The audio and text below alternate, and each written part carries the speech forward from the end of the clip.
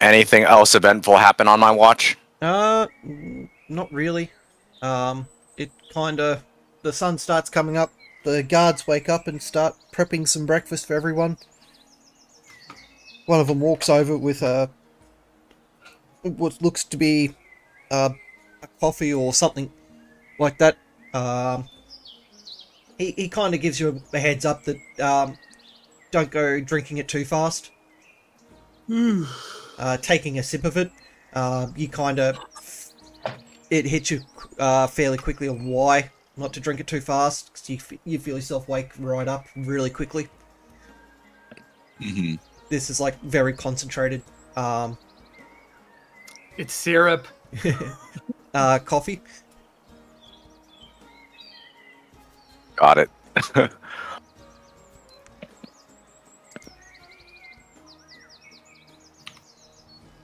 It's a Cuban coffee, not a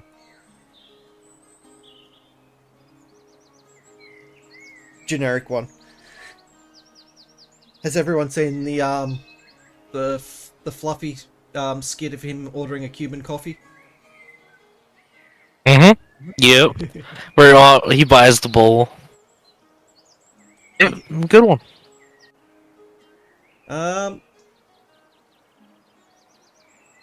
After these guys get set up and move along into your or get set up, pack up your camp and all that. After a couple of hours traveling, you notice that there's a queue up of wagons ahead of you, and some sort of commotion ahead. Uh-oh.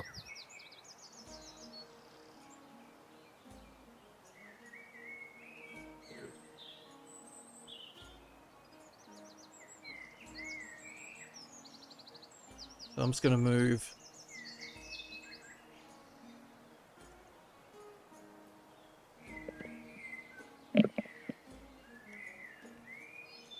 So if you just move up to where I just moved your two guards.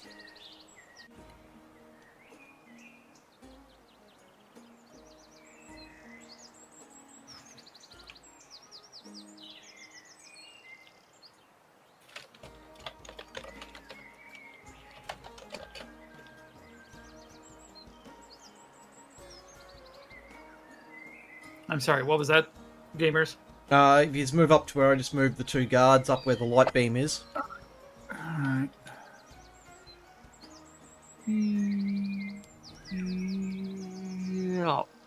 Yeah.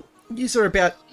There's a river crossing come up, and there's about 5 or so wagons ahead of you trying to get across, but wagons aren't moving whatsoever.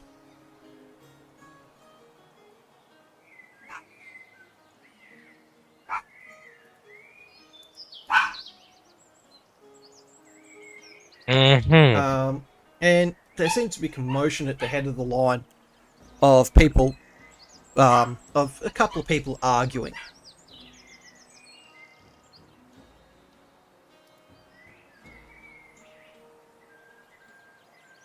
What are they arguing about? It seems to be that people are wanting to charge to get across this bridge. Oh, and uh-huh. Are they actually like lawmen that are supposed to be doing this, or? Investigate. So we have somebody they're checking wagons, I take it? Wanting them to pay a toll to go Yeah, over to the bridge.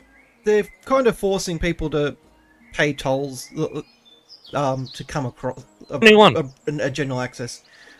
These guys don't look like any of the local law enforcement that you have seen backwards and forwards on the... Yeah, I'm gonna kind of call bullshit because I don't think they're law enforcement, to be honest, personally.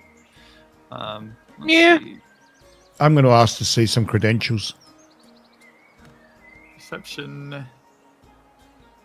19 on perception. These guys... Are we on foot? The guys that are at the bridge at the moment, yes, they are on foot. and there is 5 of them.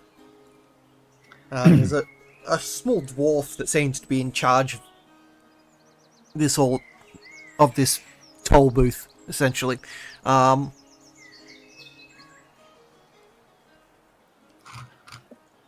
There's a couple, two guys like looking through the first guy's goods. Another one, as you approach, tells you, Mucky, to get back to the end of the line. You'll get across the bridge soon enough. I stand where I am and I say, "Show me your credentials." He pulls his sword and goes, "Get back to the end of the line." I pull out my swords and I say, "Show me your credentials." Seeing this, the dwarf comes over and tells him to tells you to settle down. I'll turn to the dwarf and I'll say, "Show me your credentials." He pulls out what looks to be a small, like thing to say that has the emblems from the previous town. You want to say, and he informs you this is a legal toll by order of the governor of the previous town.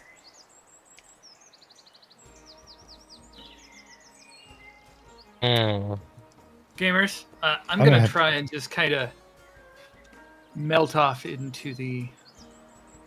Yeah. I'm going to have a look at this. I'd like to have a look at it to see if I can see anything about whether it looks real or not. Wilderness around us. Yep. Give us a stealth check there.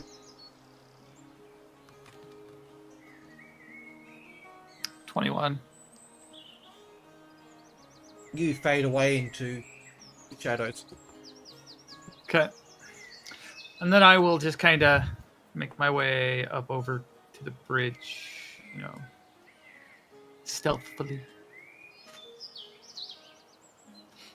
So I'll have them all focused on me because I'm big and lumbering. So hopefully the guards and everyone is looking at me as I look at the paperwork. And I'd like to check and see if it's if I think it's real or not. Give us an investigation, Mucky, or did you roll that? No, I'm about to roll it now. Only a 6. This looks like an official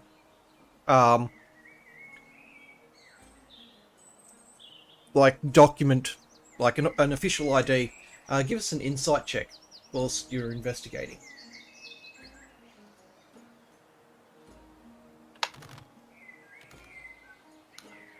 $21. You have an inkling that this was probably ill-gained identification that's being presented to you.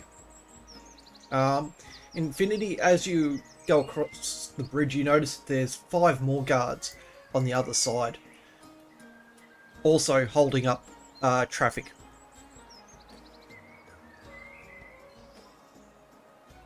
What makes me think that it's ill-gained? Like it looks almost identical because you were within the arena and all that. You were fairly close to a lot of the guards, and all that. So you've seen a lot of their emblems and any paperwork that they signed and all that.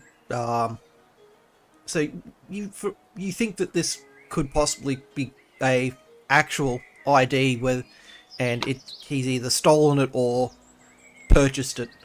All right, you can tell by the look of these guys, even on a passive, just looking them over. These guys aren't guards of any sort. I'm going to ask the dwarf to come over here with me. Come off to the side a little bit. He seems hesitant, but I'll put my swords away. he follows you across. He tells the other ones to stay there and keep an eye out. So you can see that 2 of the guards are watching you, while the other 2 continue hounding the gnome. And has he got his sword out still, or did he have his sword out or anything? Is he? No. Okay. And I'm just going to say to him, you and I both know that there's something not quite right about this, and we can make a scene, and things can get a little bit physical, or you can wave us through, and then you can get on with your business of getting people over the bridge. So I'd just like to have no trouble, and I'd like for our party to pass. You can come up with some reason why we can just go straight over, or we can all investigate it a little bit further and see what comes from it. Look at us. We're all fairly battle-hardened. Do you want is the trouble worth it? Give us a intimidation. Oh, I'm not trying to be intimidating. But if you want, I can do intimidation. I guess I'm being cold. No. That's all right. I'm being cool and calm. Or persuasion. We can do 19 on intimidation, or persuasion is going to be 11. So if the persuasion doesn't work, I'll move to intimidation. I'll get a little bit colder. I'm still feeling the whole the moment in the arena. So he looks you over and looks over the rest of the party. Kind of looks confused why there's a chair walking around, but he is. You can see the dwarf really thinking about the options here. He goes, very well, and he goes, let them pass, and pretty much every wagon ahead of you and your wagon go across the bridge unstopped by the I'll say in a loud voice, everything seems to be in order here, and I'll hand back the paperwork, and very, very casually, a little bit of a nod to the dwarf, walk back, and then get ready to go over. But I haven't said anything to anyone else in our party about my suspicion on the paperwork. All they would have seen is me looking at it, going off, and then coming back and saying it all seems to be in order. On the other side, you notice there's another 5 guards also holding up traffic across the bridge, demanding tolls to pass. Well, I'm assuming it's all part of the same group, isn't it? Yep. Yeah, that's okay. I'll make the comment as we go past, saying no one likes tolls, but it does help keep the road and the bridge in good order. On the other side, the gnome, as you're walking back to your wagon, the gnome thanks you profusely and makes a comment about these thugs only set up camp a day or so ago here and have been charging outlandish prices to get across the bridge that they've never had to pay for at all before.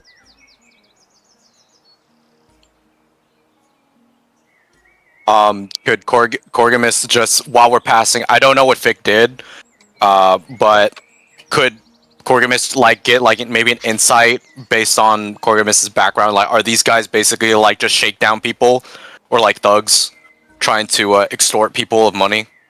Mm-hmm. These guys are straight up thugs. Okay. Yeah. Corgamus would know that, or would I have to roll for that? Is what I mean. The way they're dressed, yes, it looks similar to what the law enforcement do wear that do patrol this area. You can see inconsistencies amongst their outfits. It's not as well pressed, or they're not as well dressed they don't carry the air of law enforcement, basically. Right. They're just Okay. sloppier. It's basically They first. look like they're glance, cosplaying as law enforcement. Okay. pretty Well- much. Yeah. Well, just remember that at a toll bridge, they're not law enforcement people at toll bridges. There are people just collecting money. And yeah. Hello. Yeah. Hello? I'm law enforcement, excuse me. What did Where's you your Hello, where's your lady. late slip? Say what now?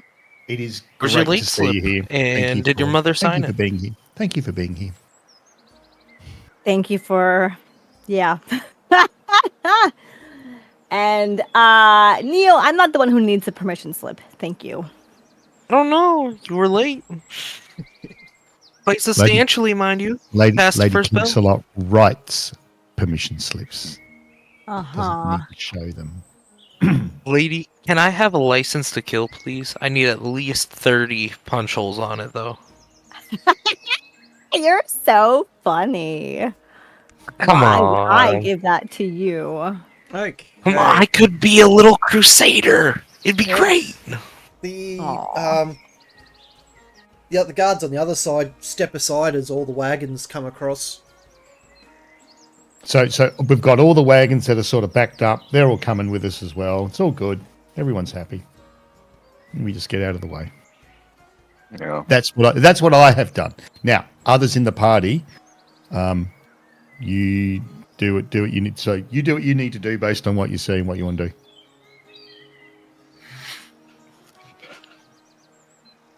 Sorry, I'm I'm gonna late smile and for wave you. as we're going by.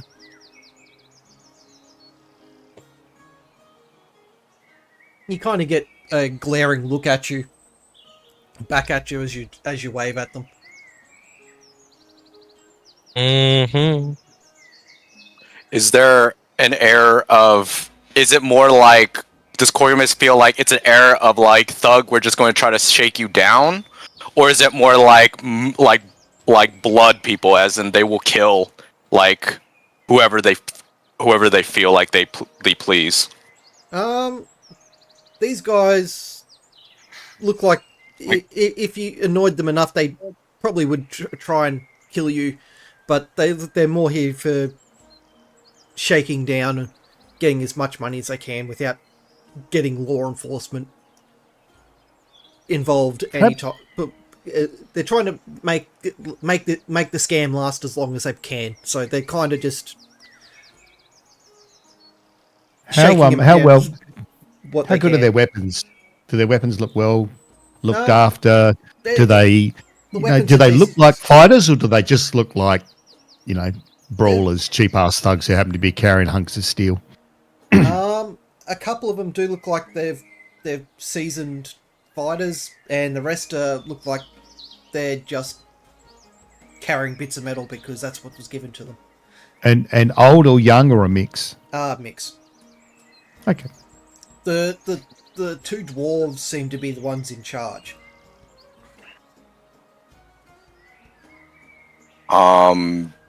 What does Gorgamus recognize? Do they potentially come from Baldur's Gate? Are they associated with any gang family, or would I potentially recognize any of this? They're all intents and purposes, they look like very poorly dressed local guards. So any signs of any affiliation they've got are not visible. Okay.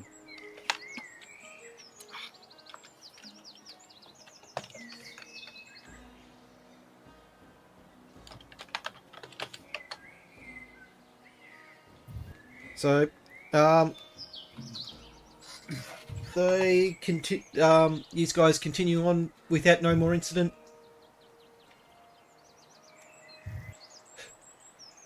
Yeah, I think Corgamus would probably not interfere if they don't seem like if they seem like thugs are trying to shake down. Eventually, they may get caught. So, I think Corgamus would be okay with this for now, knowing his background that fighting them might cause more trouble. there could be more consequences that could haunt us when they're not out for blood. They're more for the money. Also, Tiana, Mucky, Neo, was it you or Neo or Nox that spotted the trees where you could get the special berries from? Yeah, it was not me. It was. Yeah, it was my other character. I don't know if they would have talked about it or not, because I wanted to start that fucking plant business back home, but I don't think that happened. You're still in the process of setting that up. So... Can I scan the wood line for anything cool? Tiana, roll, a perception check. Oh, perception. Okay. Other character told Tiana though. 19. You recognize a tree off in the distance in the forest that looks similar to trees you've encountered before, and you know that you can recall that these particular trees have unique berries on them. Oh, yes. Okay. I forgot what was special about these berries. God damn it. They had a healing effect, but you could also turn them into a poison.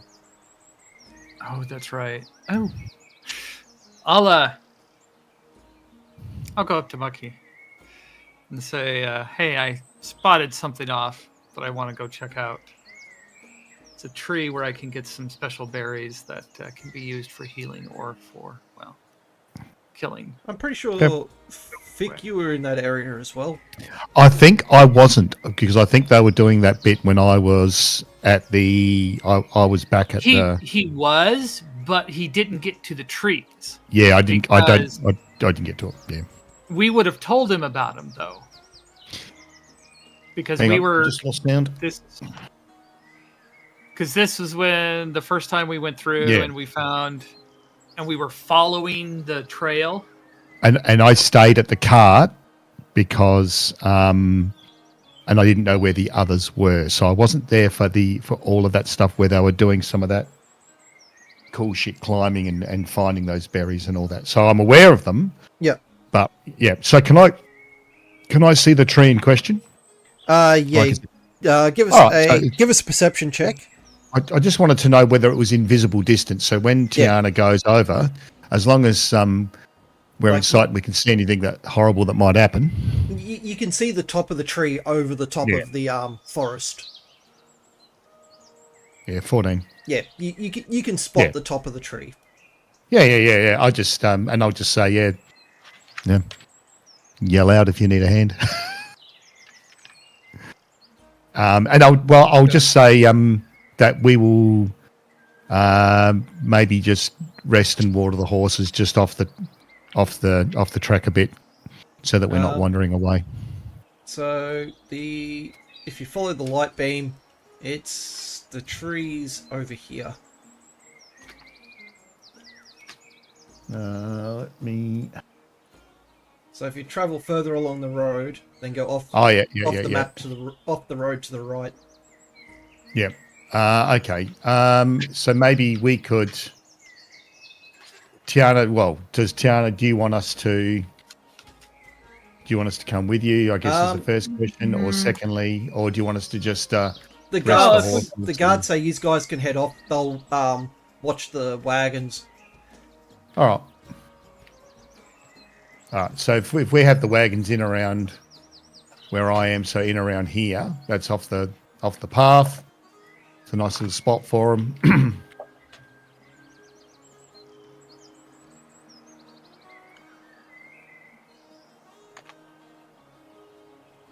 All right. Well, I guess we'll head there then. since the guards are going to watch the wagons. Yeah. The guards, as you're walking off the road, you notice there's a empty cave. Looks like it's been Oh, empty for quite some time. The fur and whatnot, in and around it looks like it used to be some sort of wolf cave. is it? How far back does it go? It goes back about 10-15 feet. It's a nice little Oh. sheltered area if in need of like bad weather or something rolls in. Okay, cool. The guards back the wagon into the cave, and Before they do that, I'll just search out the cave, make sure there's nothing in there that might surprise them or anything. a couple of rats come tearing out and disappear into the bushes around the outside of the cave. Other than that, there's just the remains of animals, and there's a human skeleton there of some poor unfortunate soul that got attacked by the wolves. I pick up his face, his skull, hold it out above me, and say, "Ah, poor York. I knew him well." I was thinking that exact same thing. The guards kind of look at you weirdly and go about setting up kind of defense spots, even though They're looks like- looking at me weirdly. I just toss the skull out and say, it was just some poor sod. I felt like doing that. And walk out.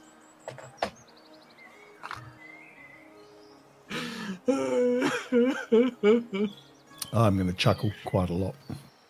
Oh.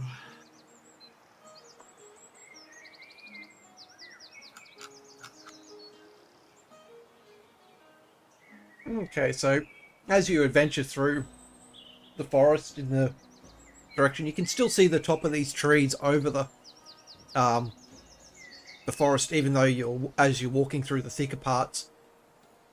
It gets obscured at times, but you can still see the canopy of these giant trees in the distance. After about 5-10 minutes walking, you come to the side of a large pond or small lake, however you want to look at it.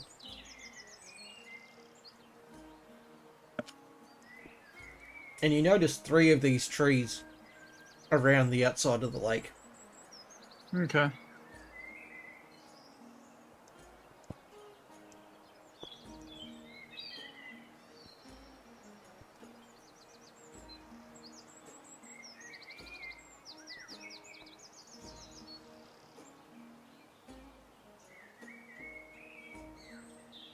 So, looking up, you can see about 3 or 4 fruits at the very top branches.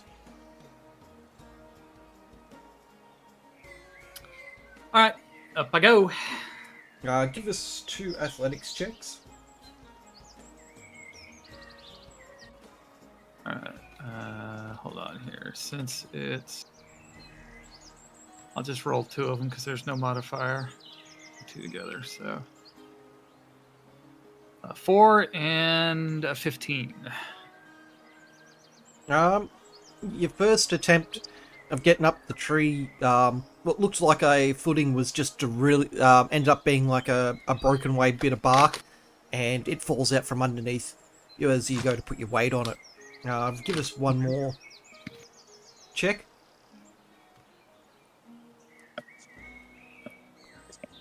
You make it comfortably to the lower branches of the canopy. From here, you can, with a bit of crawling around, you can get to 2 of the 4 that you can now see that's up here. Okay. I'll reach out, grab them, see if anybody's down below. Corgamus arrived just as you started climbing the tree.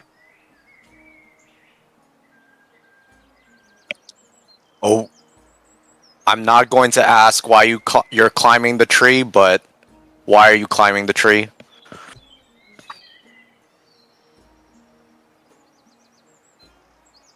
Tiana? No, Huh? he doesn't. Yeah, sorry, that was Corgus isn't actually asking that. He's just observing. Sorry. Okay. So, Tiana, looking down, you see Korgum standing at the bottom of the tree, looking up, kind of puzzled at what's going on.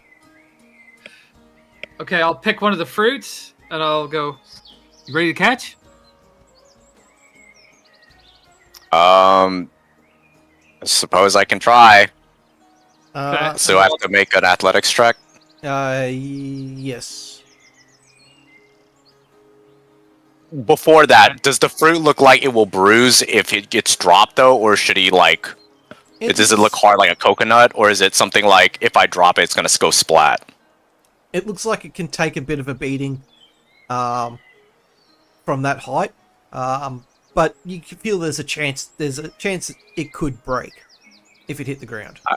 I probably would say, I think it's best that you just put it in your bag and climb down. Then. So I'll toss them in my bag, and then the other two fruits. Yep, you're gonna have a bit more climbing here, so because it's not that far up, but you still need to go up a bit further. Give us advantage rolls on this one, just one. Okay. So athletics at advantage. All Yep. right. 17. Yep, you comfortably make it up the trunk of the tree a bit more, stepping across a couple of the other thicker branches, and there's two more in reach for you. I'll take one of the two. Not going to take all of them. Yep. Just one of the two. And then I'll shimmy down the tree. Okay, give us 2 athletics checks to get on your way down. 20 and 9. You comfortably make it back down the tree. Okay. And then I'll ask Corgi, since he's here, would you like one? As I pull one out. Can I get an investigation of what it is? Yes, you can. Okay. This is +4. So 18. It looks like a stone fruit type thing, but with a shell on it, like an outer husk on it, almost as hard as a coconut. But you can like push your fingers through it with a bit of effort. What this fruit is, you can't recall ever seeing something like this. You don't even in all your learnings, you don't even recall ever seeing a tree like this. Oh, interesting. Corgamus would say, "Thank you, I appreciate it. I will perhaps eat it later. Let me do a little, perhaps eat it later, and if we could just put it in the caravan, I'll maybe take a look at it later." I'll tell him what we have found out about these fruits, that they can heal, or if cultured properly can be used as a poison. That much we know so far. That's I why see. You wanted. Yes, I would probably take some then. Okay. So, okay. So I'll offer you the 3 that I picked from this tree. Do you want them? I'll just take one, so Okay. other people can have them too. So, as an item, what is this thing called? Just put magical fruit.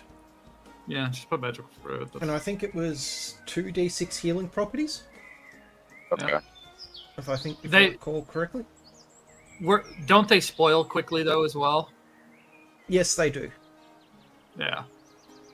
So Okay. I will also state that as well. Okay. Keep that in mind. Thank you very much. And then so I'll just place all 3 of the fruits that I pick off this tree down. Yep. And then I'll just go up to the next tree. Yep, climb. Just give us 3 checks. Okay.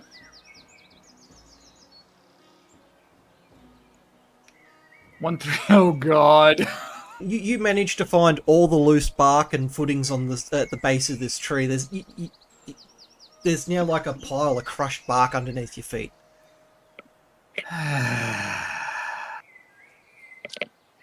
How many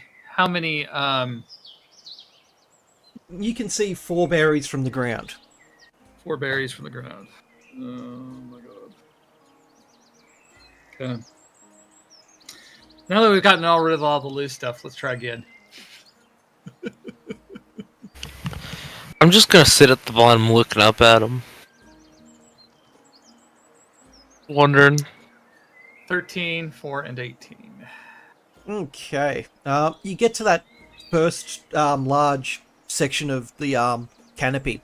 You can see up here. You can see that there's the 4 berries that you spotted, all on this first one, and there's a further 3 the next section up. Okay. So we'll take the 4 that's on this section. Yep. And you're leaving the other 3 there? Or you're going to climb up and get those ones?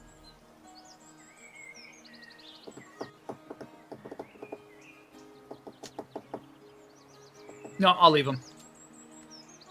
Leave those ones? Okay. Give us 2 rolls down then.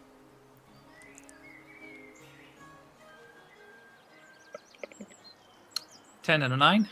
Yep. You kind of slide down the tree this time. You go to get your footing and the bark just breaks away. And you just like Okay. fireman slide down the side of the tree.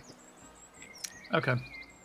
You do have a bit of a gravel rash on the inside of your arms and like on the side of your knees as you've been trying to hold on to keep so you didn't fall off. Okay. All right. Well, I'll bring them back and put them in the pile that we have so far, and then we will go over to the last tree. Yep. Give us 2 for the first section and 1 for the top half.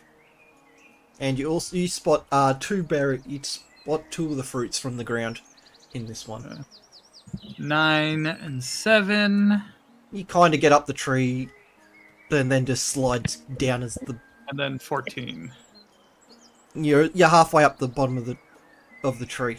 So give us another one to see if you can get to the first canopy. Okay. I'll be back in a minute. I'm just going to put some lunch on. 9. You just managed to make it up the tree to that first canopy. Okay. And how many berries do I see up here? Along with the 2 that on that you spotted from the ground, you notice there's another 3 in the branches above you. Okay. I'm gonna go to the branches above and take those 3. Yep. So roll to get up to those ones.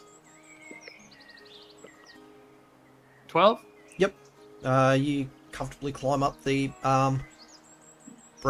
branches, and you collect 3 more of the fruits. Okay. And then I'll just leave those 2 there and climb down. Yep. Give us 3 rolls to get down. You fall from the first one and manage to keep yourself on the thing. For the second one, you fall through the top sections, catch yourselves on the lower branches, and then just like gracefully land on the ground. Okay. You do have you do have twigs and whatnot hanging out from different nooks and crannies of your clothing. Yeah, that's fine. That's fine. I'll take them back. And so total of 8 berries, if my count's right. Correct? Yep. Okay. So I'll pull them up. And I take it Neo is watching all of this. Yep.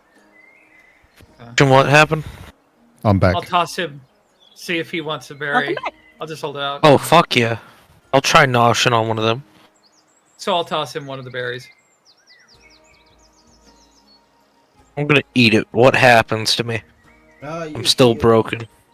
You heal 2d6. Oh, I forgot what they did. I thought they did real healing. Like fixing broken bodies. Damn it. No, they're just either a poison or a healing potion. One of the two. Well, that's cool. Thanks. Tasty. Okay. So 7 left. And then I give 1 to Corgamus. Thank you. 6. And I'll take the 6 back to the camp. Or Okay. to our So, was a camp spot right now. over here. Yep. You come back. You've only been gone about 15, 20 minutes at this stage. Everyone else is just kind of sitting around. They've pulled out some snacks from the wagon.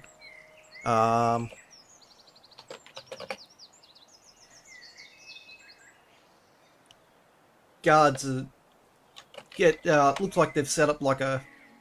They look like they're trying to build some sort of wall across the front of the cave. To come back and use at a later date. Okay. But it's kind of still in the process of being built. You haven't been gone that long. They've got a couple of large sticks sitting wedged up in one of the corners. That's about it.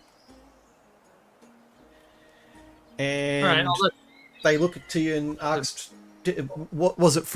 Was your exploration fruitful?" I smile and show him the fruit. Oh, definitely. Careful one. The guards decline your offer.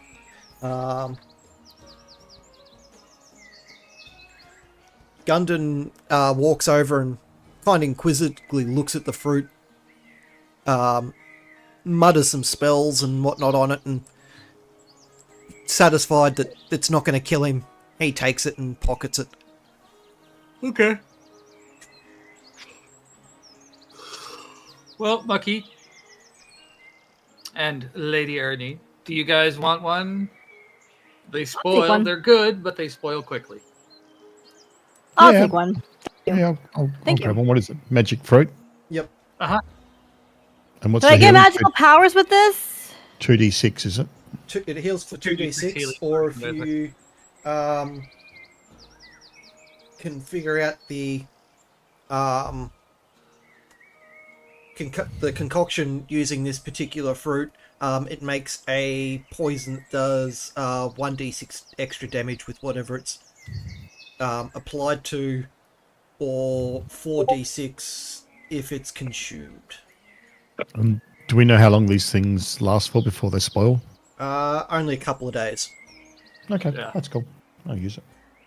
Yeah, Thank think of you. it as an extremely ripe fruit. So that leaves 3. I'm going to take 1, and I'm going to process the 3 that are left. Trying to make poison with them.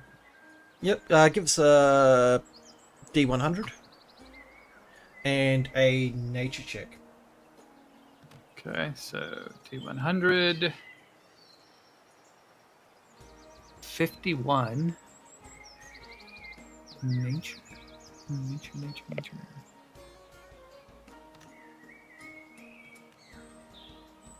Is 14. You haven't managed to make a perfect batch of poison. It's half strength. Okay. So 1d4 extra damage or something like that, maybe? Or 1d6 divided by 2. 1d6 minus 2. Okay. Okay. Or if you want, you can just make it 1d4. Okay. Yeah, 1d4 is probably better. Easier. And it's 2d4 damage if it's consumed. Okay.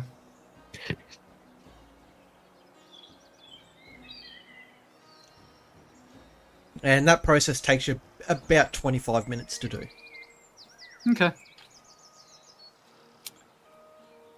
And you get a small cask, like you produce you get a decent quantity from this. Oh wow, more than I thought then, because I'm only looking at 3 vials of poison. These are decent sized fruits, so Okay. and once you've added all the other ingredients, you get quite a sizable thing. You get like a mini keg of this. Could he distill it down into something more concentrated and effective? Not without more fruits. Okay. What I'm asking is, could he take the cask and concentrate it so that he's got less amount, but it's more toxic? He'd need to acquire another 1 or 2 fruits to bring it down into a further concentrate. Okay. That's fine. Well, if I give him back the fruit he gave me, No. could he do that? Well, you might get a decent poison out of it. Yeah, I've already got plenty of poison. This was just for skills. Oh. All right. I was just, trying for skills, and I'm trying to roleplay the second class a little bit more, make it a little bit more joined in. Okay. So, it's coming up. It's pretty much middle of the day at the moment. What do you guys want to do? Keep hitting the road, or do you just want to chill out here and go take a rest, a break? Or I mean, we've been on the road quite a bit. You just fought. This is a perfect place for a camp.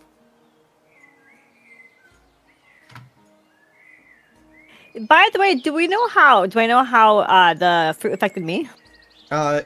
You just roll it heals you for 2d6 if you consumed it. Yep.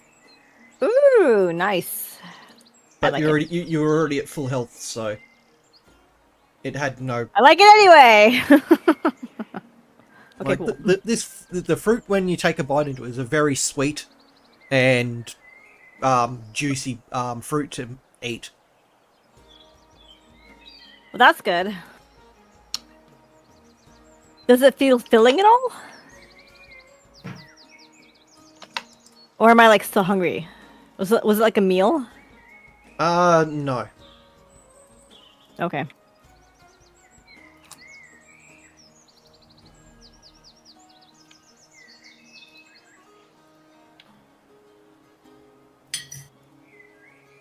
Thank you. That's right. It's odd for you to get stuck under the map, considering there's no height to the map. Or is there? I don't. Oh, there's. I don't understand. I got maybe I got stuck underneath earlier too, but I was able to get out, which is strange. Nice. Oh, there's probably holes in the tiles underneath, and yous have fallen into that the little one gap void. Okay. So you guys are gonna set up camp here. I don't know yet. I'm just saying we could. I don't care. This could give time for Mucky to rest. Neo could have another go at his gun. Yeah. So. Yeah, it doesn't think we have anything specifically pressing to go to. I think we're probably on schedule, right? Yeah, I think we're ahead of what we. You're about half a day ahead. Yeah, this is a first for us, good. guys. Holy shit! For realsies. You were roughly a day ahead, but the arena fight, took away a good chunk of that time. I'm easy with whatever people want to do. I'll go along with it. Yeah. So we're camping next to the place that the next to the toll people. No, Is that these guys are Okay. these are camping up in the cave at the moment. These are where you are now. Yeah, okay? Yeah, we've passed them. Okay. I mean, you could always go back and sneak up to them at night, see if they're still there. Well, I am quite the mount or the city under the mount. Is this considered their territory? it's kind of an whoever's patrols going through at the time. It's kind of most will say international waters. Oh, interesting. Yeah. We commit So, pirate Pirate? Yeah, it was basically piracy. wagon piracy.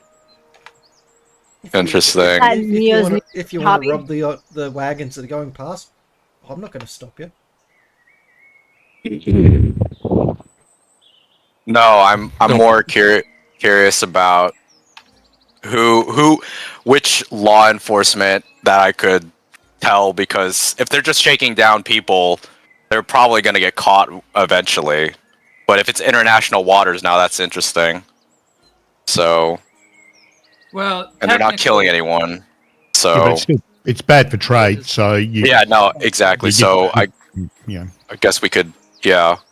If I'm thinking international waters, like in real life, it would be very hard if it's like in the middle of the border like this. But if you think if we go and tell the city on the mountain officials, like some of them would probably go check this out at some point. I would have thought they would, just because it is on the main trade route.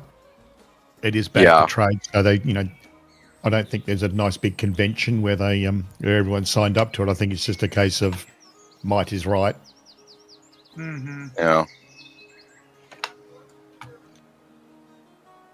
Yeah. Okay.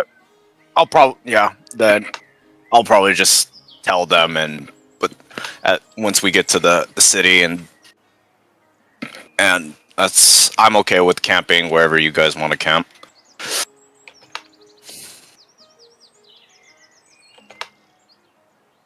So the guards pull out all the stuff, start setting up for a decent lunch. And these guys pretty much have the rest of the afternoon and evening to do what you wish. I'm just going to look after my armor and weapons and just make sure everything's there's no nicks or there's no repair any damage from the last night. Mucky, after spending some time maintaining your weapons, you get a decent edge on them until not this long rest, but the next long rest.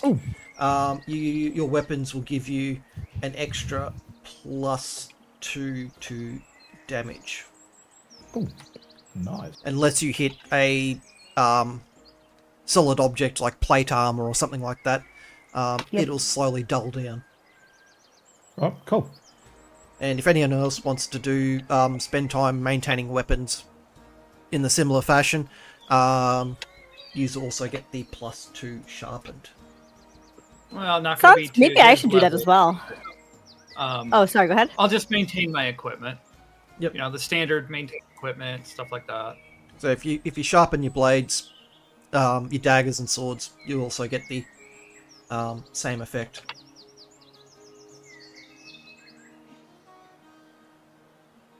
Yeah, I Do think I'm on board with gain that. any? Do I gain any from gun maintenance? Give us a D100.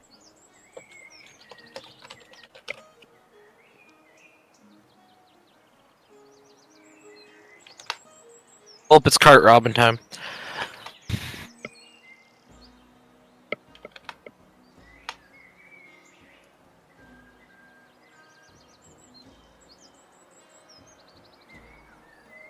What did we roll?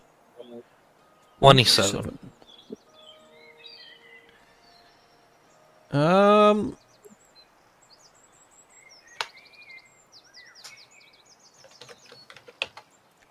The results 21 to 25. Your weapon fires. Ooh. Are you going to spend any more time? Yes. Yep. So give us another D100. So you've spent you've spent 8 hours fiddling with the weapon. And on 81 to 90 results when firing the weapon fires. Awesome.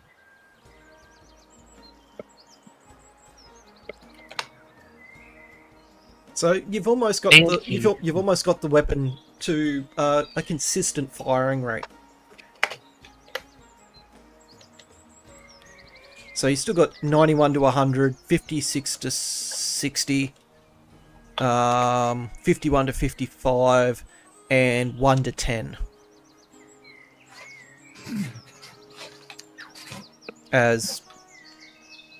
So you need to spend another 4, 8, 12. You need to spend at least a solid half of day on the maintaining the weapon to try and at least fix all the last of the kinks out of it. All right.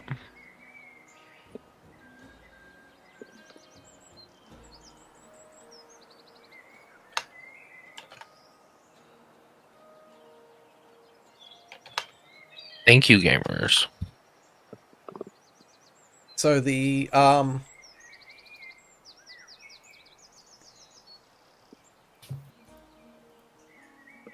going to offer Corgamus my sword just to see if he wants to look at it, to see if he can work out anything more about it. If he wants to. Yes, actually, Or a Corgamus would. scholar. Yes, Corgamus would love to see the sword. And maybe I cast. Do I have it? Detect magic. Yep. And maybe can I learn a little bit more about it? Mucky, when Or he identify, casts, sorry. so- Identify, sorry. Identify. Mucky. Yes. Give us a Constitution save with advantage.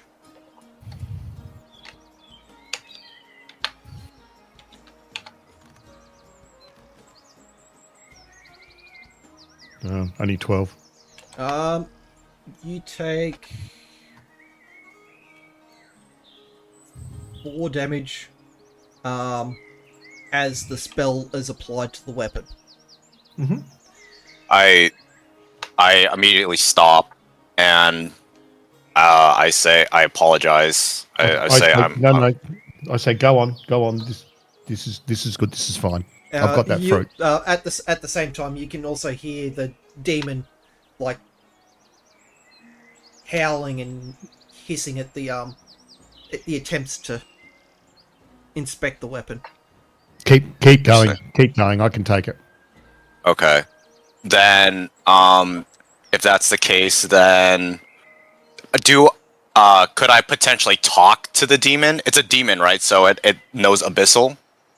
But only the demon is technically inside of Mucky, not the weapon. Oh, okay, I see. So I don't hear this. Only Mucky heard that. Yep. Okay, I see. Then is there anything from that one moment? Did I learn anything about the weapon though? When Fick took damage. You from the identify spell, it confirms what they've told you about the weapon. It was casted by one of the greater demons of Avernus, quite some time ago. There is no, you can't determine any way to remove the curse with the spell, with your identify spell.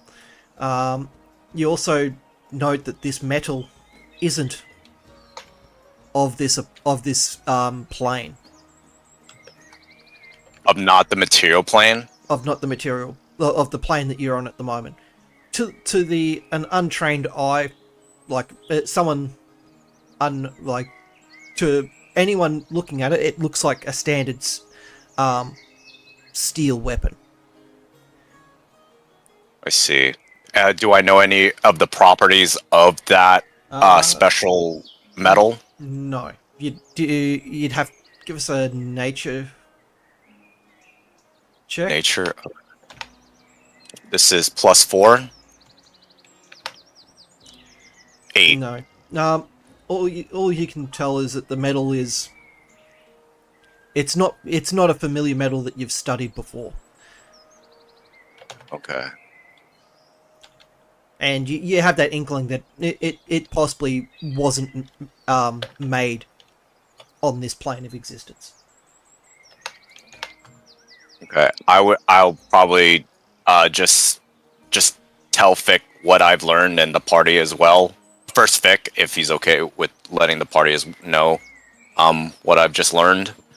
And do I get the sense that if I continue to identify, I could learn more information about it right now, or you feel that you've with all the other information you've been given about the curse and the events that have occurred once from wielding the weapon and this identify spell, you're not going to learn much more information. Okay. Then I give back the sword to Fick. I thank him and I just ask, so what have you ever spoken to the demon inside of you? Yes, yeah, it's tried to take over. We've communicated. What does he want exactly? Does he just want your soul, or is he looking? Oh, he wants the world. He wants the world. Is he? Do you know if the demon is, like under a specific demonic lord? Have they talked to you, or it talked to you about its background or any of its information? No. You have been informed that the demon that is possessing Mucky is the most powerful demon in Avernus. Oh, okay. So, like, in Avernus? So, like, yeah. It wants the world. Okay, I see. It's a world-ending event. It wants this new plane of existence under its grasp. I see.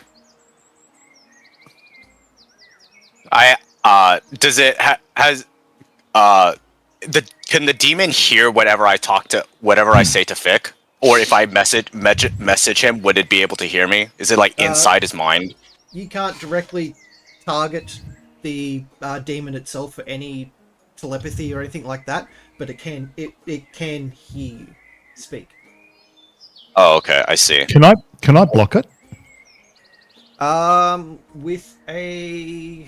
Because I've got that amulet that does give me some level of control. 1 second, let me just have a look at a character sheet. Give us a wisdom save with advantage.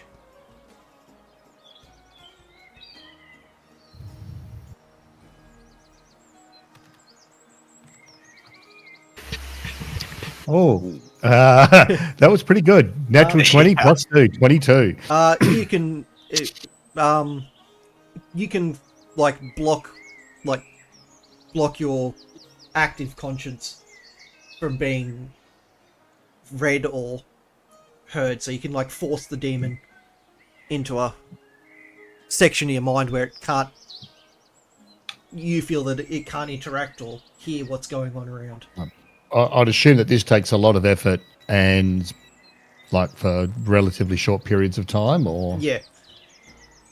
Okay, so and I'll explain that, Corgus. So if that's what we want to do, I can do it, but I'll need to concentrate. I see. It may come in handy later on. Well, I guess the last thing if it's one of the most powerful demons in Avernus, since the demon can hear me, and I said, why bother with this plane when you can go fight the devils in Avernus? Why take the trouble of going to an entire new plane, having to fight all these powers, and instead just focus on Avernus with the other devils? Don't you hate them instead? He already can. Mucky, give us a wisdom save. He's gonna. With or without Without. advantage. Oh.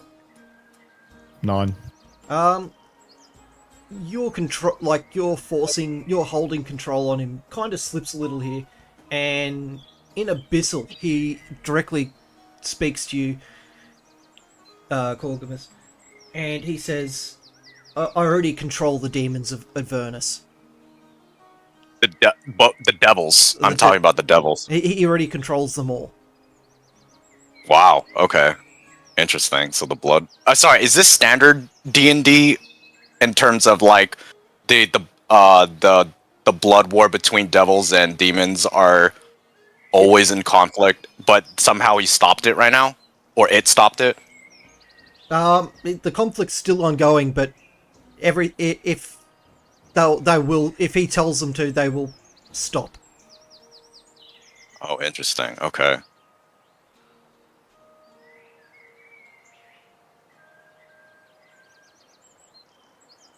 He's keeping the fight going for his own entertainment.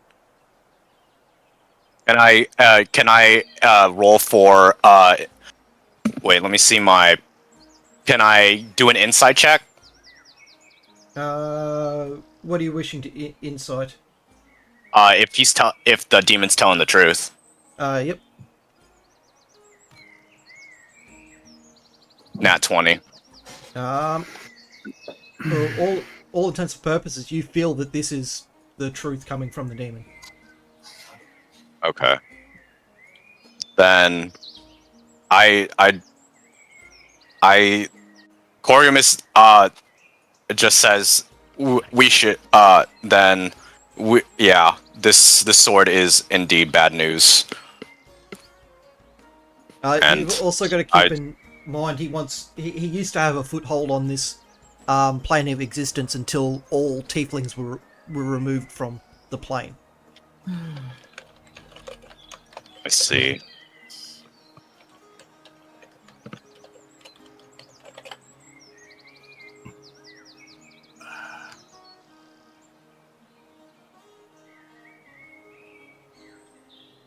I just tell Fig, give me some time. I should think about this more. And I just probably I'm just going to. Kogamus is just going to think about it. Whatever you need, I'm here. Maki, Okay. That's the sword. you come back around to your wits moments after the demon inside the weapon, or the demon releases its control back. Like you feel like you've probably got about a minute or so of recent events just missing. Mm-hmm. I just inform if it's visibly like I can tell that he was not really conscious or there. I just tell him what happened. What happened? What it just went. I went blank. Apparently, your demon talked to me, and he has somehow controlled the forever blood war in Avernus. So he's targeted this plane of existence as its the next conquest.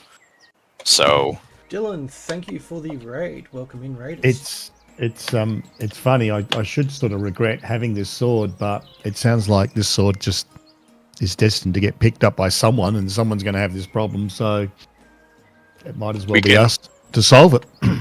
Yes, we could. We will find. We will figure out a solution. Maybe Save the world. Exactly. How you doing, Ontario? Buna, welcome in. We could, Corgamus doesn't say anything, but Vic gets the idea that I hope Vic gets the idea that Corgamus wants to speak to him, but without the demon's presence at some time when he's feeling better. But that's all Corgamus is probably going to do right now.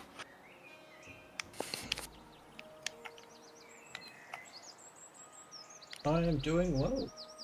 The party's just interacting with the demon that possesses one of the other players.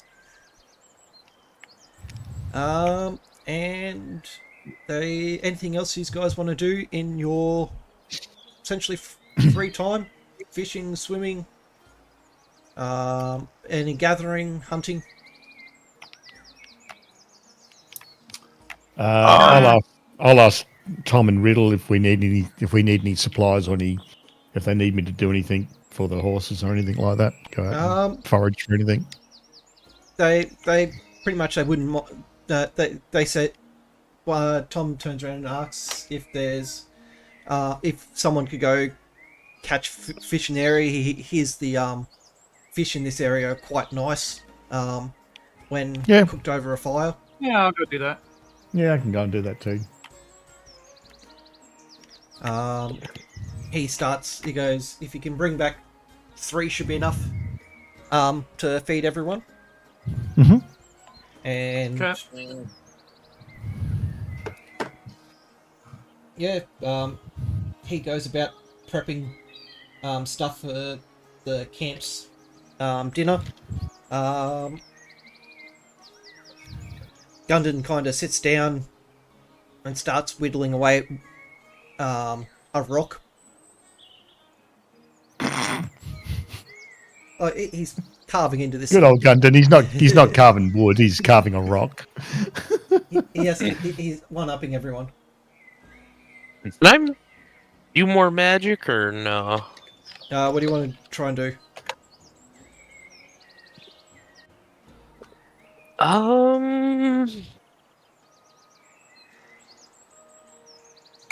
does making a magic item work? Like, roughly. You spend 6 hours imbuing an item with magic.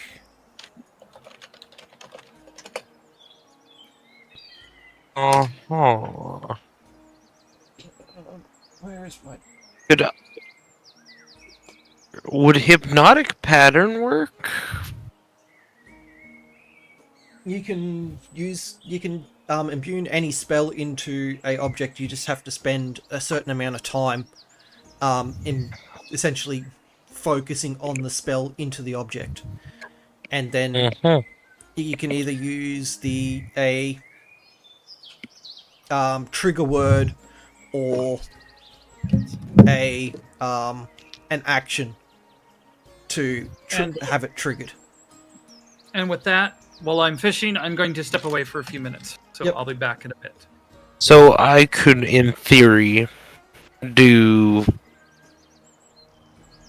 Misty Step. Into an object, yes.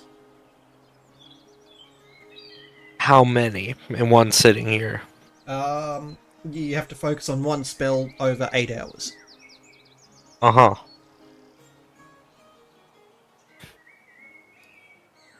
Okay, cool. I'm gonna sit there and I'm gonna look at a bunch of ball bearings. And I'm gonna do Misty Step. What happens?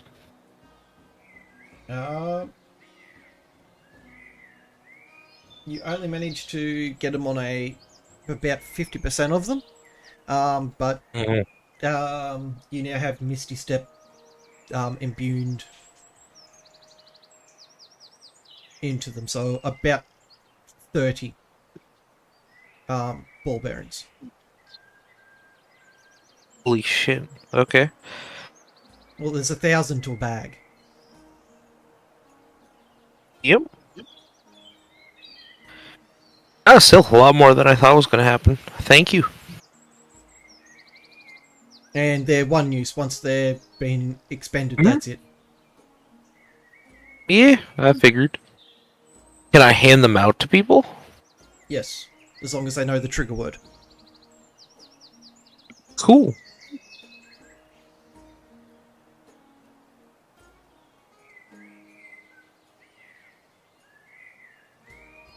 And for those who don't use magic, it is just a action to use the item. Mm-hmm.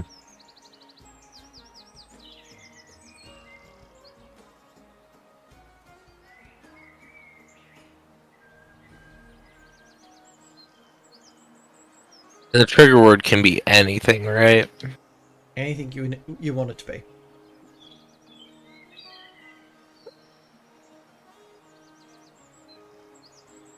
Doesn't necessarily. The word. It doesn't necessarily need to be a word. It can be a phrase.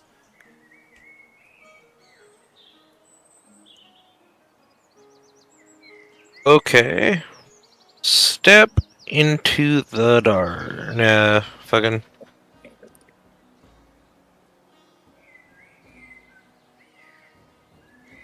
Ooh.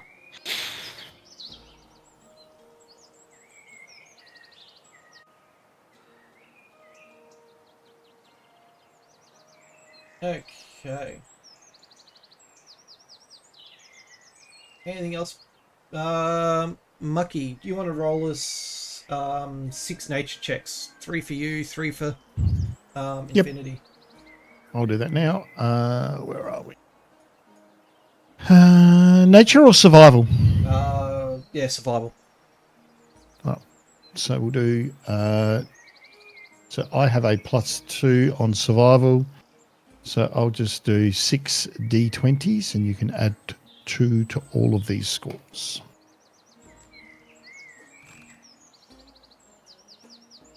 And just about every one of them is terrible. 9 and an 8, which gives me an 11 and a 10. You've managed to catch 2 fish. Oh, we needed 3, but I only got 2, and that's all right. Okay. That was horrible rolling. You can spend a little bit of extra time and go for another one if you at the last fish Yeah. if you want. Yeah, I'll do that. So give us another check. Just one? Yep.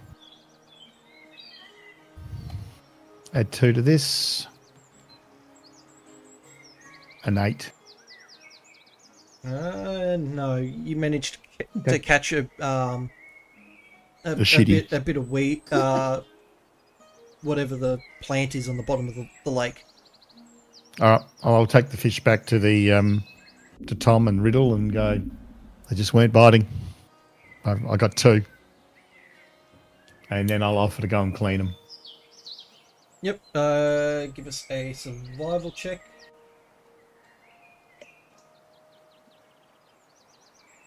With advantage, because you've got plenty. You're taking your time doing this. Okay.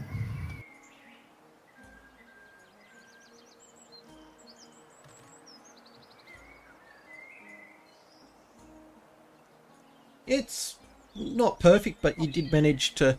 There's still some bones in the flesh, but it's been prepared well enough that the Tom walks over and thanks you and starts prepping them for meal. Like these are like fairly big fish as well. They're a bit 6-7 kilo fish. Mm-hmm. Okay. After the sun's starting to set now, and Riddle walks over with a plate with some looks like some herbs and all plants that were picked up in and around the area, plus a couple of other things that were from your own supplies, and you each get a portion of the fish. and it smells great. Everyone has a temporary +8 temporary hit points Wow. until not this long rest, but the next long rest.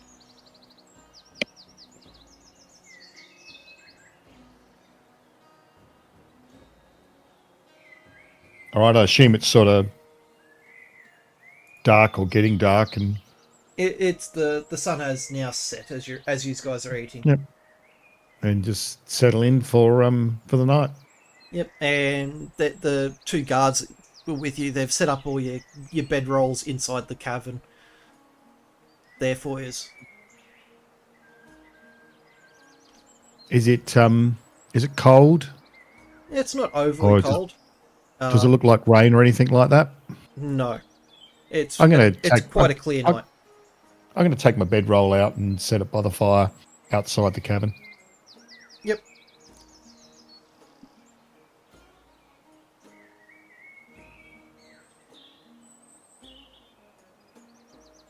Oh, good. The guards take the watch during the evening, and nothing eventful happens. Ooh. Mucky, you kind of kicked accidentally as Tom shuffles past to start preparing breakfast.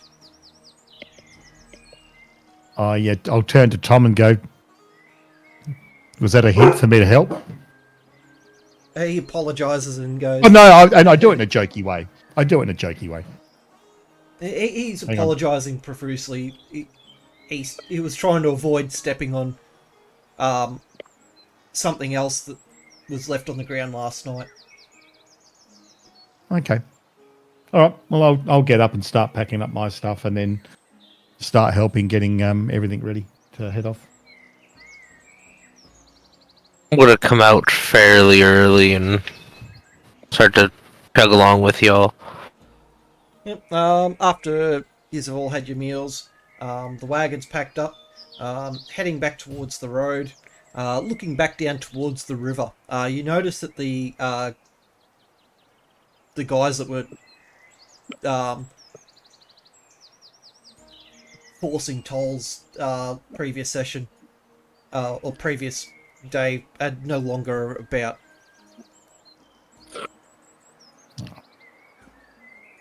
They'll have moved on somewhere else. If we come across them again, things might go a little bit differently. There's not much on the road at the moment. It's actually reasonably quiet along this section of the path at this time of morning, and you are on your way. So you getting fairly close into the mountains now. Like the mountains are easily towering up above you in the distance, and this is quite a large mountain range that you're approaching. The guards say that the path there should start to narrow off and become a little bit more treacherous to pass over with the wagons. But all in all, they feel that you're not going to lose too much time.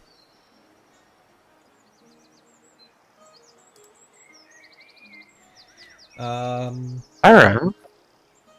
Let's see, do I have a map for this? You could put us back at the start of this one.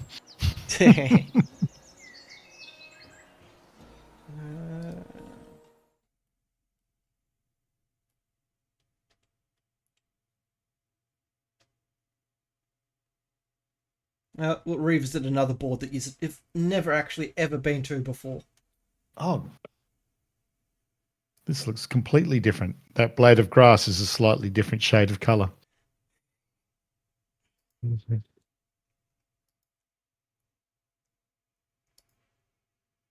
It is physically not possible you've been here before. This board has never been used to do any other thing.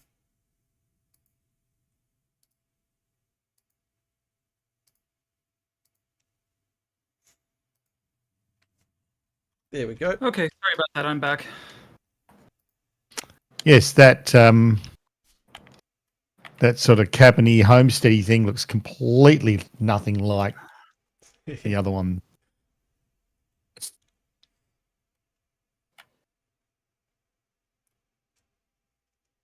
So, as you start to climb the mountain, you cross over that river again.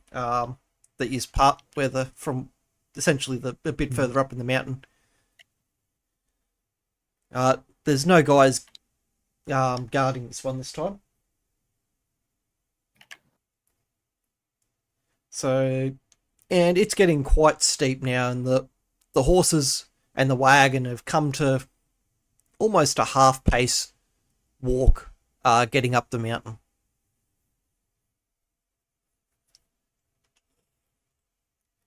Do we see any other carriages or anything like that? You see a few carriages parked up to the side of the road ahead of you. Also, you see some heavily armed patrols heading down towards you off in the distance.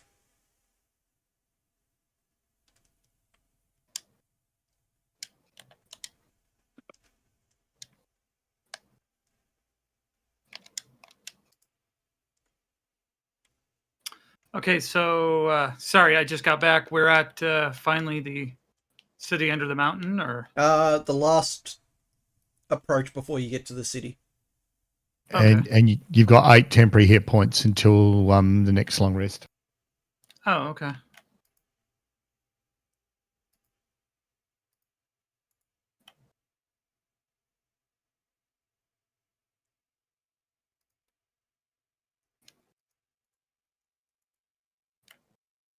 So, on the path ahead of you, as you are walking up the mountain, you find that there's a patrol of 6 dwarves heading down towards you.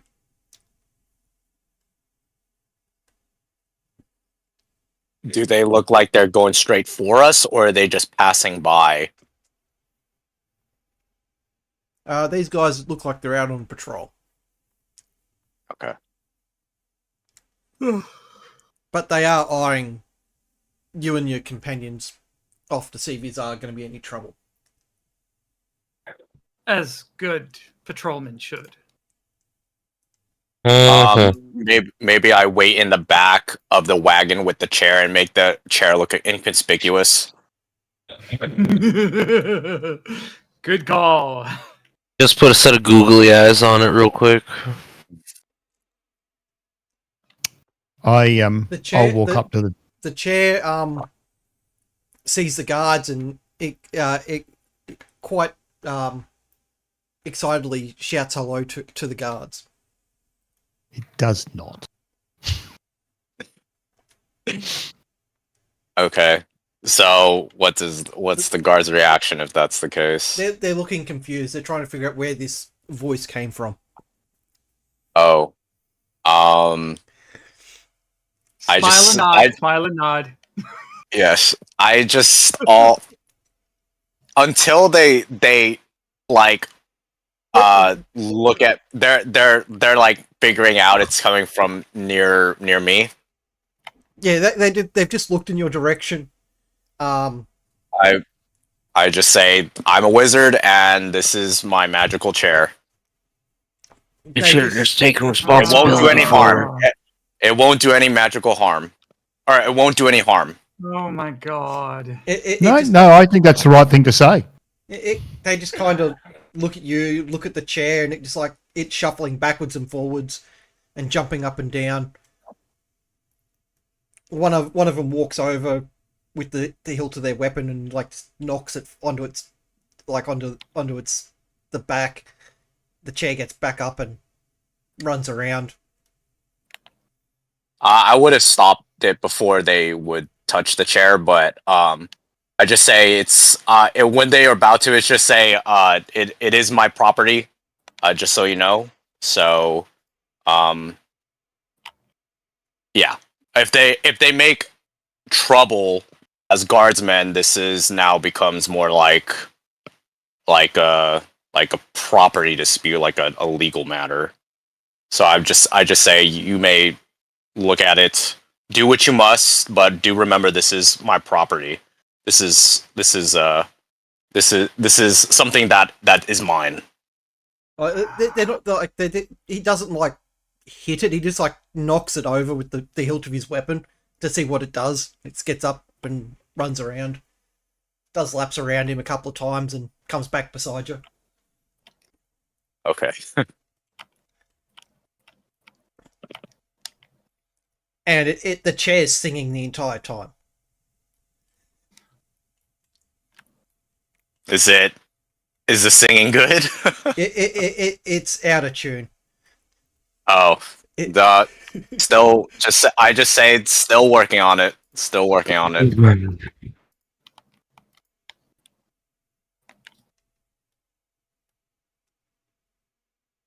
So the guards just keep say have a nice day and keep walking and continue on their patrol. Yeah, before they go though, I do want to tell them about the incident at the crossroads. I just informed them that there were some people who were trying to extort people out of their money. We have a feeling that they are not that they're pirates, or in this case, just street thugs. It may harm your economy. So perhaps you should. I wouldn't say should, but just to let you know that there are people over there that are trying to extort money out of people.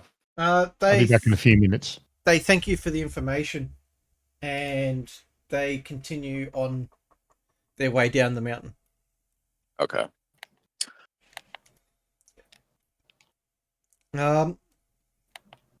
As you make his way further up the mountain,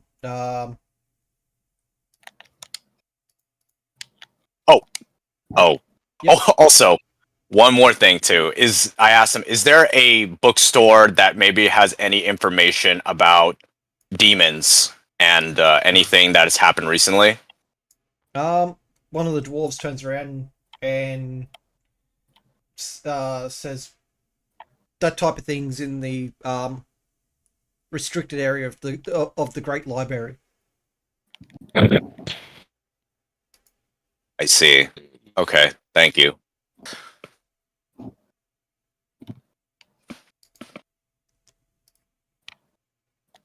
And that's basically it for me. Yep. And the guards once again wish you a good day and continue on their way.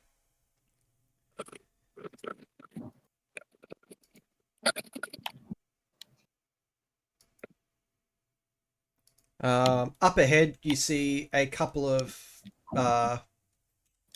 wagons pulled off to the side. I'll move your two companions up there so you can see roughly where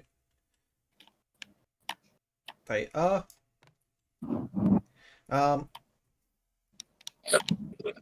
Looks like there's nothing damaged or broken about the wagons, just they're letting their animals rest, and a couple of them suggest you to pull over and let your animals rest as also because it's quite steep leading up to the city.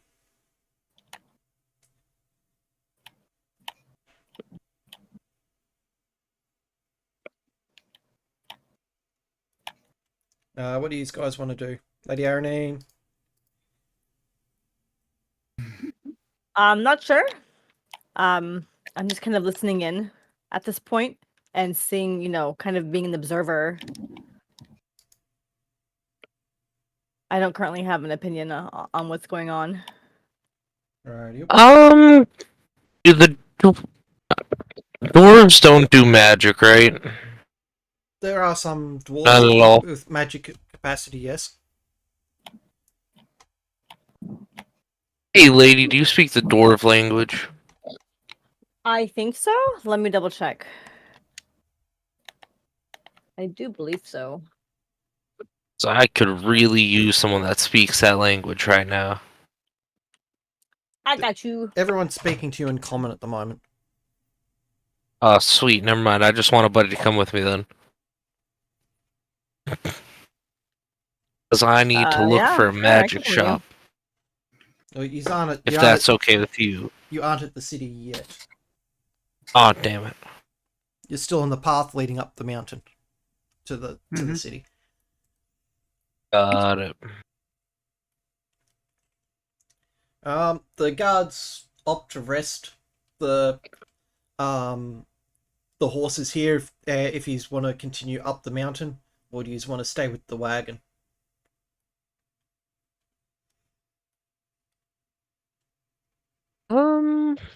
We could station our 2 guards here with our wagon. Yeah, they're going to stay with the wagon and let the animals rest.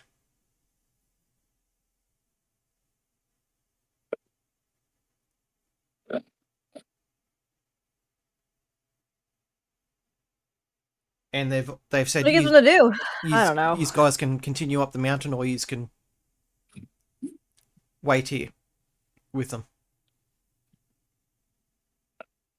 If you guys want to go up, I could stay with the cart. Just to make sure that they're okay. I guess so. Does anybody else care? Like, because I mean, it would kind of suck if we broke up the party, though. You know, that'd be unfortunate. Like, how are you gonna keep up? How are you gonna catch up to us? You know? I don't think you guys will be able to. It would be unfortunate if there is something that happens up top, but if the wagon men have to stay right here, it would be even worse if we were to lose them, if we were to leave, and they probably need some kind of backup. These guards can definitely hold their own. Oh, okay. So they're just not like traveling guards. Okay. These are guys that can definitely handle themselves in combat. Oh, okay. Then yeah, I can go with you. If I can go with you guys. I guess that's the decision then. I guess we're going. Yeah, I'm down. Plus, I got these. Sorry about that. I'm back. Welcome back. Welcome back. So as you approach, if he's continuing on, as you approach up towards the little lodge, everyone roll perception. Perception.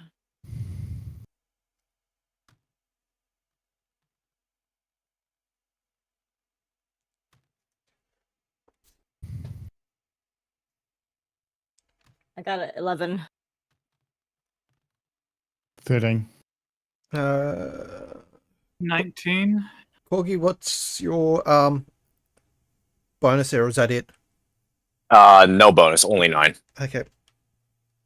What's your passive? 10. Yes. Infinity. Mucky. You used to hear familiar voices. How familiar? Bellowing from the outside balcony area. Voices you've recently of people you've recently encountered. Oh, I bet you it's the fake toll.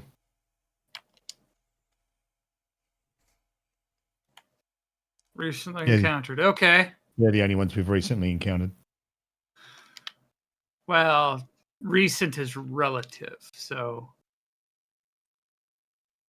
When we were resting, we didn't see them pass by, or could they have? Because we were moving, right? And then yous were off the path. Damn it! Can you define recent for us, please? And then we don't. It's in the last couple of days. You've right. So encountered there we go. these voices. Easy.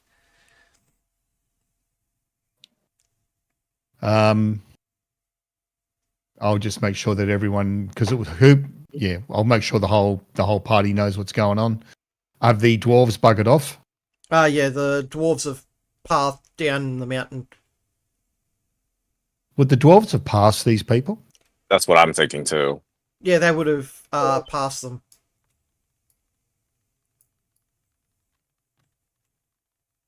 Okay.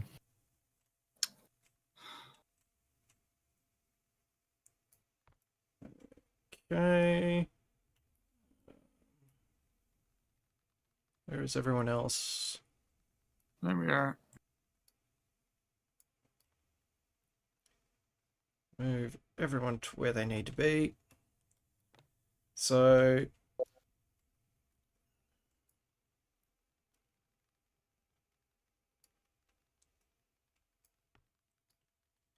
Lady Earning there.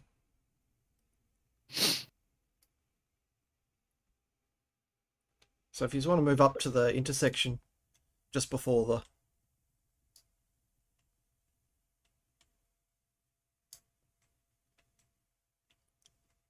thing, the guards, your guards are going to stay down here with the wagon and let the animals rest, and they'll catch up to you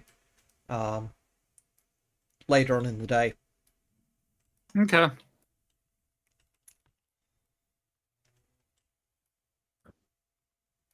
The only person need to move is Mucky. So yeah, as you are approaching the lodging area, you can hear a familiar voice bellowing from one of the outdoor areas of the lodge.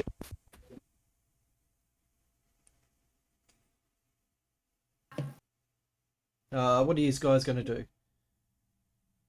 We should check it out, probably. You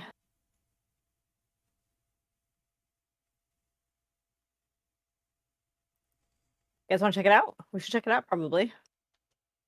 Yeah, I think so. Mm-hmm. Yep. So Sure. heading down into the lodge. Mucky. Aaron into there. Is everyone on the board? Yep. I think. Oh yeah, he's here. The Gundam back there. Yeah. The player I'm isn't right though, here. Oh yeah. because no one's got their character on my screen. No one's got their characters selected.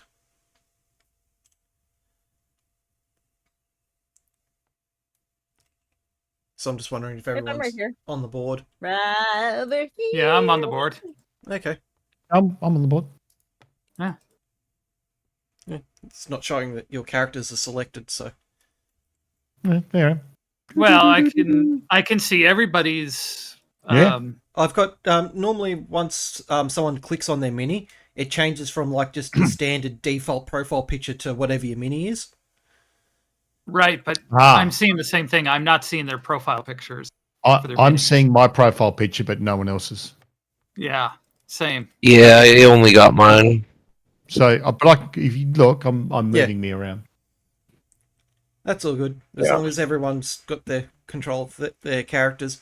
As you come around the corner, you notice a familiar 8 or a familiar 10 people sitting on the balcony, gleefully drinking and eating.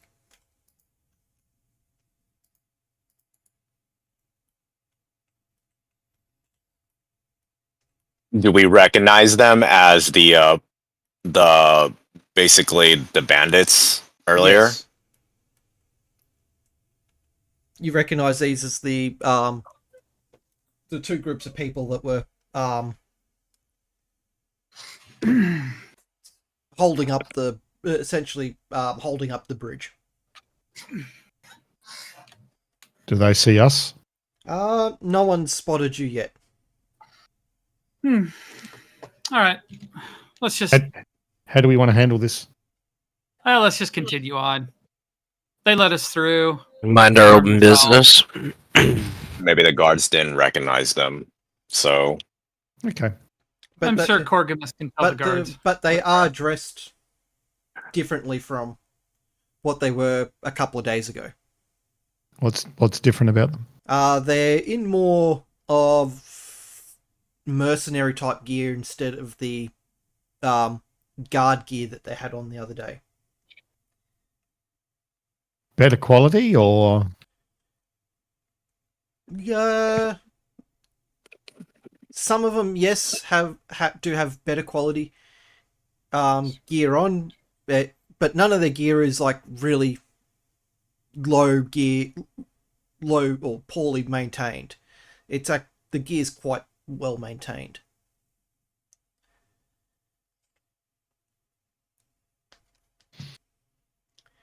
And as he's coming up onto the deck, you overhear so them like taunting, laughing up their exploits of the last couple of days and how much money that they've managed to rake in.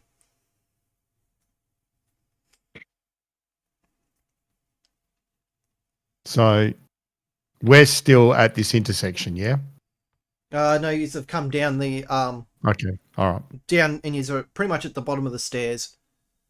And does this look like an inn, or what does it actually look like? It looks like a small tavern or a rest area before heading out. There's people coming and going from this section. You push past a couple of times of people coming down the stairs. Right, so there are people who aren't part of this party here as well. Yeah. Okay, right. So it's not just them, and all right, that's cool. Okay. Their particular group of people is taking up the largest section of the outdoor area. But you looking inside, you can see a fair few people sitting down, having something to eat, something to drink. Oh, So, do the people look intimidated, or do they just look like they don't even realize anything? They're just eating and drinking, and the other people around these people. The people that are coming and going are kind of giving this group a wide berth. But there seems to be no hostilities other than the group being avoided by the other common folk that are in and out. What time of the day is it? It's not quite middle of the day. It's still more early. It's late morning. We could just keep going. Unless people want to fight. Yeah, unless you want to Let's just keep do going. something. I kind of want to think mind our so. own business. I don't know. Yeah, I'm happy to do that as well. Yeah. We're so not confrontational today. It's amazing. If you want to, but the authorities have already been No. already been told. So, Being silly. oh, okay. I was just attempting humor from the kind of day I've had. It is. Oh. It is. No, it that is was a good different one. to it is different Yeah. to what we Ah. normally do. Yeah, okay. My bad. Yeah, don't. Yeah, if you want to, go ahead. It's No.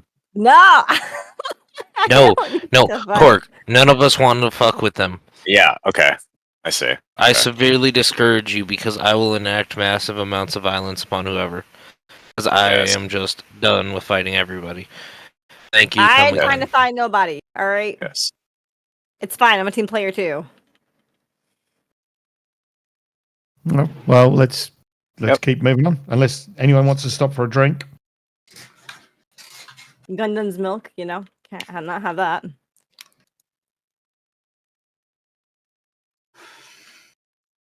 All right. Well, let's keep going. I'm all good.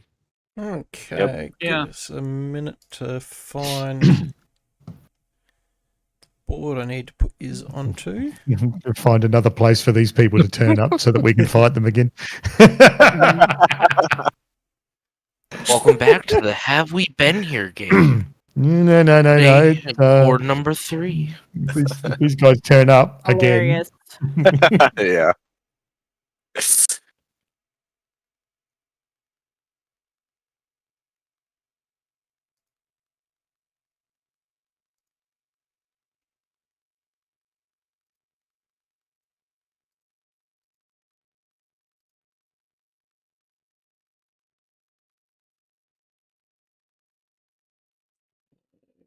Okay.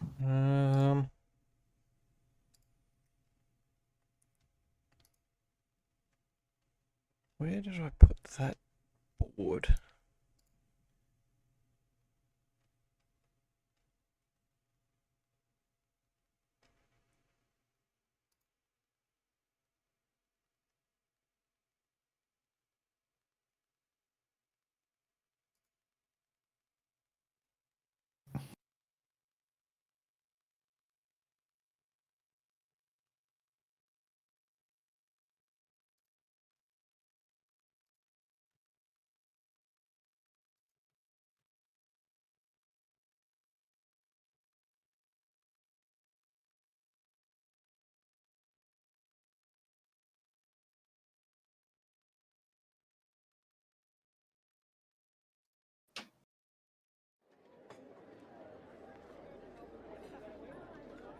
No, that's not it.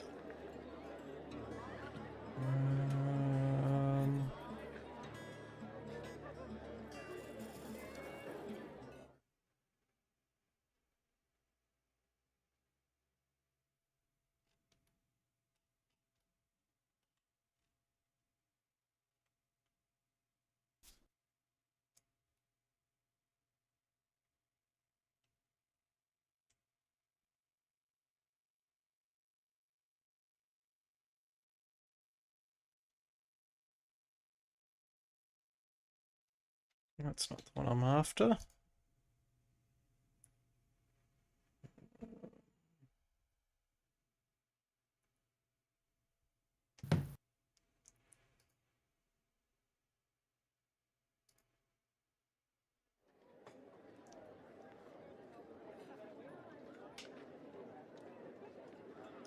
I had a board for this.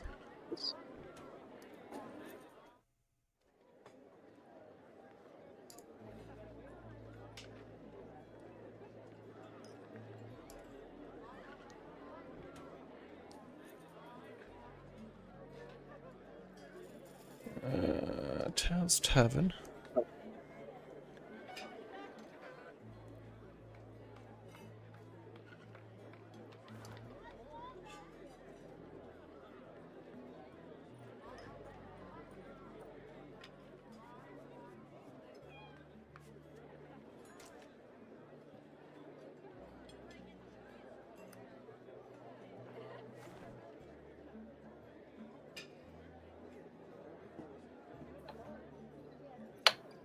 Not the one I want.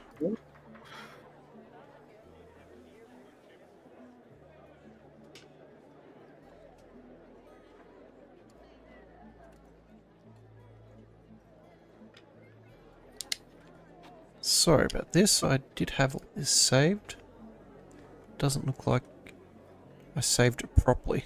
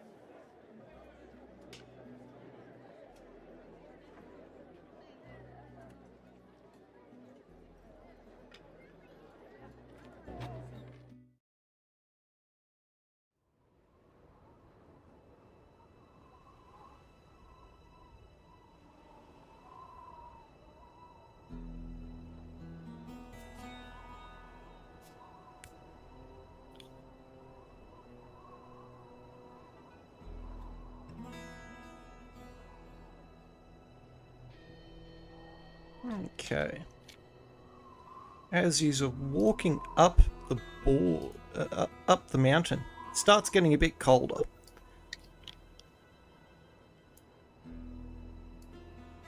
Okay.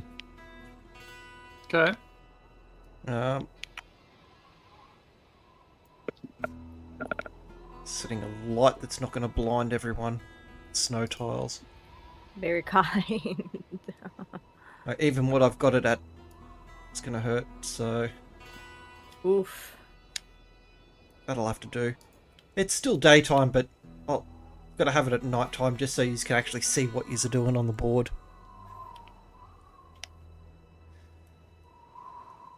Okay, boards. For those who are curious, board was made by a creator called Imp. Apparently it's from Final Fantasy VI, Coal City, Nashi, but I'm using it as the entrance to the That sounds fancy. to the city. Players. Summon players to the board.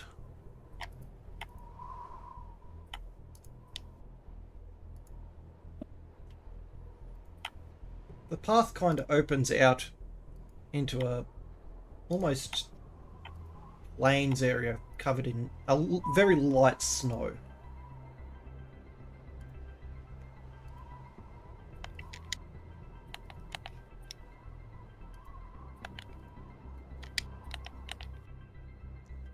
People are bustling about on the streets ahead of you.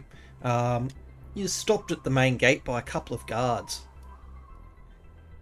Asking your intended purpose of your visit.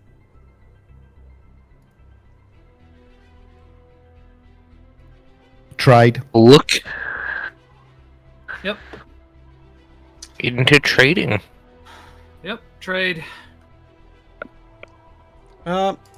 They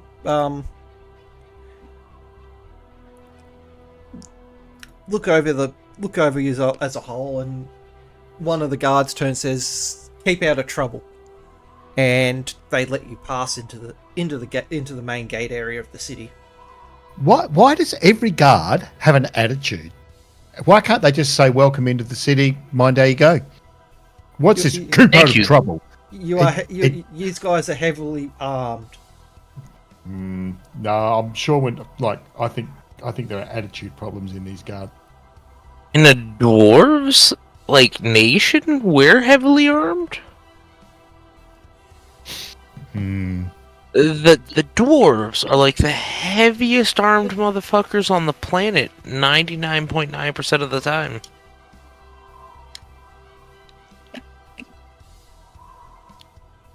So, how are we more heavily armed than the dwarves, my man? Well, you've got two heavy plate wearers. Okay, they're husky. Mucky's got two giant swords, either on his back or at his sides. Conquests of battle. These guys aren't exactly the most common merchant folk that come through the gates. Mm-hmm. But we're smiling. Sounds like we're being profiled. Look at this man. He is happy. He's smiling. Would a warrior smile? I don't think so.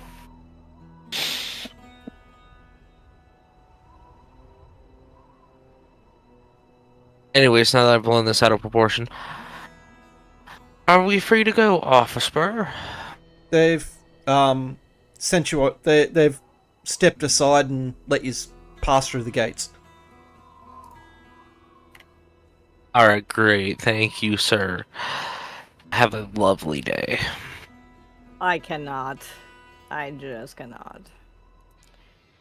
And did you call me husky, by the way?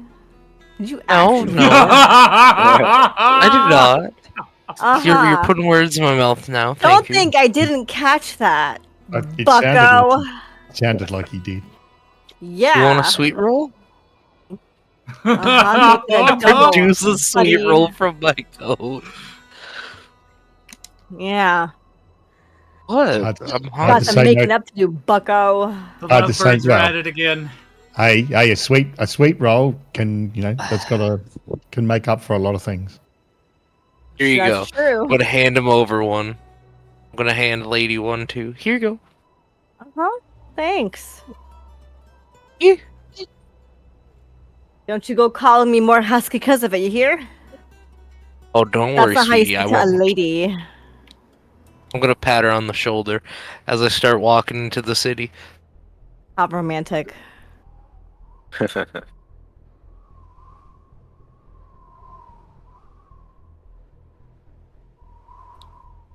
Okay.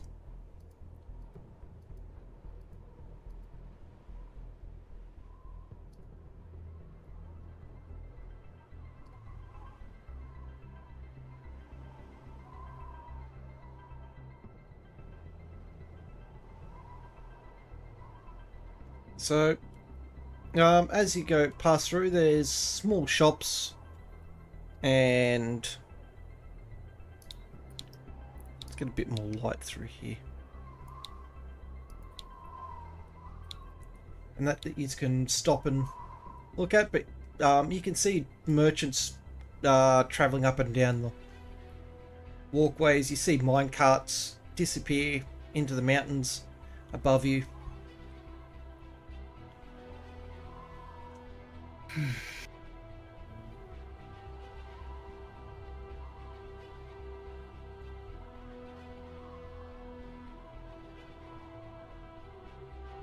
So is this just the entrance to the city, or is This Mhm. is the main entrance area. Looks really nice. And are there like, do they have inns and smithies and shops and all that sort of stuff outside, or what? What Yeah, do they do? there's a small spattering of shops, but you feel that these guys are just intermediate areas for available stuff inside.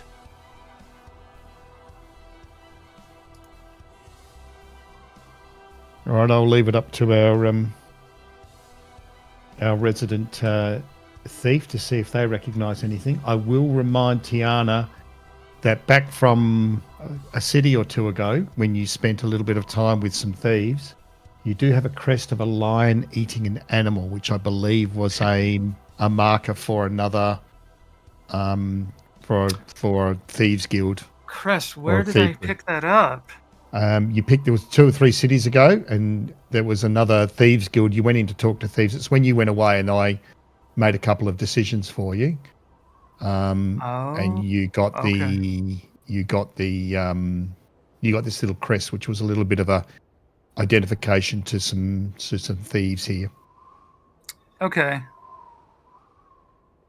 Oh, I remember you saying something about that now. Okay. All right. So I'll just kind of nod knowingly, and I'll start looking around for signs of the local thieves guild while I'm pretending to shop.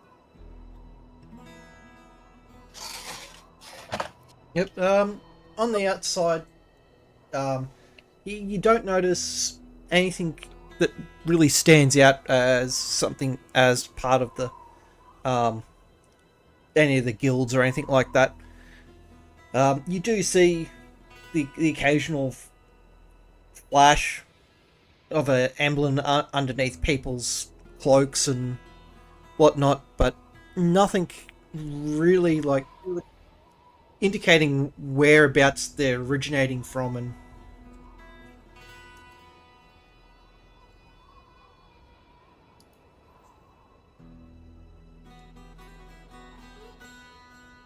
what else you wanting to do? I peruse for any rings of magical descent or with magic in them. You do find some magical rings, but they're kind of lower leveled stuff. There's a one that the merchant is claiming that gives some sort of healing properties. Mm-hmm. Yep, nope, not what I'm looking for. Sorry, Chief. There's also a protections one there. So it essentially gives a use of what's the armor spell? Mage armor. Mage armor. Yep. I'll be right back. Does it have to be attuned to? From what they're telling you, yes, you will need to attune to these to be able to use them. Nice, that's a deal breaker. How many uses do I get in a day, actually? Hold up. Sorry. How many uses do I get from it in a day? It is only a single use. Okay. Ever? Per long rest. Or long rest, alright. I'm gonna scoop that. How much gold is it for, actually? He is only asking 5 gold for this particular ring. How many? 5. 5? Alright, I'll pick it up. I'll hand him over the gold and I'll say thank you, sir. He bows his head and hands puts the ring into like a little silk bag and bids you farewell. Odd question, is it true that you guys are made of like earth and rare metals and stuff? Is it actually true? He looks at you kind of weird and it's like, what the heck are you on? Type look.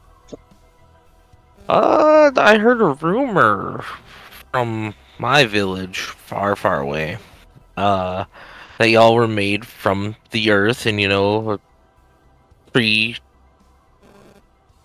Or like you guys were forged like you do with the metal, you know, and the rare stones and that mother would just fucking forge y'all up, you know? Just wonder if that was true or not, man. Just curious. Um,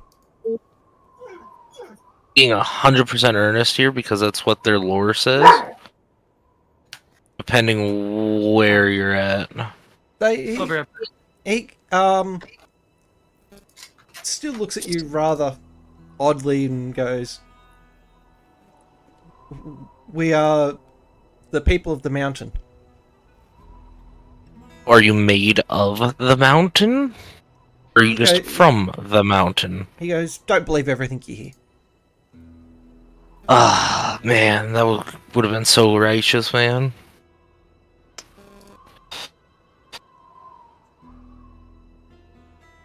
Yeah, I won't. Thank you, sir. Have a good one. He also asks, "Is there anything else that you like the look of before you leave?" You know anybody that has a ring of enlargement for sale? He stops and ponders and he goes, "Best off checking further into the city." He couldn't. There's no one at the front of the mountain here that can help you with that one. Got it, got it. Thank you, sir. He bids you farewell. I'm gonna tip him a gold as I'm walking away. He thanks you for your kindness. Oh, thank you.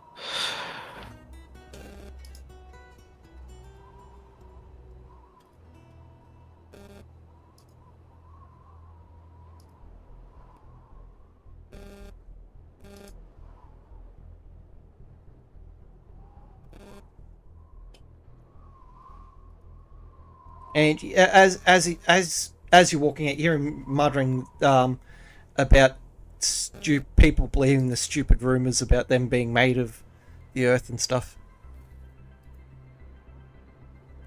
Oh.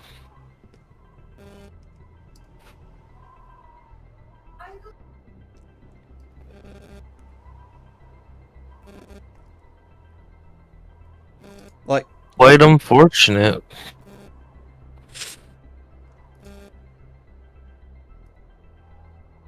Sorry, what? Yeah, he just kind of. We have 3 turns of um.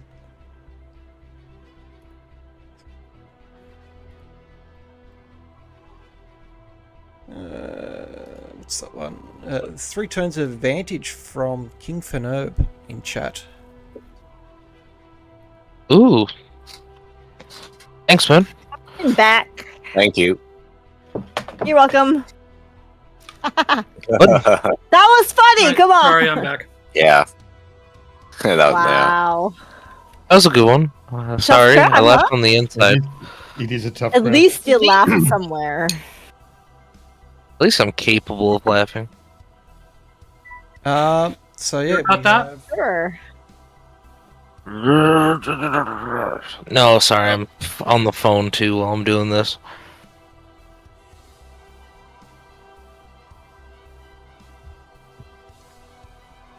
Okay, as you guys pass through, anyone else want to look in any of the stores? Yeah.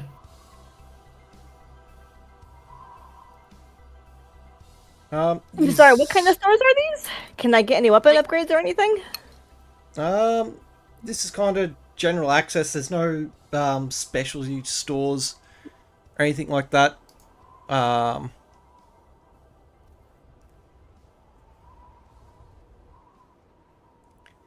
okay, that's too bad. No fun clothes, or I guess I wouldn't wear fun clothes because we don't get into street clothes or anything. But I guess there wouldn't be anything for me in there then. I suppose, right?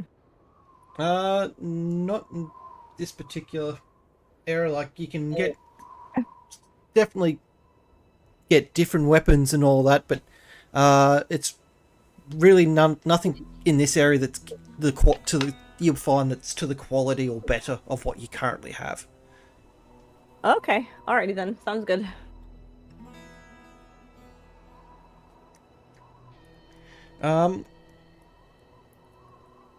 As you progress towards the cave entrance at the back of the entrance here, to go into the city, Mucky, Tiana, and Lady Aranine, perception checks. Ooh. Oh, hang on, we've got advantage, haven't we? Do Was I included in that or no? 12. no. I've got 28, Okay. so I won't use my advantage yet because I didn't.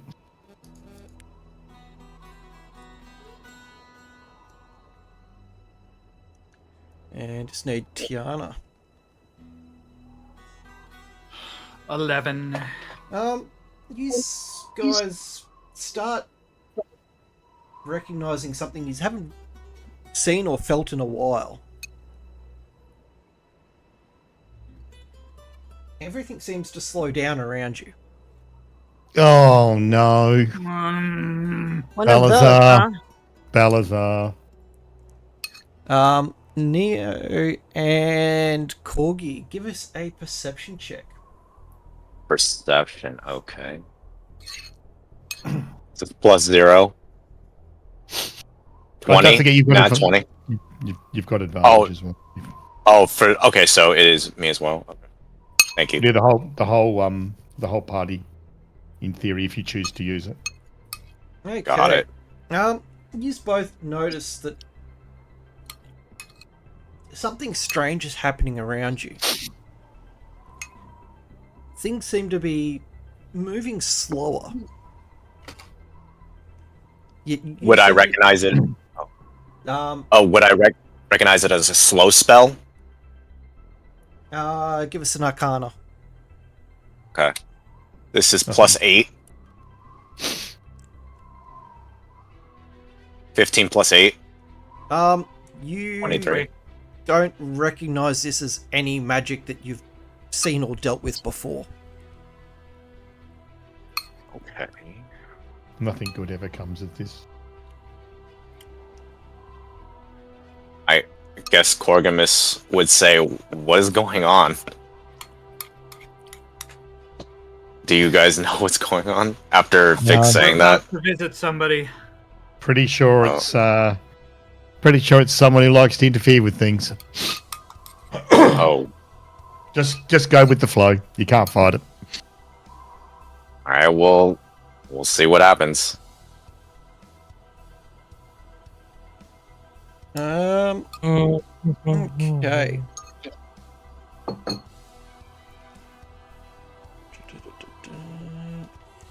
This board does need to be updated, so put up with how bad it actually looks.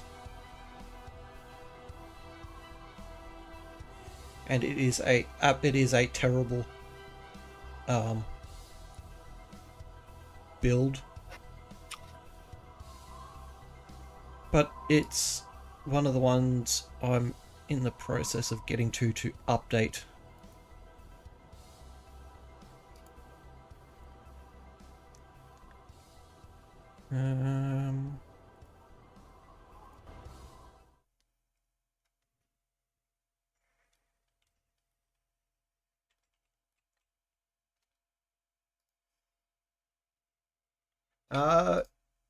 Everyone else already knows kind of what's going to happen next. Use all blackout.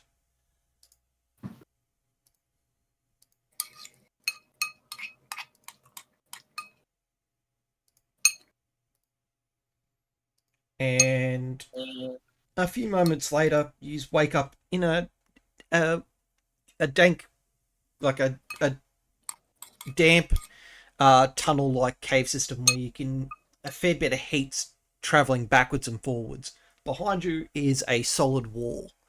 In front of you is a path leading further into the cave system.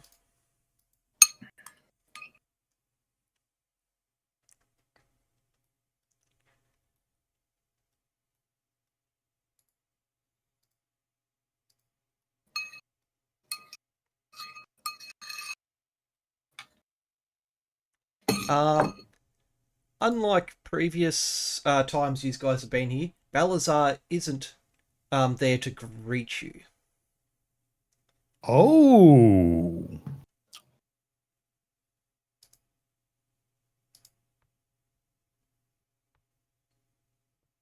That's new.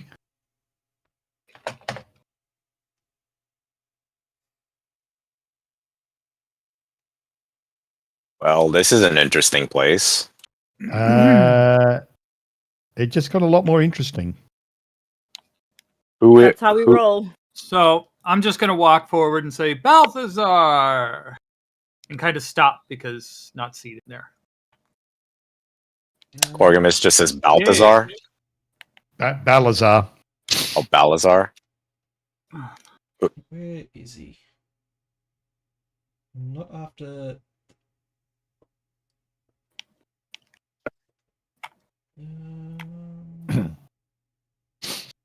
No, I didn't pick him up there.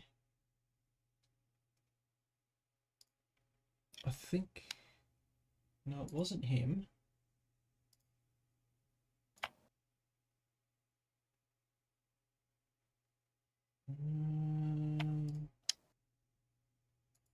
Nope. So just trying to find the other mini that also is supposed to be in this area. I regains my lawn. Just wait for trouble.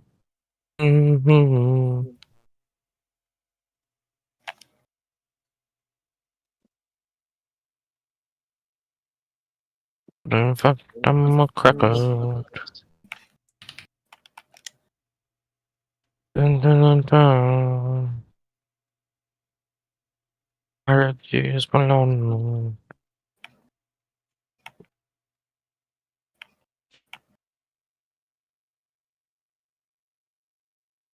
Wasn't that model?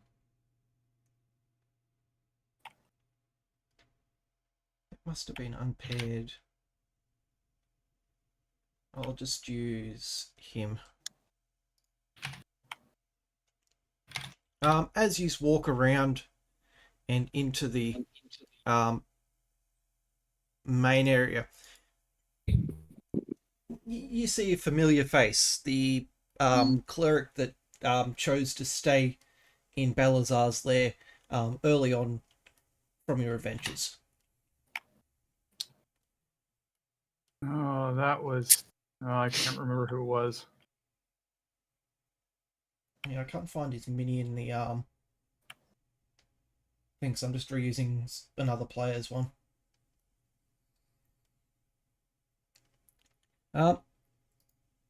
He greets you confused, like, wondering why you. First of all, why you're here, and second of all, how you got here. We were summoned. We're wondering the same thing. Where's Dragonface? He informs you Balazar's stepped away from the realm for a short amount of time, and is not sure when he's going to be back. He looks. How did we get here? Sorry about that. That's right. He looks up to the new members of the party, and he inquires, "Who are these people? And can they pretty much asking, can they be trusted?" They can be People trusted, that and the they will, strands of fate have woven together with us. and they can introduce themselves. Yes. Hi, I'm Corgamus. He approaches you and places his hand on your shoulder. You kind of feel essentially your entire life to this moment flashing before your own eyes. And a couple of seconds later, everything seems back to normal. Is the chair here? Yes, it is. Yes. I do say that was interesting. What was that? He kind of waves your question away and continues on and walks up and does the same to Neo. Oh, this could. I'm gonna try to duck it. He grabs you. And you, after a couple of seconds, he releases his grip on your shoulder and just says interesting and walks away. What's that supposed to mean? I've done more than interesting. I can assure you. He turns to Lady Aranine and greets you, Lady Aranine, and bows his head and walks up to Vic and offers his hand in a handshake. I shake the hand. And I shake it as well. Also, Infinity. He greets you as well and bows. I'll give him a quizzical look at the bow, but still say hi anyway and greet him.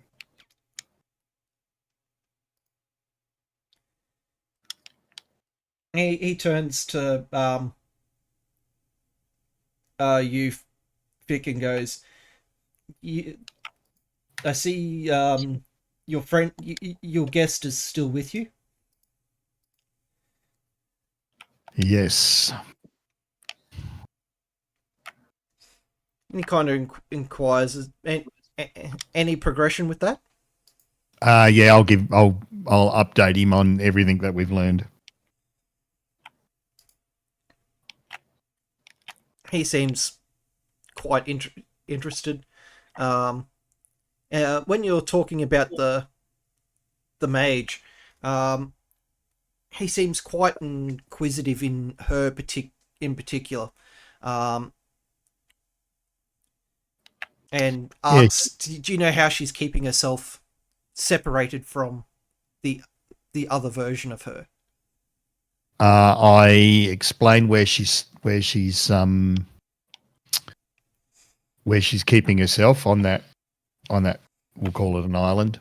That there is a child that appears every now and again in a vision who is a younger version of her, and how she doesn't have complete control because sometimes the evil side of her, the bad side of her, gets control and can influence the world.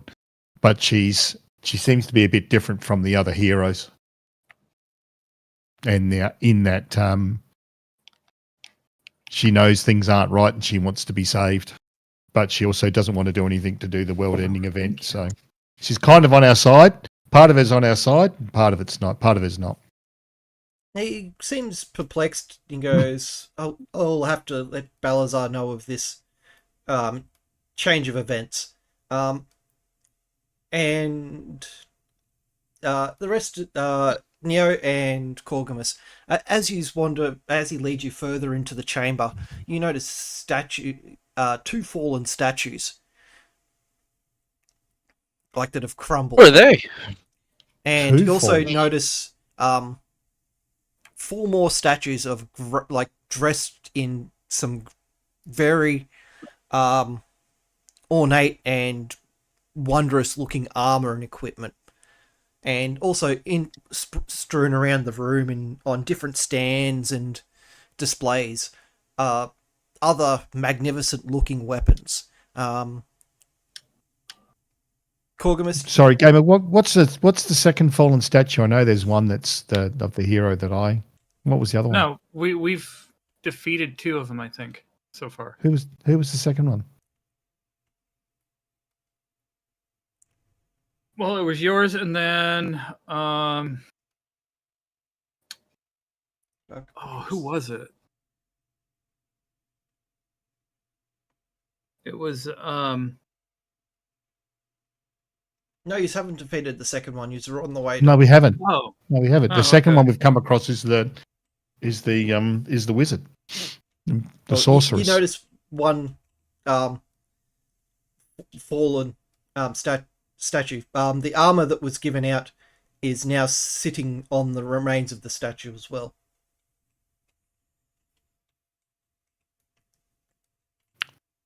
What's the second statue that's fallen? None of them. That's it. No, There's only the he one. corrected himself. Okay, all right. he Sorry, corrected all right. himself. All right. Yeah. And in the middle of the room, quite a large black, like the very black and heavy-looking mace stands in the middle. I'm just going to warn Corgamus and Neo. I Don't wouldn't touch touch the anything. statue. Wouldn't touch the statues if I were you. I could have guessed as Mhm. much. The cleric turns and says, it'd be wise to heed those words. Corgamus just gives a nod. Neo tries to steal a statue. Mhm. Neo tries to load a statue into his gun. Did I just chop off the pinky real quick, you know? Oh my god. Don't say it unless you mean it. No, I'm not gonna do it. Gamers, please. I'm being for real this time. I'm not actually gonna do it. I promise. He's not going to do it. He's not going to. But I really, really fucking want to. I know you. Not do. even gonna lie. Dude, that's a god-killing pinky right there. It's pretty funny. What do we notice about the mace? Have we seen that before? It's the same one that you all tried picking up last time you were here. Or the first time you guys were here. Ah, yes. Mm. The one Balazar just picks up like it's a twig. Was that a mace or a hammer? It's a two-handed warhammer. All right. I'm going to try and pick it up again. You pick it up with ease. That's a problem.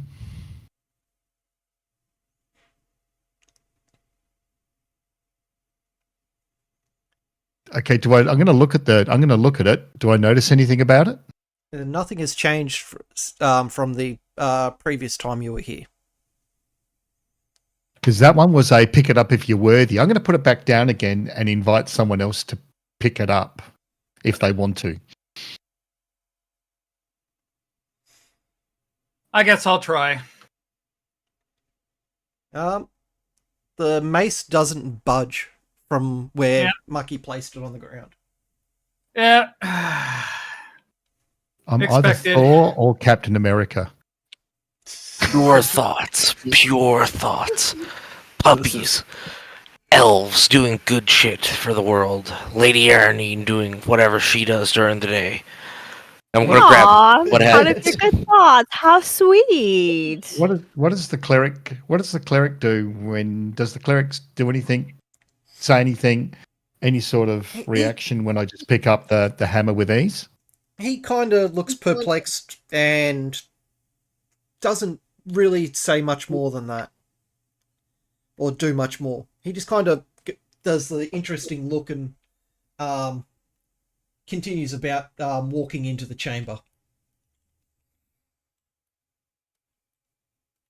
Damn you, gamer. Can I pick it up? This is the thing. It does not budge from the ground. Some bitch. Alright. What if I turn into a ghost? The form fails. Son of a bitch. Okay, cool. I'm gonna walk after him. And I'm gonna look around, see what other cool shit's in here. With my hands in my pockets. You see weapons and things that from folk stories and myths told you as a kid sitting on the shelves in the area. Like legendary weapons that would be believed to only be that of essentially stories and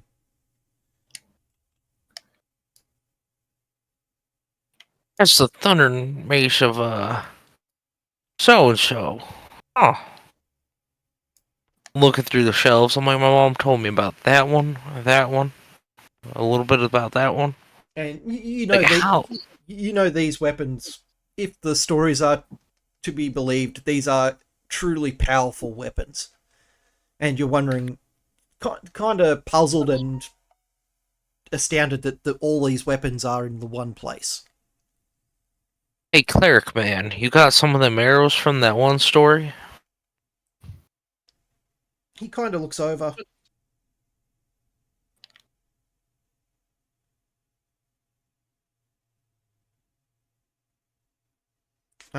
He kind of looks over and points at a shelf that there's a handful of odds and end arrows there.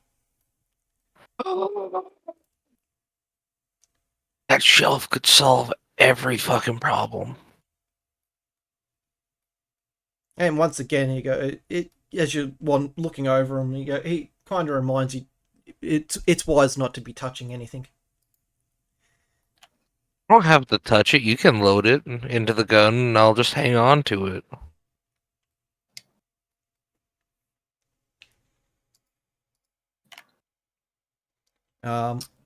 He stops at the end of the room and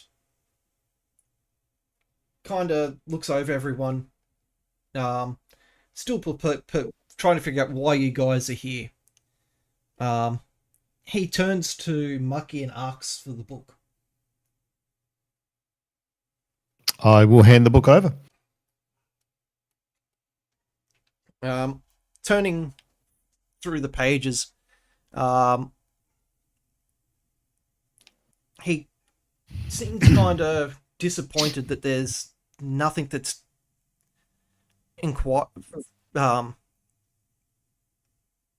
that's changed about the book itself. Like, there's nothing that's giving him a hint of why you guys have been summoned to this point.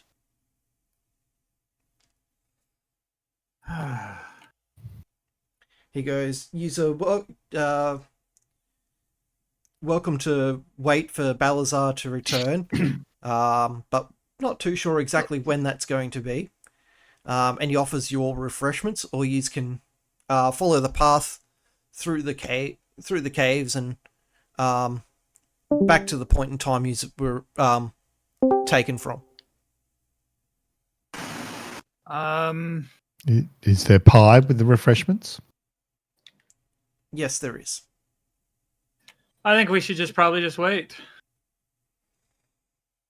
Can I do magic in this round?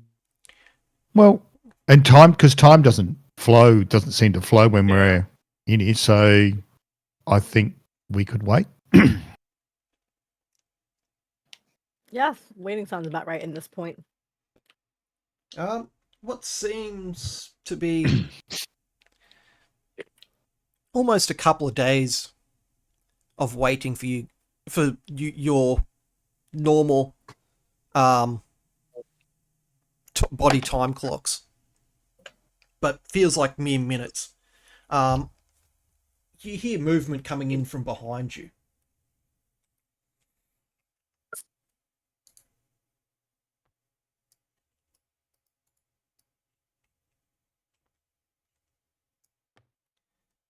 Okay. Oh, well, Well, let's look. I hear where movement? What's this movement here? What are we doing? What's going on? Someone's behind us. And heck? a familiar form comes into vision.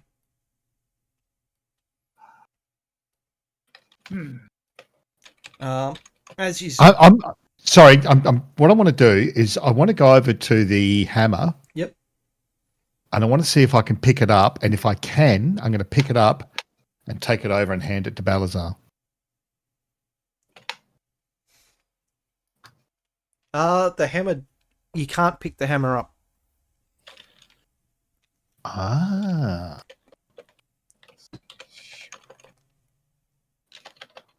I'm going to tell Balazar that while he was gone, I could pick up the hammer. Oh, I'm going to say hello first, but I'm going to tell him. Explain to him what I was trying to do. He seems confused on why you guys are here, but he greets you warmly. Nonetheless, Neo and Corgamus, before you stands a very large dragonborn. Quite a bit of age to him as well. Looks like he's been alive for quite some time.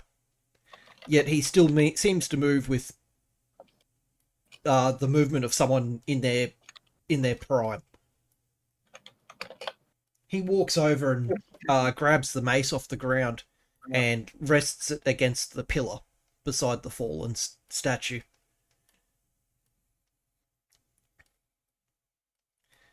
And greets you all by name without having to ask for introductions on who you are. Surprising. Slowly, while I'm seated, reach for my rifle with one hand under my cloak. He turns to you, and in your mind, you hear, "It's wise not to try that." Hang on, what did you just try and do, Neo? Spot the whoop I'm a just fast trying one. to grab my shit. Oh my god! I didn't try nothing. Yeah, you did. Yeah. You stopped you. How do you know He who was I like am? that. That's why. And Neo, he doesn't respond to the name that you've taken now. He responds. He calls you by your original name. Ooh. Boy, Do we hear that? No. out of my dome. Oh, when he greets you, all these messages are telepathic unless he's speaking to everyone in a group. Nobody calls me that name anymore, man. Long dead. So yeah, Super being. he seems to know things that. It seems to you that he seems to know things are about you that even you yourself have long forgotten, Neo. And Corgimus, you have a feeling that there's definitely a lot more to this Dragonborn than what's already been told to you of him. Am I speaking to a god? He turns to you. Says, "Child, I'm nowhere near the power of a god. I am just the I am just the keeper."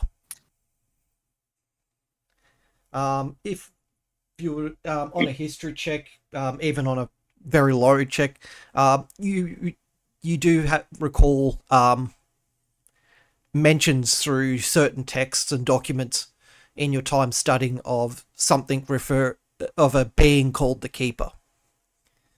What you've been able to find out or gather from those few texts that do mention is that he keeps relics of great power hidden from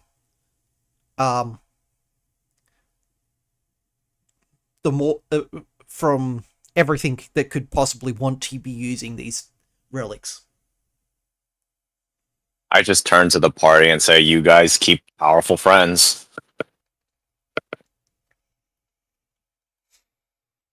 Something like that. Yeah. I see. Something like that. And once again, he also looks as puzzled as the cleric did as he's walked in, inquiring how you guys managed to get here, because he doesn't recall summoning you guys to be here. But we assumed it was you bringing us here. We don't know how we got here. Time started to slow down, and here we are. Oh, and I could pick up your hammer while you weren't here, and I also give him the update that we gave the cleric with specific mention to the sorceress. He also seems to be intrigued by the mention of the sorceress and the situation around her, and inquires on what your path of action is going to be. Well, I'd like to save her. She's good. She has convinced me that she's, at least part of her is good, and that she's different from the others. So I'd like to do that if we can. I'm gonna lift my hand up, kind of behind him. And he turns to you and goes, "And what is your intent?" What if we gotta do this my way? You know, she doesn't really want to cooperate. What then? Can't really shoot her. So are you gonna help me kill her, or what? He turns to you. He turns and says, he cannot interfere with any events that happens in the planes of existence that he watches over. Except to pull us into here every now and again. Juice me up a little bit. He just kind of looks. It looks you over, and you get the feeling of being like a young child being scolded by their parents. You must earn. Come on. The You know where I'm from. I'm gonna chuckle at that. I'm just gonna chuckle. You've seen what I've done, what I've had to do, and what I continue to do. So in response to that, he goes, "Being the pet of the gods isn't that of one of true fate."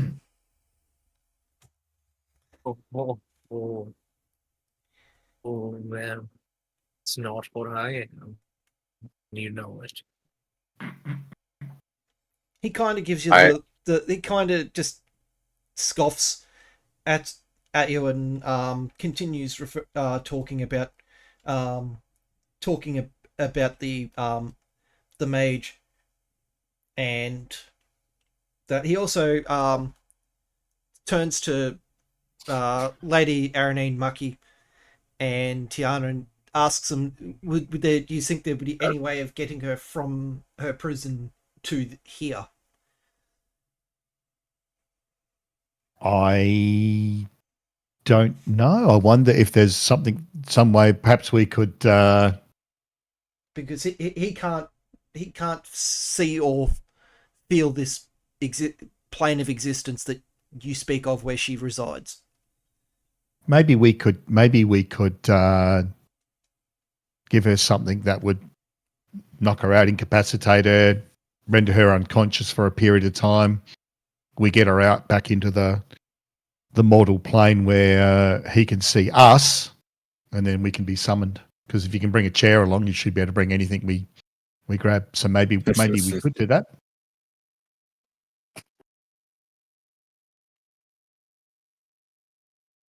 He walks over and to one of the chests beside the statues and reaches in and grabs a small pendant. He says incomprehensible in chant for a couple of seconds, and then passes the item to Lady Aranine. He goes, when he turns to you and goes, when you get her, hand her this, and it'll bring her straight to me. All right, cool. And but how did we get here? He goes, that's something a mystery we'll have to solve at a later date. I turned to Finn or Fick. What did you pick up yesterday? Or, well, 2 days ago, before we were waiting, that I could not pick up still. Well, I could pick it up when Balazar wasn't here, but I could pick up the hammer. So I go over to it, kind of rest my shoulder, kind of like leaning against it and rest my elbow on it, looking at Balazar, going, could this have been what called him? He goes, no, that's not even a weapon of this particular plane. It has no power outside of its own realm of existence. Can we ask where you were for the past however long you were away for? Because when you weren't around, I could pick it up.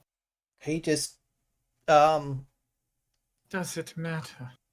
He says dealing with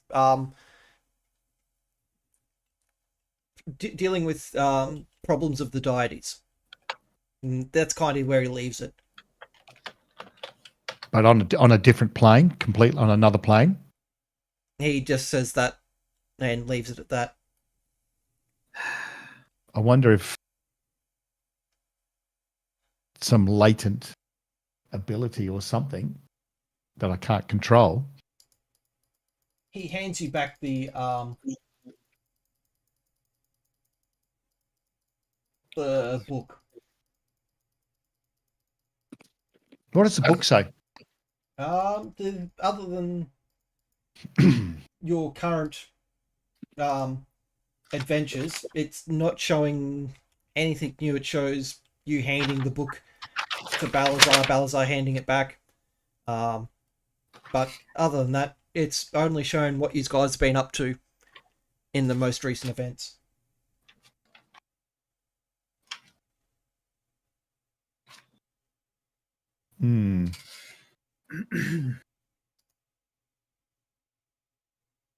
That's weird. Korgamis kind of nudges Fick if he's the keeper of the gods, what did the gods think of your sword? I kind of whisper, but he probably would hear me still.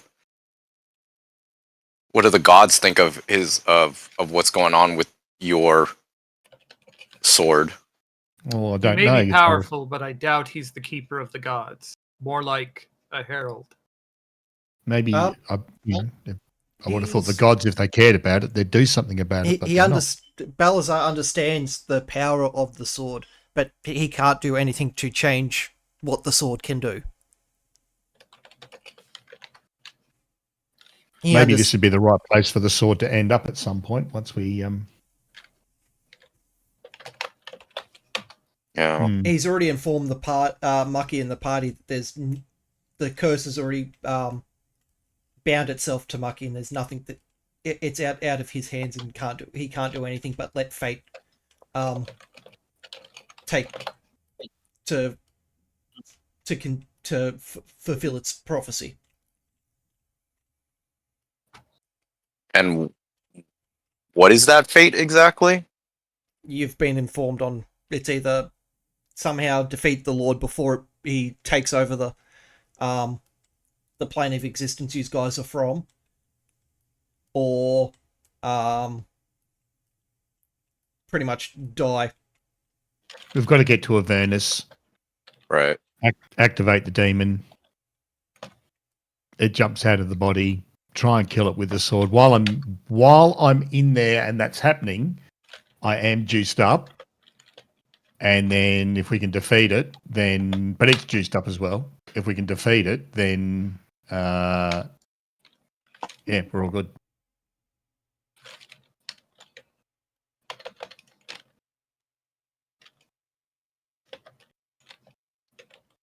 So yeah.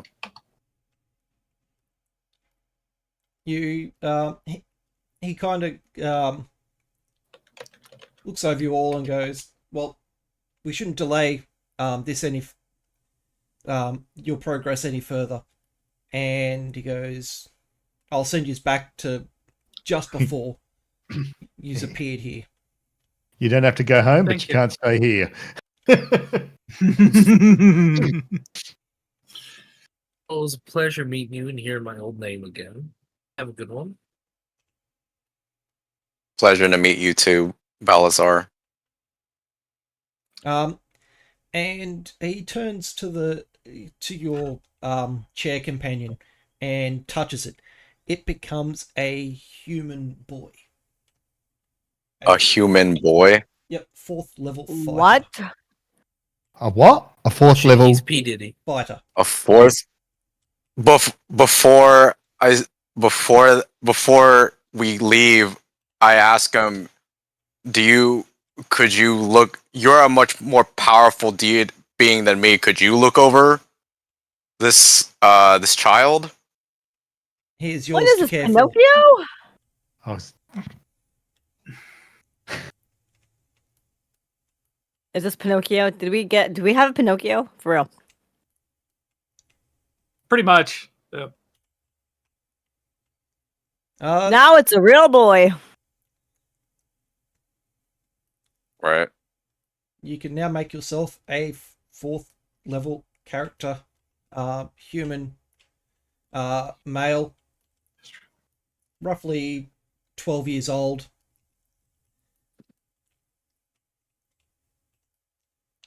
Essentially, you have received the Squire from the Deck of Many Things rewards. Okay. So you can send him off on errands to collect stuff, and he'll always find exactly back to where you are. So is he like a human regular boy? Is he magical? Standard human. Okay. And it's sentient, it's a real boy, and okay. Guess I'm now the father of a boy. Unless does the chair or does the boy have attachments to me? Because all this time it was like He has no recollection of anything up until this point. Hammer down, bitch. Okay. I would think that because of the journey, maybe Balazar would be better able to raise the child. But if Balazar says no, then I will definitely take care of the child as best as I can. He's been trained to hunt and look after himself and all that, so he's a capable fighter. In all stances, so he can defend himself. But yeah, if you want to drop a 4th level fighter, you can make up the full character sheet for him. Okay. And pretty much he'll follow any command that you give to him. Okay. And as I said, you can send him off on errands to go fetch stuff from places and stuff like that. So if you don't want to worry about him, you can, at the start of a session, you can send him off on a mission to collect something or do whatever. Okay. Sounds good. I just became the god of war in Ragnarok. Okay. Like, it's essentially a extra party member. Right. I understand. Thank you. So if you wanted to keep him around to help in fights and whatnot, you can keep him around to keep fights. But if you have to make a decision at the start of the session. Are you going to send him off on an errand, or are you going to keep him with you? He's 12, but he's a combatant. Yep. I honestly would want him to, if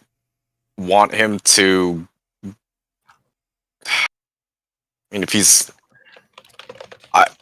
I ultimately I would like him just to go to Baldur's Gate and go. We've got our town don't forget, if you want to send him back to our town. To your town? Okay. Yes, if possible. I would like to send him there. But maybe I should, like, when we go back together. So I'll keep him around right now, but in terms of errands and stuff, I will send him out, but it would be close by still. Yeah. Something that he At the end, if you send him out on a errand at the end of the session, he returns to your location. Okay. So I'll do that. Unless the distance is great enough that it takes a long amount of time to travel in any direction. Okay. So I'll just since this is not the start of the session, then I will just keep him around, and when we get in the city, then we'll see what happens, where we stay and things. Yep. But yeah, he if you ask him to go collect something or pick something up, he'll grab what you need. He'll go pick up what you need and or come back to your location. Okay, sounds good. I'll prepare that by maybe next session, unless Yep. That's fine. you need it to be done on. Okay. Yeah, so you're good. It's that way, and I'll do up a mini for it. Okay.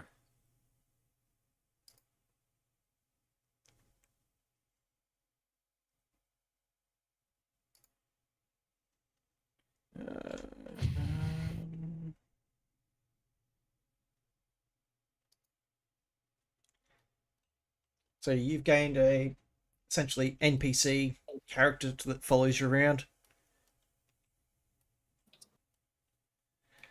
Okay.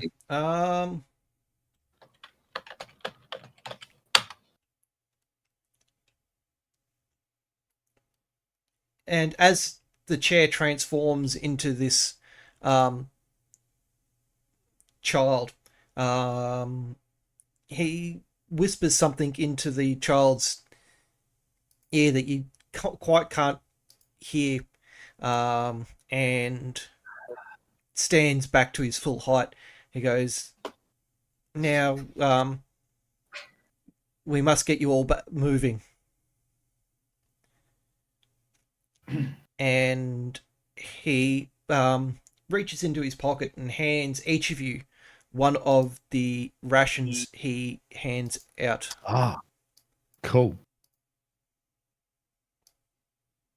Oh, what is this?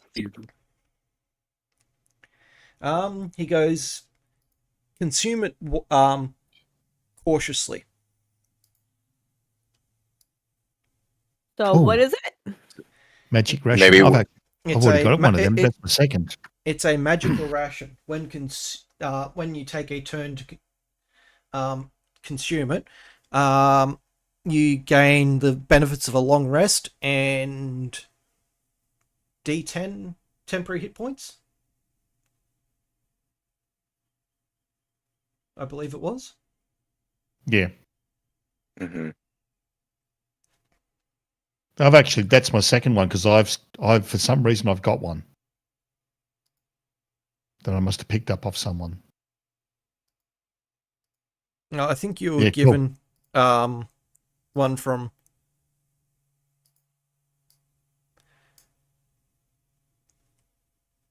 I've got it. I've got. So this is the second one in my equipment list because I'm. But that's cool. All right.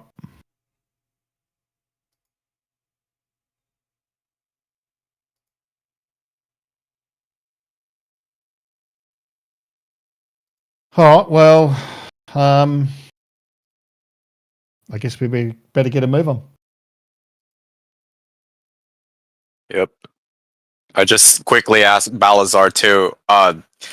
Why a child? It he goes, the fate the fate's a finicky thing, and walks away. We So wanted you're an Batman. impressionable mind to have give a mission.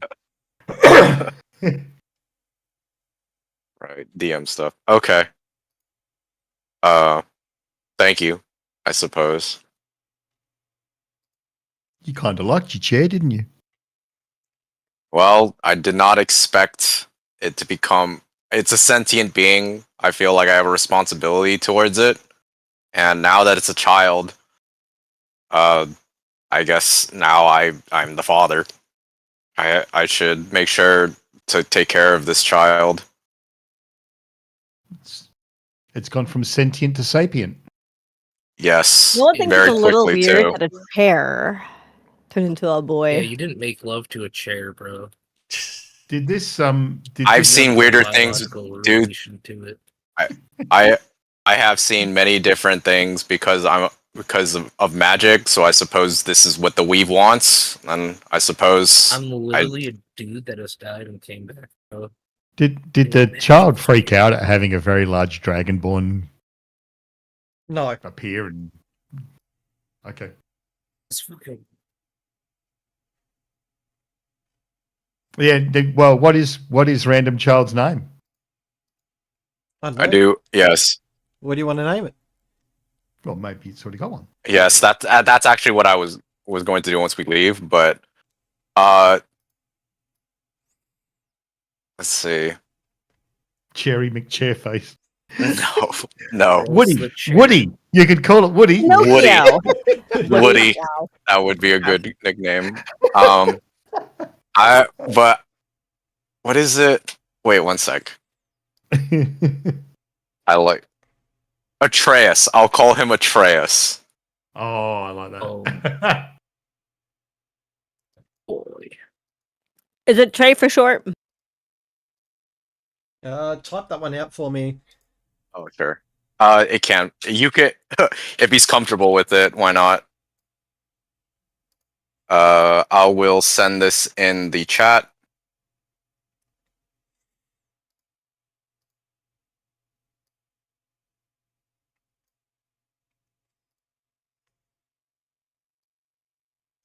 That's how you spell it. Okay, good to know.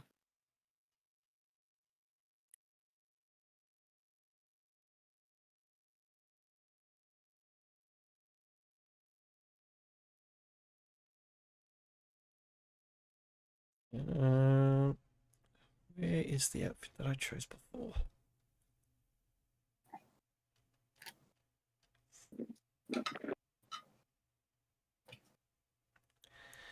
Yep. He is equipped with one sword.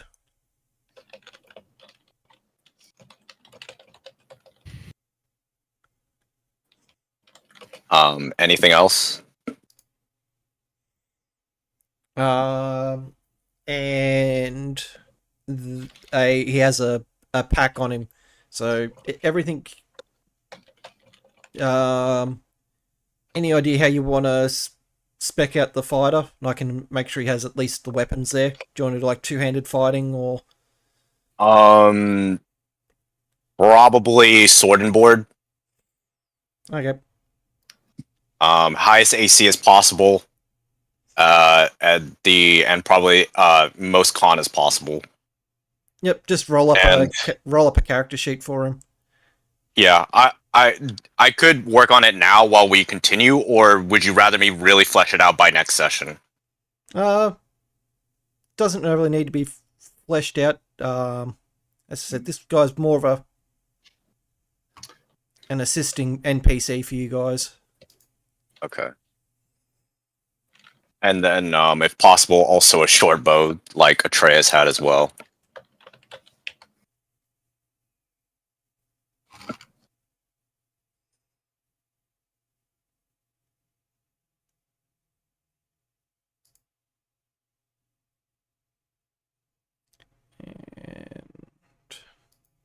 And items.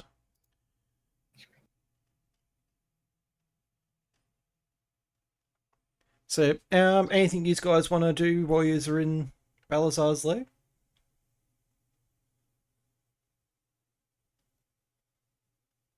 What was my old name? That's the better question here.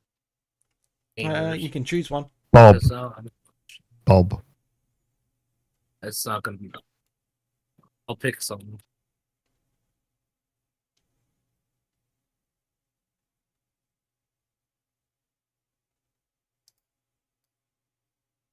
Oh,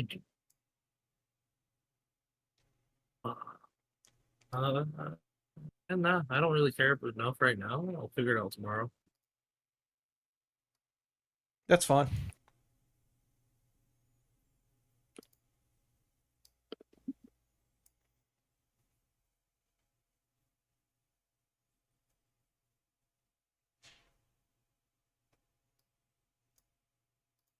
Okay, so after he hands out the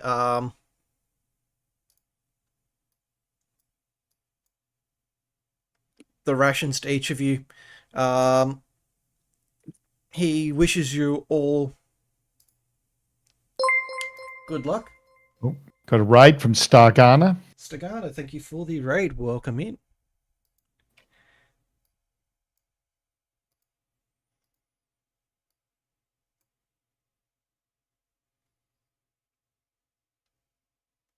Thank you, Humber, for doing that shout out. What will we be doing in Dungeons and Dragons today?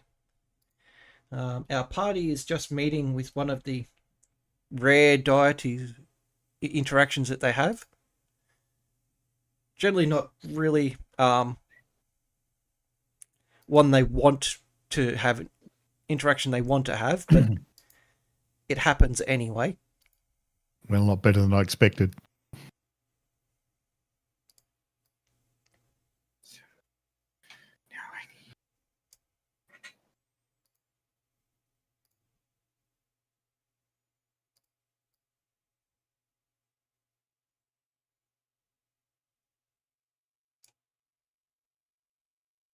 Welcome in.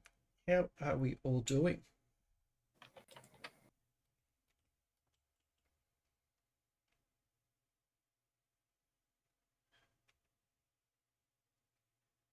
We're getting there. They've chose not to kill everyone around the area so far. They're just about to head into a dwarven city, but got pulled into a special plane of existence, where one of the people that essentially push people into the direction where they need to be going exists.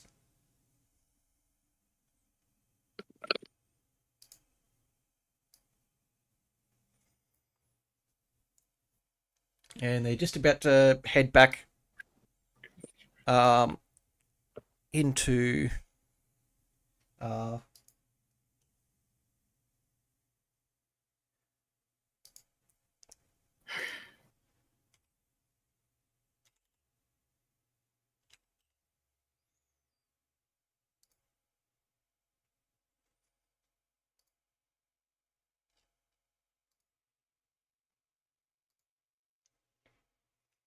okay.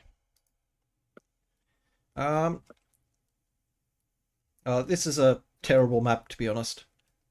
Very terrible. I've actually got it. This is on my update list, along with all the other work that I've got to do. Okay. He leads you around to the back pathways. And he goes, hopefully our meeting won't be we won't be meeting any time again in the near future. Good luck on your on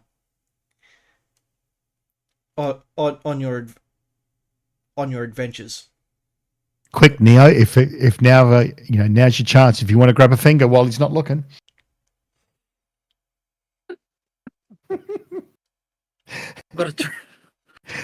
Now I'm laughing. I'm laughing. So just take that into account when I suggest that. I'm doing it because I'm laughing. That's never a good thing.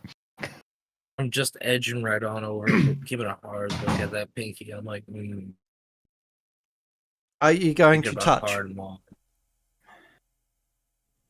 So I have a question. Is it me touching or is it the knife touching? Are you touching this?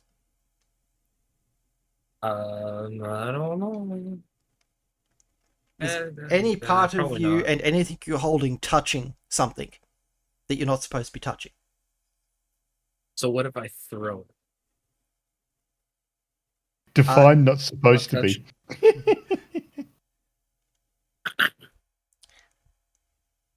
Yes. Can I get that used in a sentence?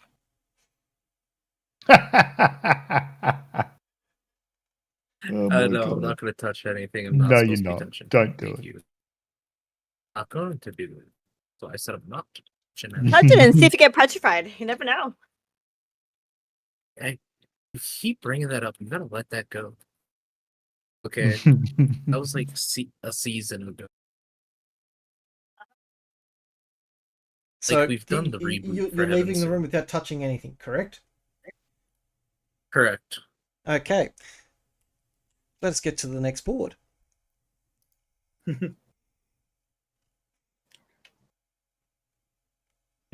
I really feel like, lady, you need to move past me getting petrified. You saved.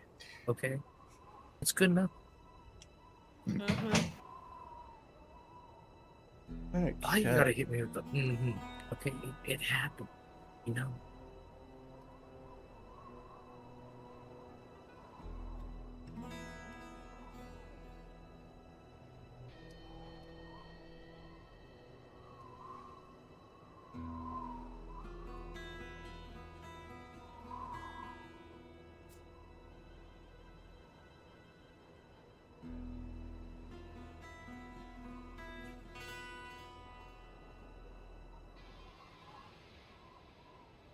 Okay. All right, we back. Yep. So he's now back at the entrance to the Dwarven Mountain. And does it look like we were gone for any period? Because we were gone 3 days in there, or what? 2 or 3 days. What does it feel like for? You come back to a time. It seems like time hasn't actually gone anywhere. Like looking around you, everything's as it was, as you recall, as you disappeared. Okay. And just by chance, you notice that you look up just as you get your bearings. You notice a dwarf trip over and fall, which is one of the last things you've seen just before you disappeared. Okay, cool.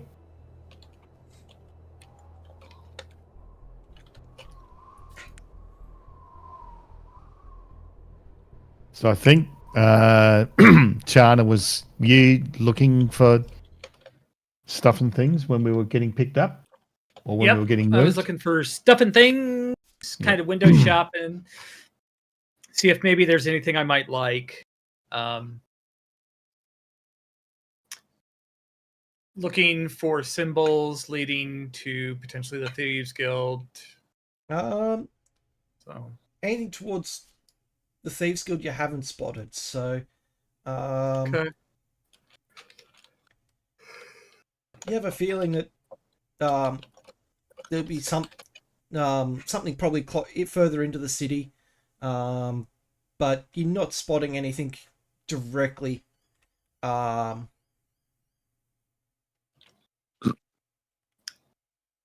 also Yep. want to look for a blacksmith. Not just a normal blacksmith, a magical blacksmith.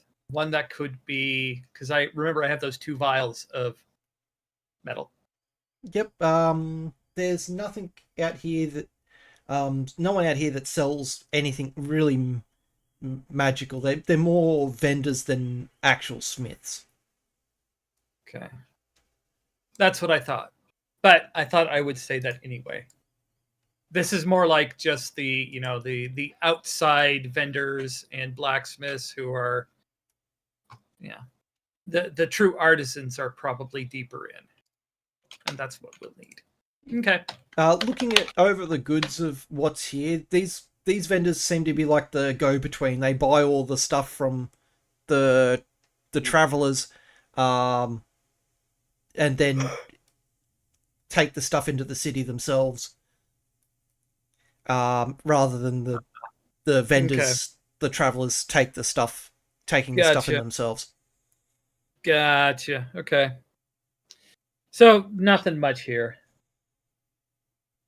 Like you do see a couple of symbols of thieves guilds on certain crates, as you're perusing the stores.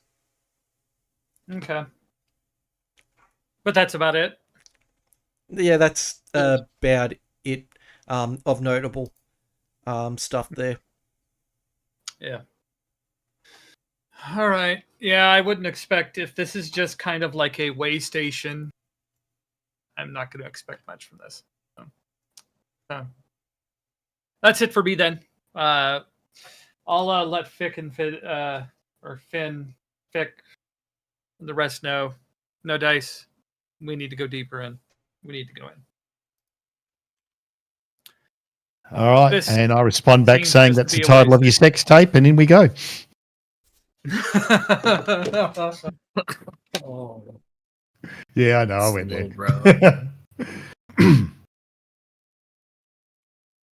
Rightio. I think he's got the wrong code. On his copy paste.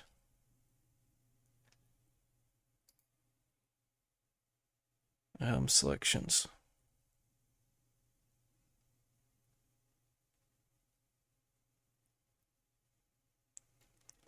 Looks like I'm just gonna have to reuse one of the other city boards that I've already got. That looks like a path with a bridge.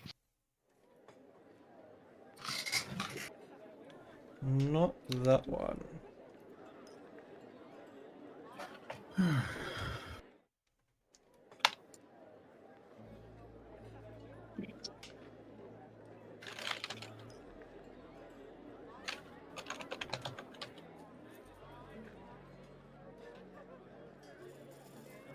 This is all underground.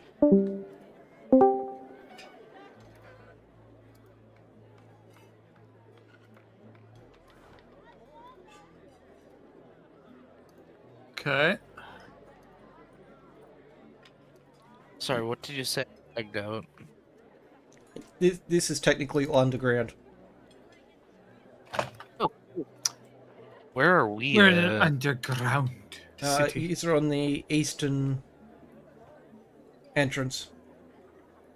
If you can see the beam of light. Yeah, I just made myself connect to me. So, yep.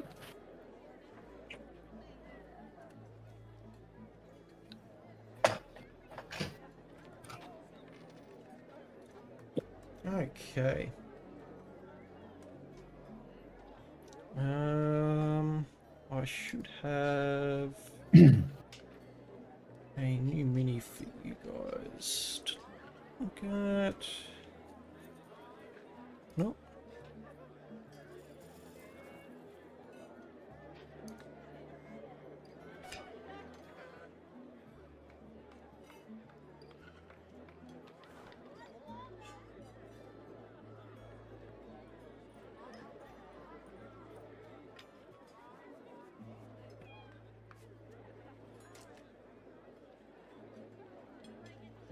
Make unique. Player permissions to you. Oh, sorry, I'm back. Welcome back. There is your 4th level fighter. Okay.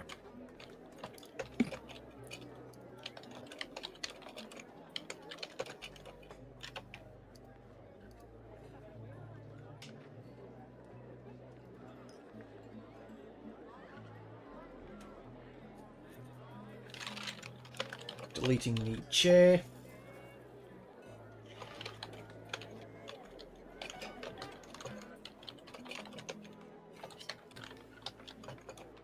On his character sheet, just put a note that he has an adamantium shield. Adamantium shield? Wow, okay.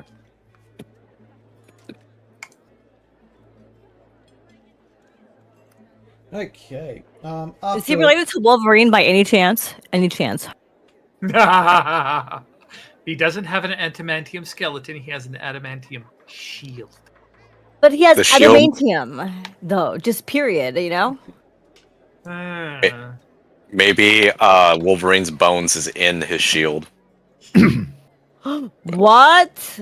Oh boy. Or adamite, whatever the can't be crit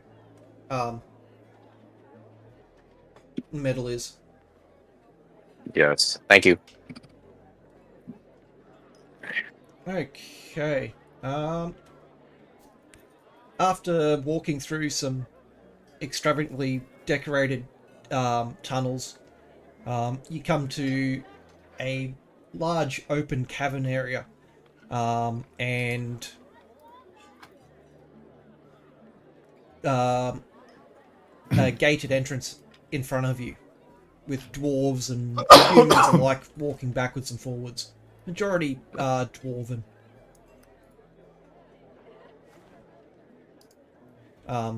People.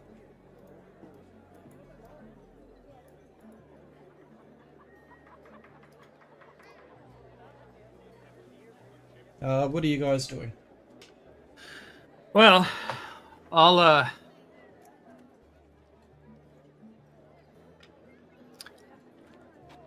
I will continue. I'll turn to Fick and say, I'm going to continue my my hunt down here. Yeah, we're looking. I'm pretty sure I will have better luck. And you're also looking. Don't forget, we're looking for the alchemist. Yes, I know. And Commander Arek. Commander Arek. He was the one who, I think it was a wood elf or whatever, who was the one who was. Remember how we found that little note, and then we found that commander. Who was, I think, after the alchemist. Yeah. So we just need to be aware of that one. And the other notes I've got. Sorry. Well, we didn't tell him we knew where the alchemist was. No, we didn't do that. Yeah. Oh shit! You know what we should have got from Balazar? The piece of armor that'll hide the party from the sorceress when she's in angry mode. Damn it! We've got the fake. Well, we've got the copy of them, and who put those on? Do we go back? Neo? Probably not. Put what on? Did you put on the archer's braces that disguises from the archer's braces, the shield the party from the sorcerer's view. You get a +5 deception while using disguises. They go on, but they won't come off without severe damage or removal of the body part. And I think one of the heroes has an item, a bidle, that when touched with an open palm and a small prayer said will open a portal to Balazar. Gurak, the Goliath Paladin, has this. I did Idle not like a dragon head have with a set of bracers. scales. Yeah. Because it's been so long since we've been. I thought you put them on, and you get a +5. You get a +5 to a deception while you're using a disguise, and they will shield us from the sorceress if she's scrying for us. Where did we get these? I don't remember them. So I got them when we were at the when I went back to talk to the sorceress, and she gave me those. I've made the notes. You did give them to me, and I did put them on. Yeah, I'm pretty sure it was you. Yep, it is. I just forgot to write it down.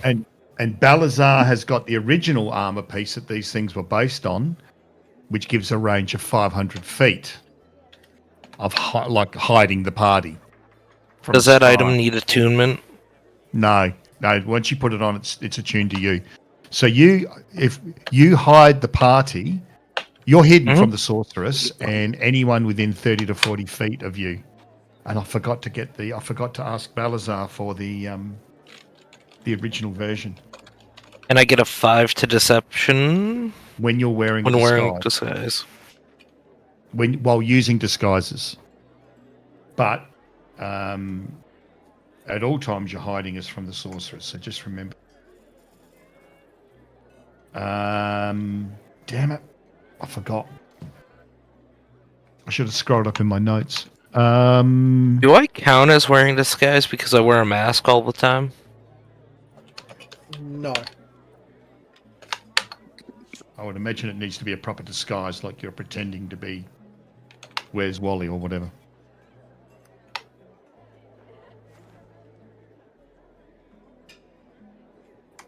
Okay, so as you're entering the city, the guards essentially watching you because you're heavily armored compared to the rest of the people coming and going from the city around you. No, I'm wearing leathers. I'm not heavily armored. Yeah, I've only got leather armor. With me, maybe, but not me. But once again, you've got a paladin cleric in heavy plate, heavy shields. Yeah, it's a paladin. Clearly an honourable person. Yeah. Clearly an honourable person that can be fully trusted. Exactly. Thank you.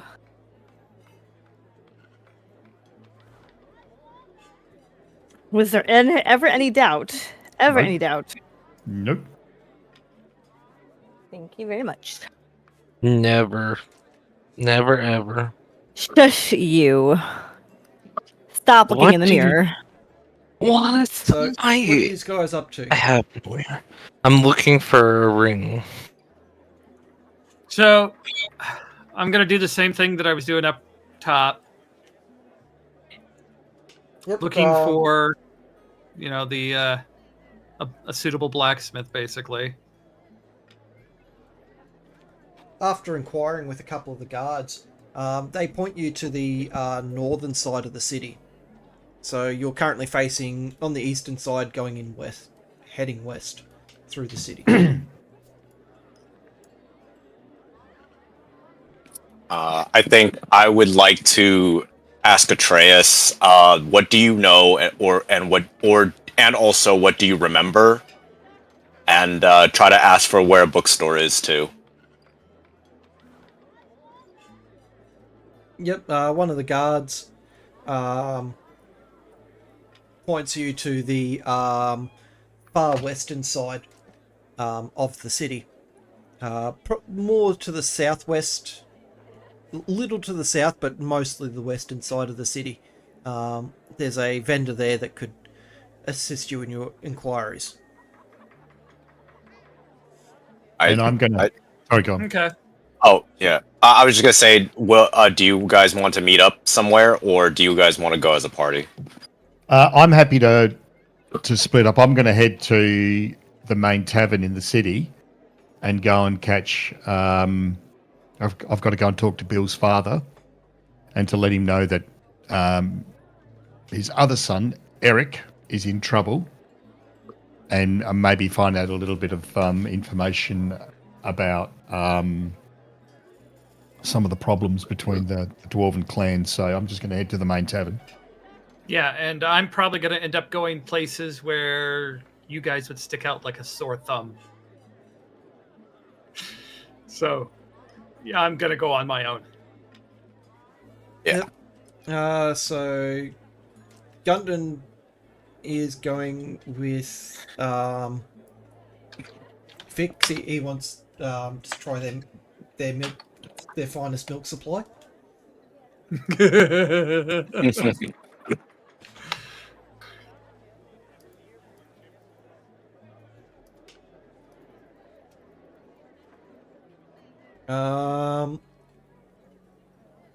So, Lady Aranine, which what do you want to go do?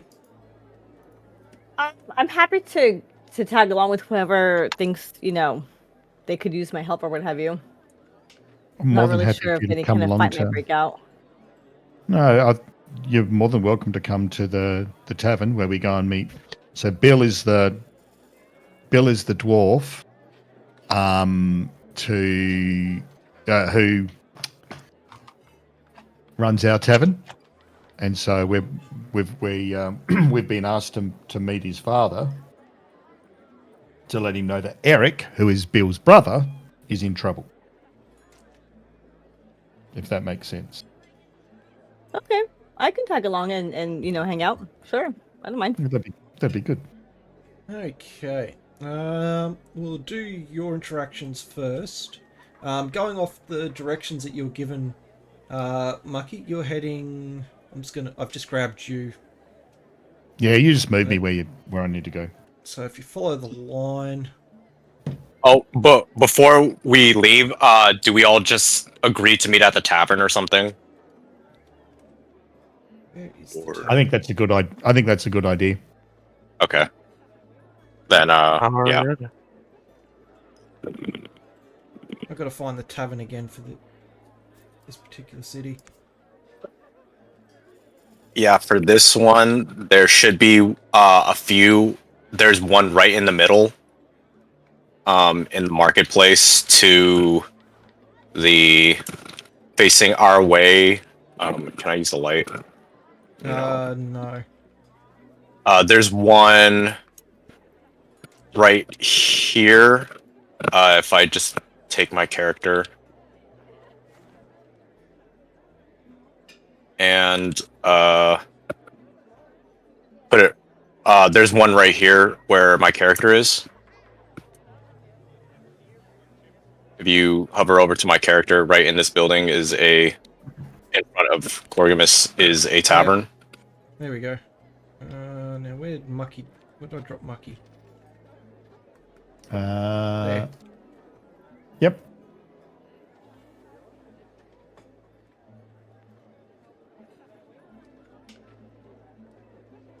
Are you caught on? Here we go.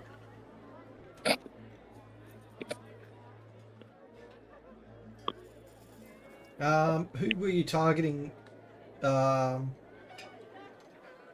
with that there, Humber?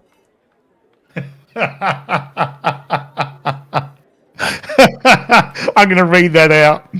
Tiana wanted to blend in. This should be a good test of their abilities. Okay. Oh my god.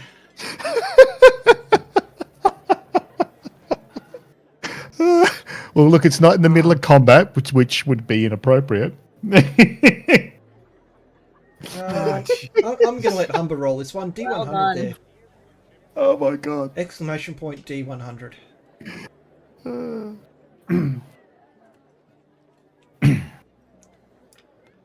So 7. That's That a- can't be good. that's on the low That's a end. very isn't it? low. Yeah. We haven't had that low. The in a extremity. while. The extremities are usually really bad. What are you going to do with your dragon? I'm not even going to bother putting this many minis onto the thing. 40 small rabbits appear out from the nooks and crannies around the area.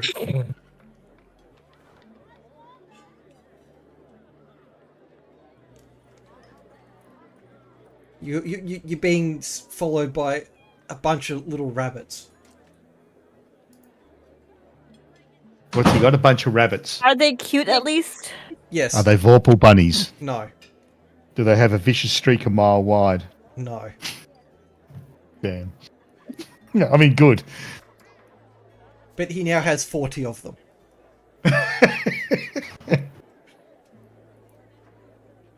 I can't see anything. Gonna Can I going pet one?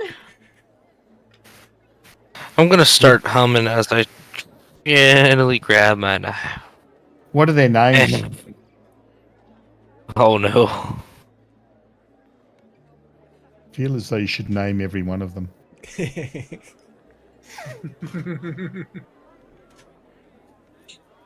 Don't go sacrificing them, Neo. I'm hungry. So you're gonna eat them. Only their souls. He's probably just going to kill them and leave them there, not eat them. Yeah, But just like their a cat. souls. Like a cat. And the makings of a good hat and glove set. Oh gosh. I just want their souls. A lot of good eating on a rabbit soul. Mm-hmm. Oh, great. I dropped it in front of the one building that there is actually no internals for. Oh, well. They're It'll do. pure.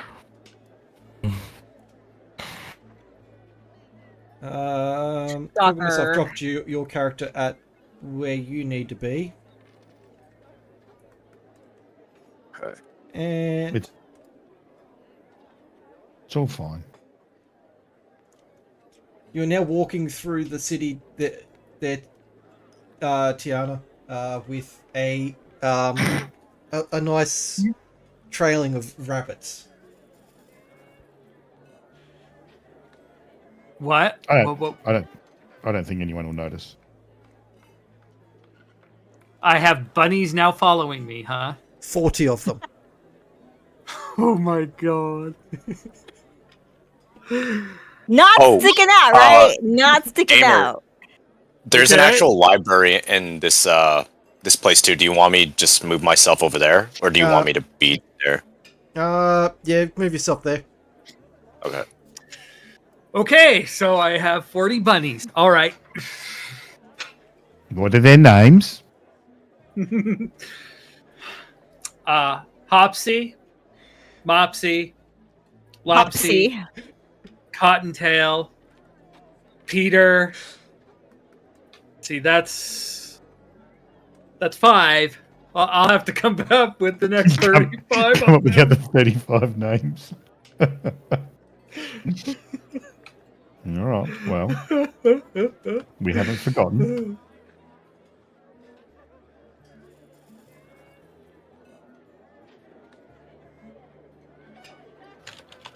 Okay. Yeah, I'm not going to put that many minis onto the board because it's going to be a nightmare to move them around. Just put one on the board, and I'll write a note that I have 40 of them.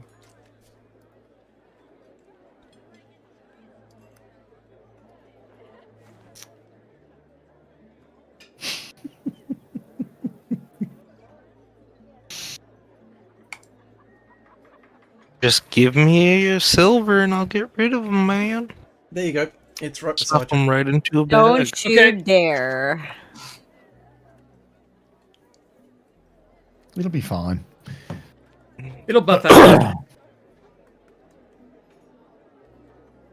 So, I will Okay, when we get back to me, I'll say what I do.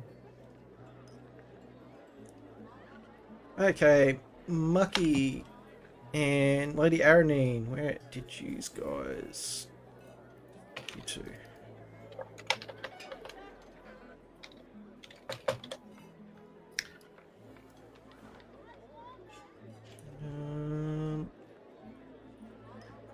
Bucket area. Stupid thing doesn't want to jump to people.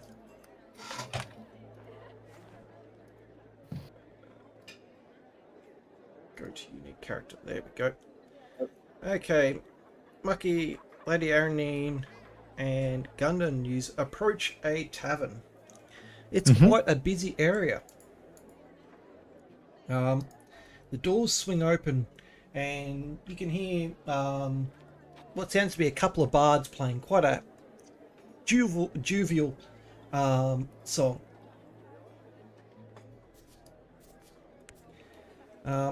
As you enter the tavern, notice behind the bar a rather short dwarf. Even by dwarf standards, this dwarf is a short dwarf. He greets you. It's almost sounds like he's inconvenienced by you being there, but he's still happy. It still sounds like he's happy to see you there. And he goes, how can he help? I introduced myself, and I mentioned that I mentioned that I bring news of his son, or from his son Bill, about his other son.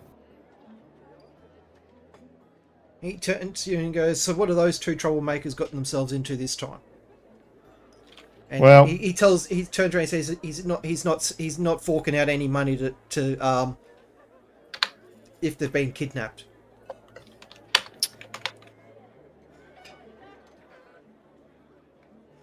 Well, I let him know that Eric's got a tavern in, and I explained where the tavern is in our place. He goes, but that sorry, go on. At the response into you saying that he has a tavern in the town, he goes, "This fucking silly bastard told him not to follow in his father's footsteps." Well, it's doing pretty well. And he's making a name for himself. He goes, so you're not here to ask for money on his behalf then? No. But then I asked if we could just go somewhere maybe a little bit more private, or at least out of hearing of others. Said the other one might be in a little bit of trouble, and Bill wanted me to let you know.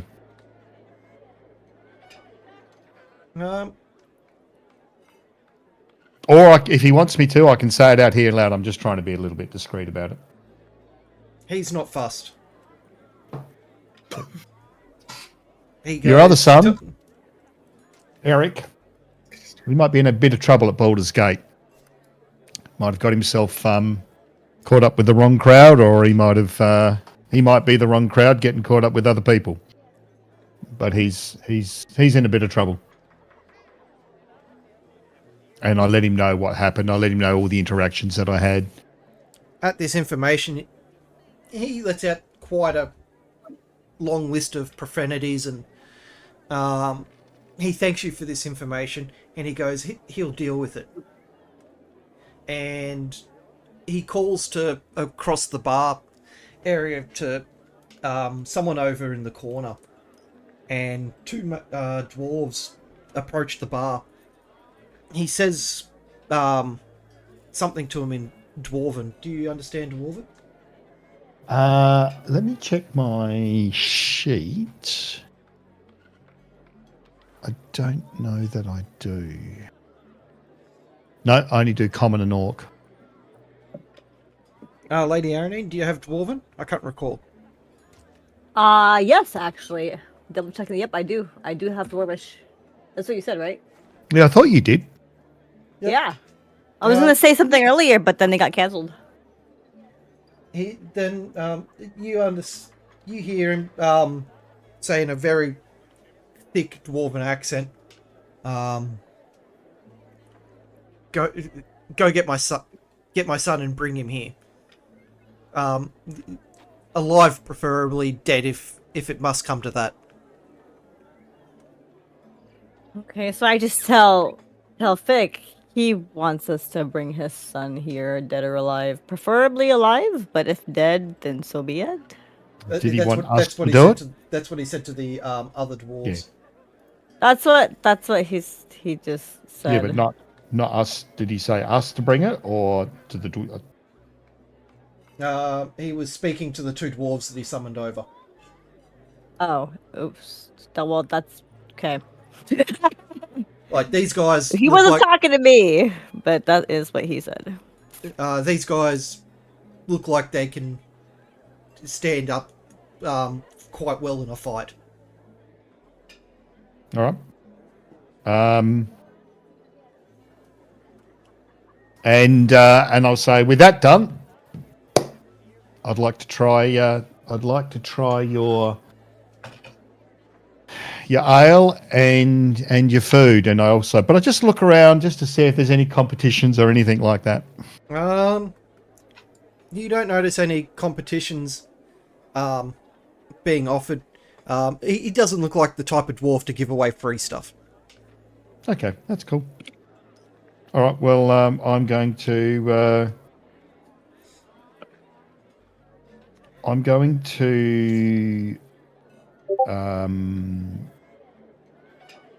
try some of his food and drink, and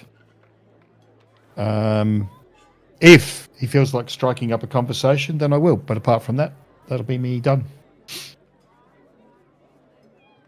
I guess I'll food up too. Yep. As he brings your food and all that, he goes, I'll take this out of my son's allowance, and hands you it tells you not to worry about payment for it. And you have a feeling that he's going to definitely deduct the cost of these meals from one of his son's allowances. And I just sort of chuckle at the word allowance. And I'll just note that, because Lady Aranine can speak Dwarvish or understand it, it'll be good for her to see if she can hear anything being said that I might not be able to. Yep, I'm just, staying kind of quiet and listening in. As he brings the plates of food out, and he goes, I hope my son isn't getting you involved in that stupid bright man crap that he's been trying to sort out. At the mention of the word Brightmane, I just say, yep, Brightmane. He turns to you and goes, that family is trouble. Keep away from them. And I'll just say, do they have much of an influence here? More than he likes. And I hear there's a lot of arguing with some of the clans, some of the older clans. Well, the Brightmane's involved in that as well.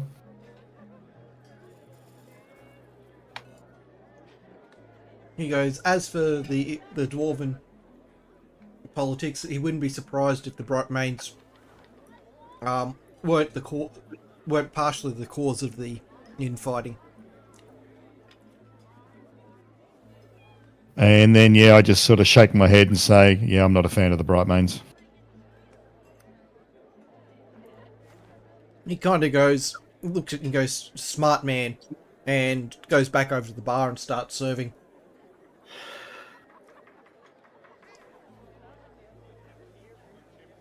All right. It's me I done. just tell Fick we don't want to be on his bad side, that's for sure.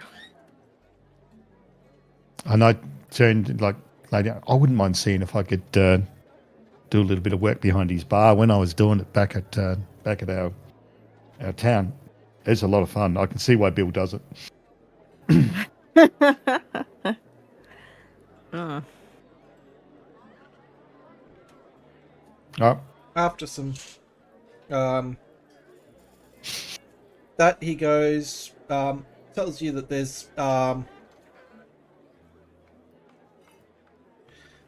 he has multiple free rooms upstairs available if you wish to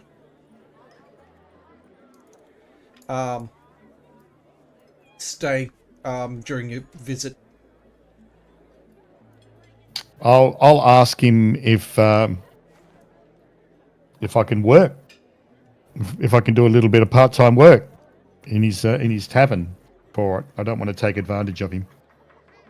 He looks confused and looks up and down and goes,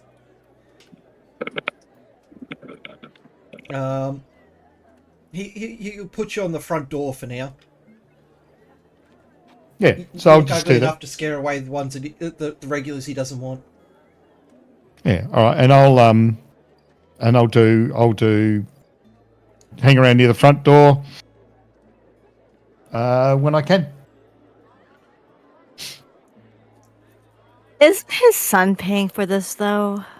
That's going to come out of his son's allowance. Yeah, so we're not really costing this guy anything. No, but it's a good place to hear information. So, and I'm not doing it full time. I'm just going to do it. I'll just sort of be at the front door, and I can. It's a chance to talk to people as well. Literally, the son at the tavern at your home base is paying for you guys for everything that you guys consume.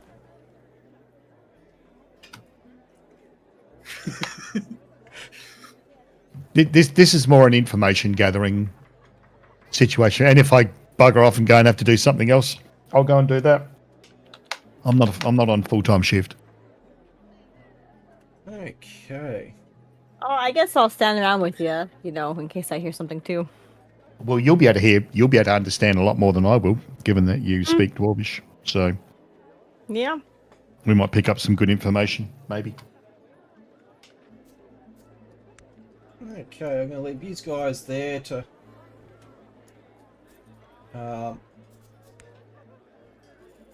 do what you need to do. And Robert, Corgamus, Yes. you are now find yourself in front of a building. Yes. The first thing I would actually like to address is ask Atreus, what do you know? Do you have any non or any trade? Do you remember any trades that you know, like a way of living? He's a skilled hunter. A skilled hunter? Okay.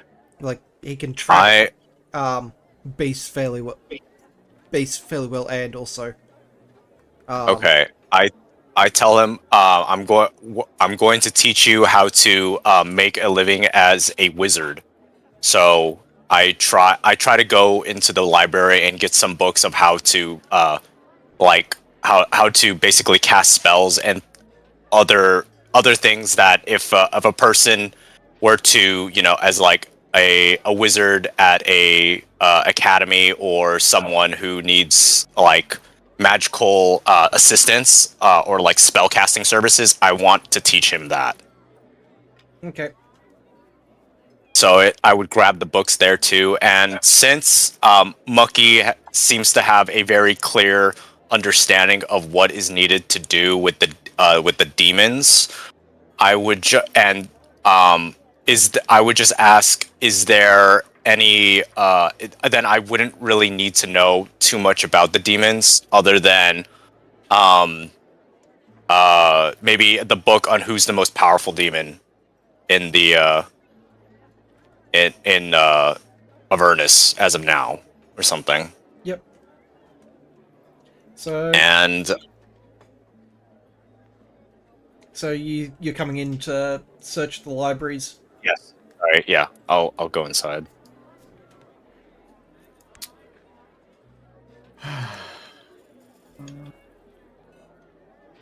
Okay.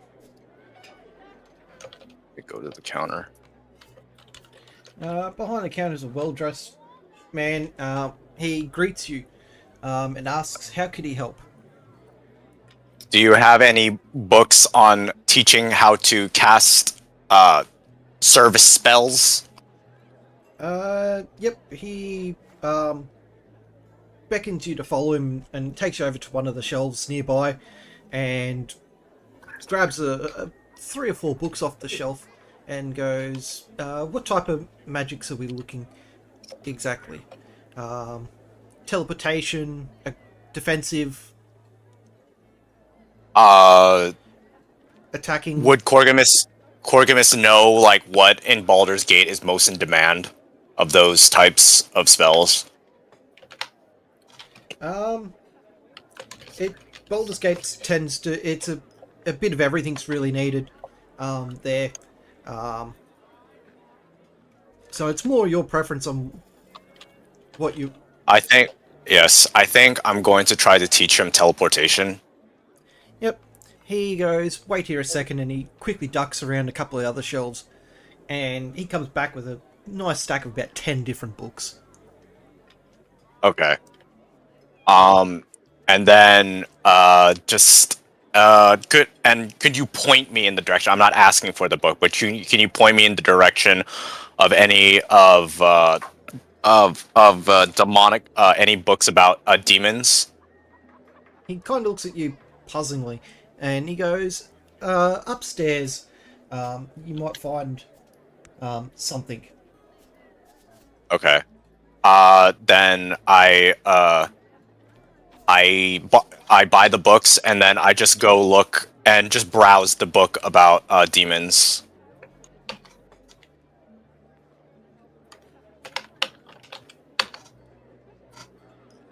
Yep. After some... He sends you like right up to the 3rd floor there.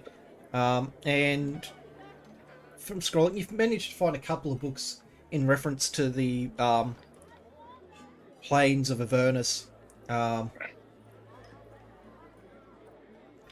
But flipping through them, they don't look too helpful. Okay. Then if they look more like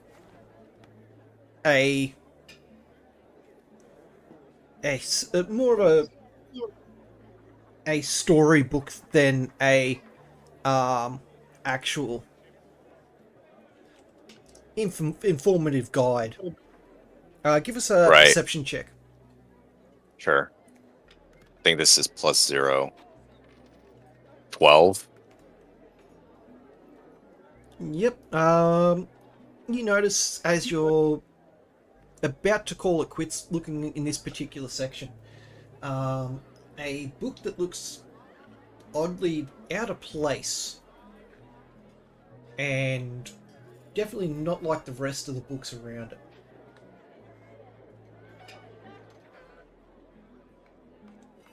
I will I guess look at it. Yep. Upon grabbing the book off the shelf,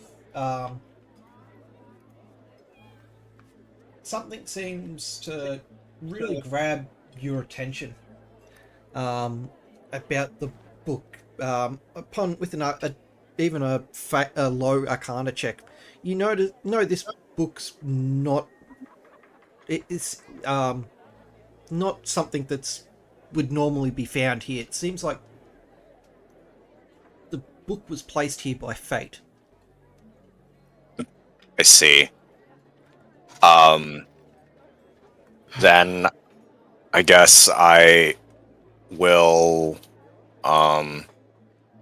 just kind of first, if that's the case, I would just do identify, detect magic, and then read it if there's nothing that seems to indicate something that's maybe bad for it or something. The identify spell gives you no result. No result. But the book is magical.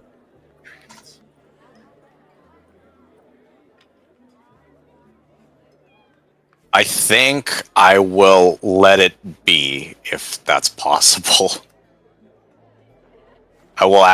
I will actually not take it because Not a problem. Placing it back on the shelf, you head back down the stairs, away from the that row of books. Okay. But Then you have this inkling that whatever's in that book could be important. it's magical, but I don't know anything about it, right? Correct. My guess is it's cursed. So if that's the case, I would probably, if it's important, I would probably just leave it for the sake of if it's Corgamus like role playing, he would not take it. That's what I'm thinking. Fair enough. Okay. Then Corgamus will just go down and probably ask more, tell the librarian about that book in particular, and just buy the books and then try and go to the inn after and start training Atreus how to do teleportation spells, and then get if there's any like children in the inn, he could like go play with them first before having to study. Yep. He seems confused about the book in particular because he knows the location of every book on the shelves, and he's never heard of this particular book. And he goes up and investigates anything and can't find this particular book that you're speaking about. Interesting. Maybe the gods are sending me a message. Okay. Then if it is to be, then I'll see the book again. But until then, I will just buy those books for Atreus. Yep. He works out the cost there, and he gives you a discount for the bulk there. He goes 8 gold for the lot. 8 gold. Okay. You've got about 20 odd books there. Okay. Sounds good. Yes. I'm. Yes. Okay. And there's all different spells and things and the basics of how to cast magic and whatnot. Okay. Then yeah, I just buy that and then I go back in the inn, and then if Atreus wants to do something, I'll let him go and do it, so long as he's in like within the building or in the vicinity of where I am and he's not doing anything troublesome. Other than that, then I'll just go back and meet the rest of the people at the inn. Yep.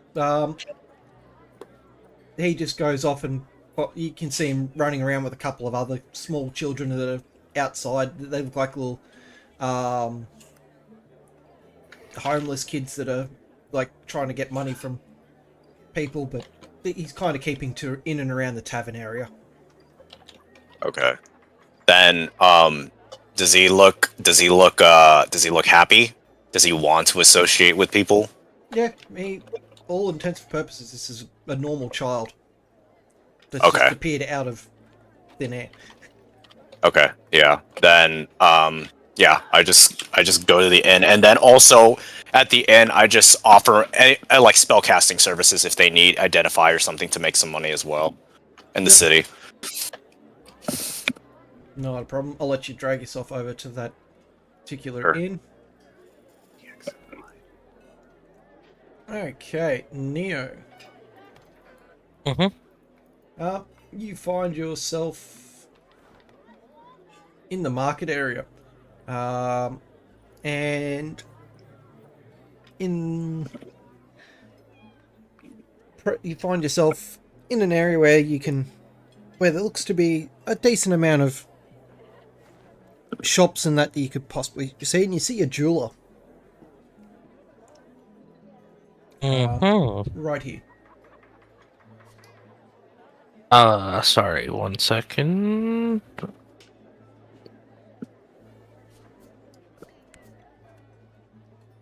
That's another empty building, but oh well. Upon entering, you see a couple of small display cabinets, jewels and jewelry, some really ornate and expensive looking swords and all that have been embellished with jewels and expensive gems.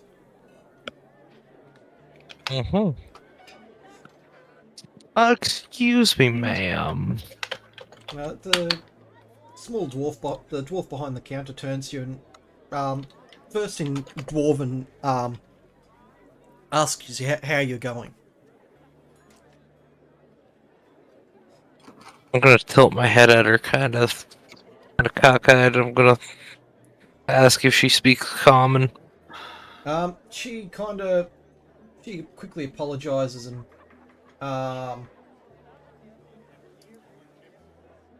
speaks in common.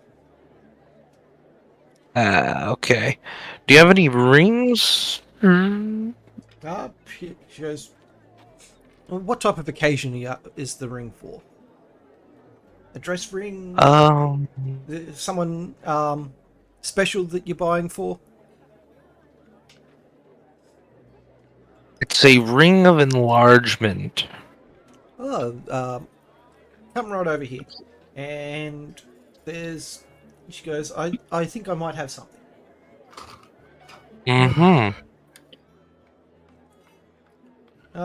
She goes through the drawers and all that behind the counter and pulls out a rather large gemmed ring.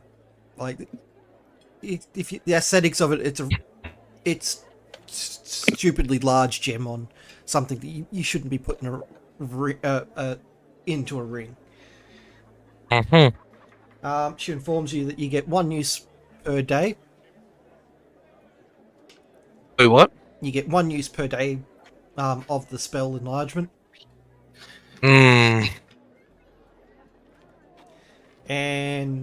the price on that one is 30 gold.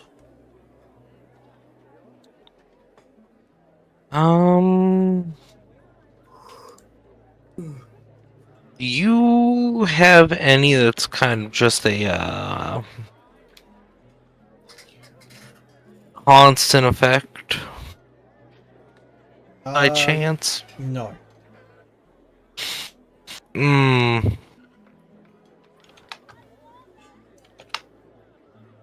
Fuck. How many of them you got? Yeah, she's just got the one. How much was it for? 30.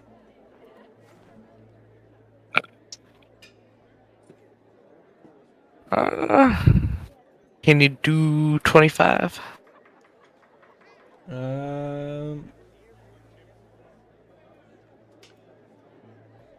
Roll.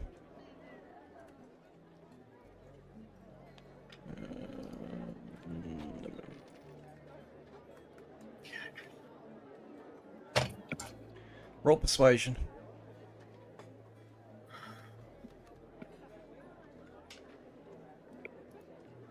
Hang on, we still have advantage, right, or no? Yes. You will have 2 turns of advantage left.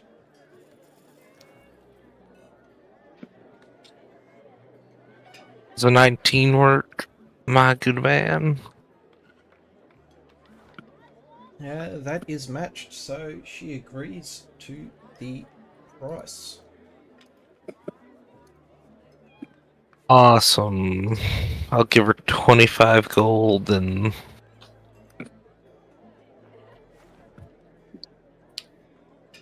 Is the gem so necessary to its operation, or? Yes, the enchant is on the ring, on the gem. Oh, what a dumbass thing this lady has done. I'm gonna smile as I walk out and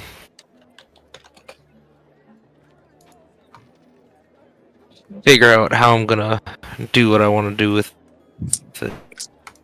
For now, it's going on my hand. So, like, you know the type of rings I mean, like the gem sticks out like the thickness of your finger, above your finger type. Yeah, it's a It's pimp's costume. ring. It's costume jewelry. Like you feel looking at it, you're going to end up cutting yourself more on the side of this ring than it's going to be useful to you. I better be able to pimp smack with this ring, gamers. I swear to God. It's an improvised weapon. One 1d4 damage. opportunity. Fuck yeah, it is, gamers. Now, I'll be right back. okay, when you get back, we're on to you. Gamey, just giving you a heads up. Yep. I need to leave in about 40 minutes. Yep. I think that's going to... Once we finish with Infinity's stuff, I'm pretty sure that's going to be the end of this session there anyway. 40 rabbits for 40 minutes. Sounds perfect. I'm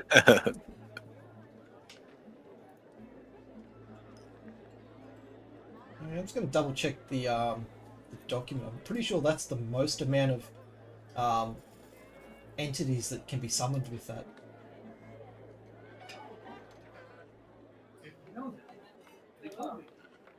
And I looked it up and I was like, you gotta... So I'm gonna... Oh, what about Lady Yaranine's little trinkety toy things? Did we get rid of them? Did we kill them, or are they still around as well? Oh, they're still can't following you remember. around. Oh, I completely forgot about those things. Those things became like second nature. You got All five. right, you sorry, got back. you got 5 of those following you around.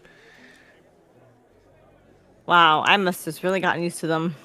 Yeah, the next highest is 30.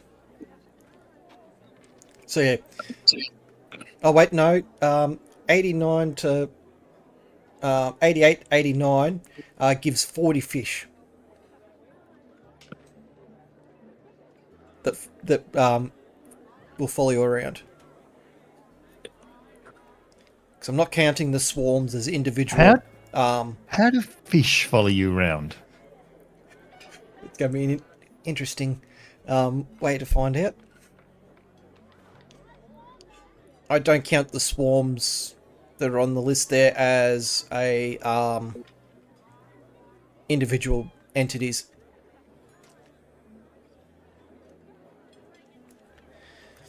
Okay.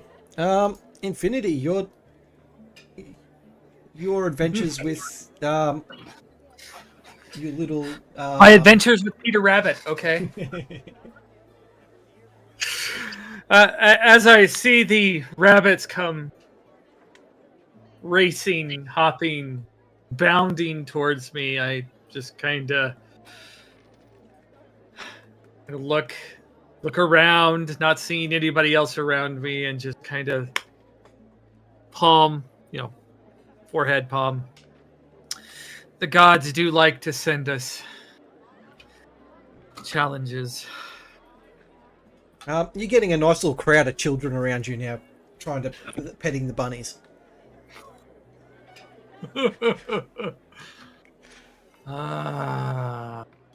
Okay. Yes, crush the little child's spirits by killing the bunnies. Sorry, that's evil. That's evil me on your shoulder. No. I have something planned. Don't worry. So, okay. So I'm basically going around just looking for, again, signs of the local thieves guild and of a quality blacksmith that would be able. I'm also going to keep my. Wait a minute. No, he didn't tell me where he was at exactly. He just said he would meet me here. So, I'm also going to look for alchemy shops as well. Yep. So I'm just going to... I'm sorry, go ahead. I'm just looking for something that looks like a blacksmith.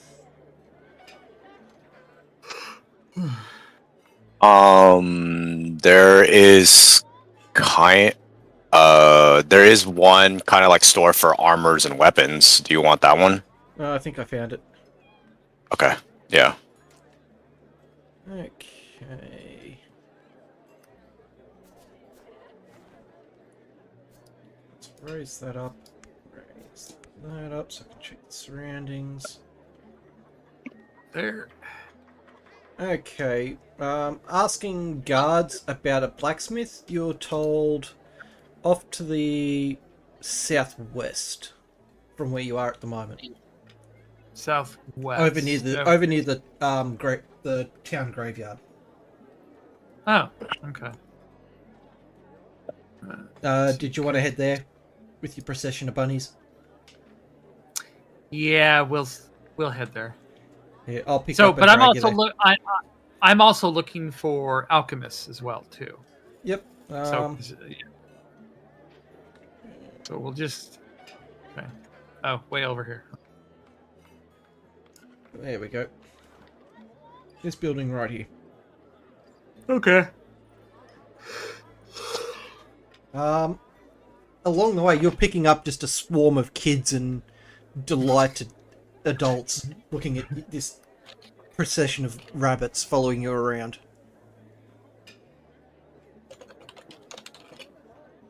Okay. Like, you've got Right. like a couple of hundred small children now following you around.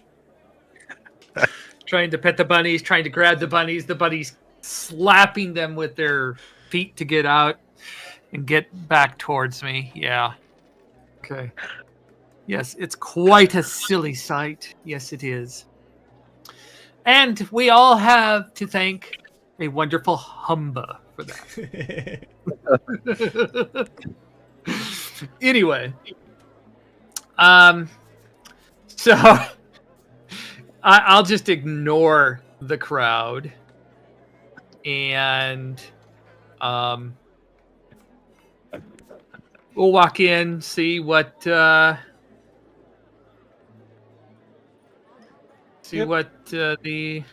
blacksmith has for sale, kind of thing. You're met by a fairly strong-looking dwarf. Mm-hmm. Okay.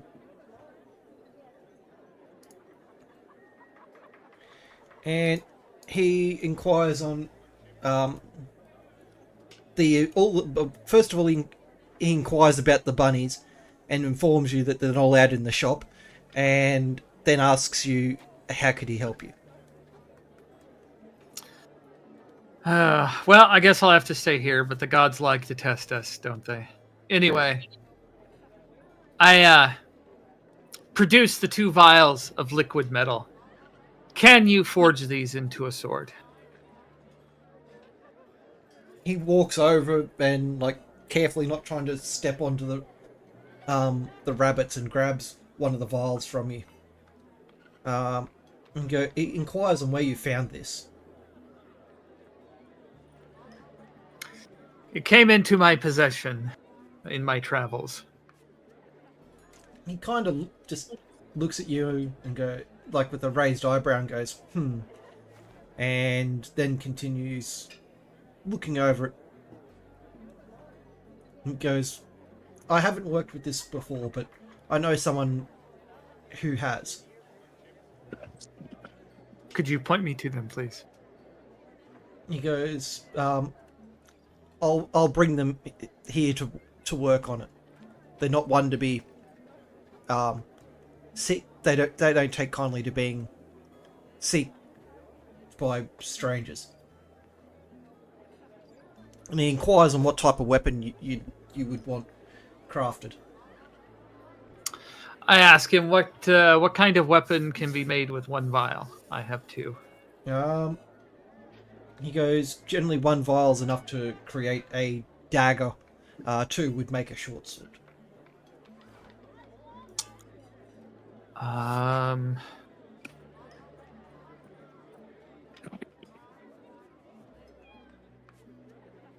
Okay. Shit, run, fools, run. So, a short sword or a small bladed weapon. Okay. Pandemonium, thank you for the follow. Welcome in. Yeah, thanks for the follow, Pandemonium. Hope you're enjoying yourself.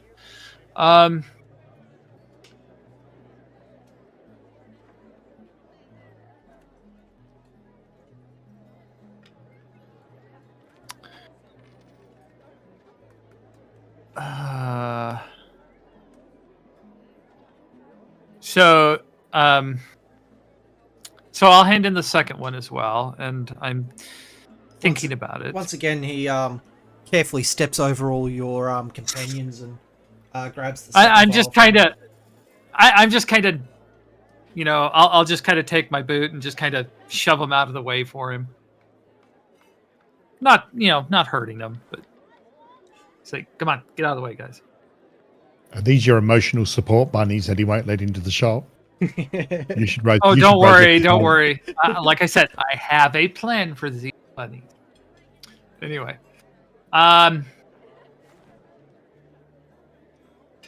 something around a scimitar or a rapier like blade would work for me.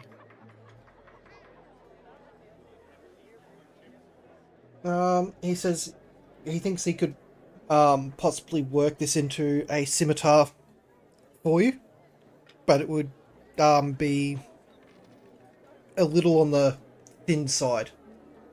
You know, kind of like a cutlass Yeah. or a cutlass. Yeah, something like a cutlass. Yeah. So yeah, that would be fine. He goes, And I asked, he Okay. kind of nods at you and goes, price will be determined once the finished product is completed. what's the average for something like this, though? He goes, such a rare metal to work with is hard to determine until the finished product has been forged. I smile and nod. I understand. I give him. Let's see. I'm going to ask him. Do you require anything up front? He looks you up and down. He goes, I'll know where to find you.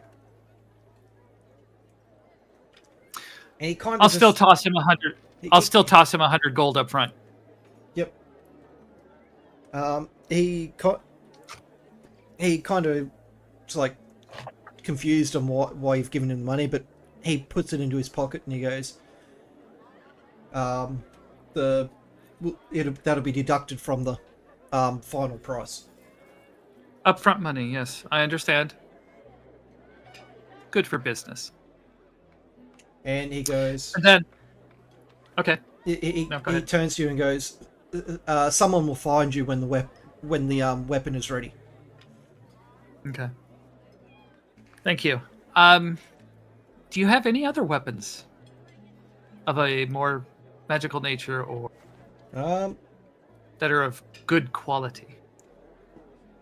He's got a blade. He grabs a small one-handed mace off the wall behind him, and he goes, "It's imbued with what's the spell called?" Control Rabbit Army.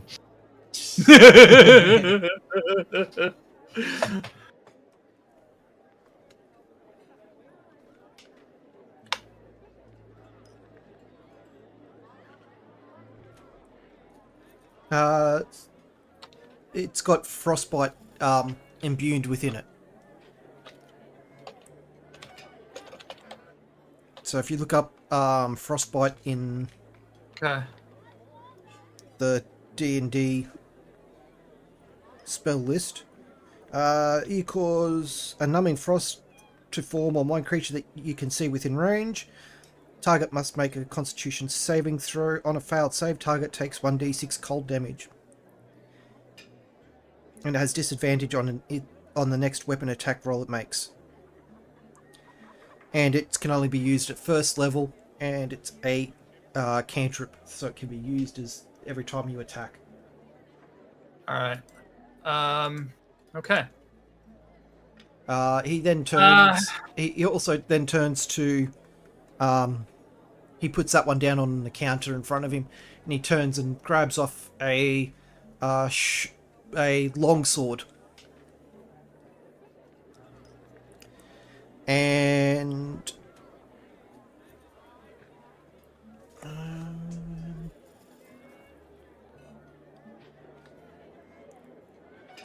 says this one, it's got like a blue tint to it. It looks like the weapon's wet. He informs you this one's sword of watery sphere. As long as you've got a drop of water on hand, you can conjure a sphere of water with a 5-foot radius on a point you can see within range. You can hover in the air, but no more than 10 feet off the ground. The sphere remains for the spell's duration. Creature within the sphere must make a strength saving throw on a successful save. Creature is ejected from that space to the nearest unoccupied space outside it. A huge or larger creature succeeds the saving throw automatically. On a failed save, creature is restrained by the sphere and engulfed by the water. Okay. All right. How?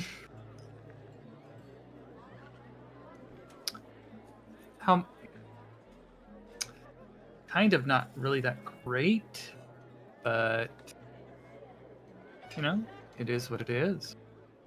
What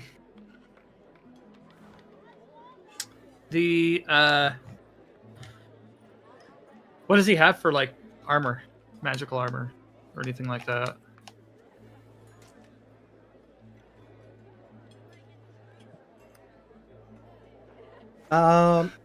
He has a. He hands you a pair of metal boots. And they're, for what they look to be, that they're quite light in hand. And he informs you that these have been imbued with the spell Thunderstep. You teleport yourself to an unoccupied space you can see within range. Immediately after you disappear, a thunderous boom sounds. Each creature within 10 feet of the space you left must make a Constitution saving throw, taking 3d10 thunder damage on a failed save or half damage on a successful. The thunder can be heard up to 300 feet away. You can bring objects along as their weight doesn't exceed what you can carry. You can also teleport one willing creature of your size or smaller who is carrying gear up to its carry capacity.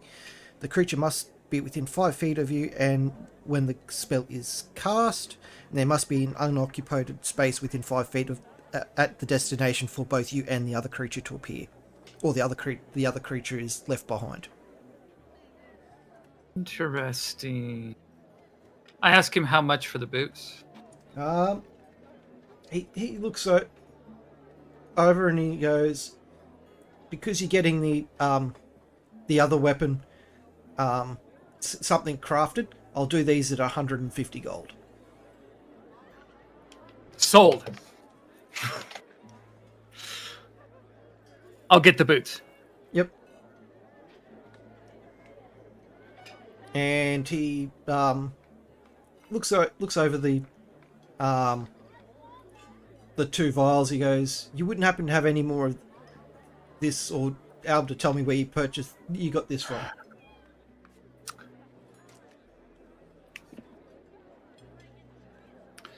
I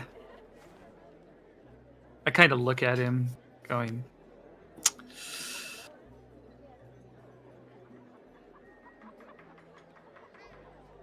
Maybe depends upon what you can sweeten the deal with the boots with. On the boots with. He he goes, you're already getting a big discount on the boots. The weapon that he's crafting, he can't guarantee he can do any better on whatever the final price is, depending on what's required to forge it into what you're after. You okay? As long as you try. So, I got it from an alchemist friend. I should be meeting him here. But that was all that he had at the time. I will inquire with him and bring him here, or send him. Let him know that you are interested in it. He goes, please do. And he bids you farewell, and he tells you to get these pesky animals out of his shop. Okay, so I'll leave. The next thing is I'm going to go to a shop for leatherworking and buy a big bag. A big what? Bag. Like another backpack, or, like a duffel bag. Yep, you managed to find a shop that you can purchase a large bag. Okay. I start shoving bunnies in it. You only get a gold for it. Okay. So I shove as many of the bunnies in it as I can. The bag holds 10 at a time. 10 at a time? Yep. Oh, so only 10 bunnies. Okay. If you slice them up, then you'll get more in. Don't worry. Like I said, I've got plans for these bunnies. So I'll just put 10 of them. Now I'm down to 30. Yep. Okay.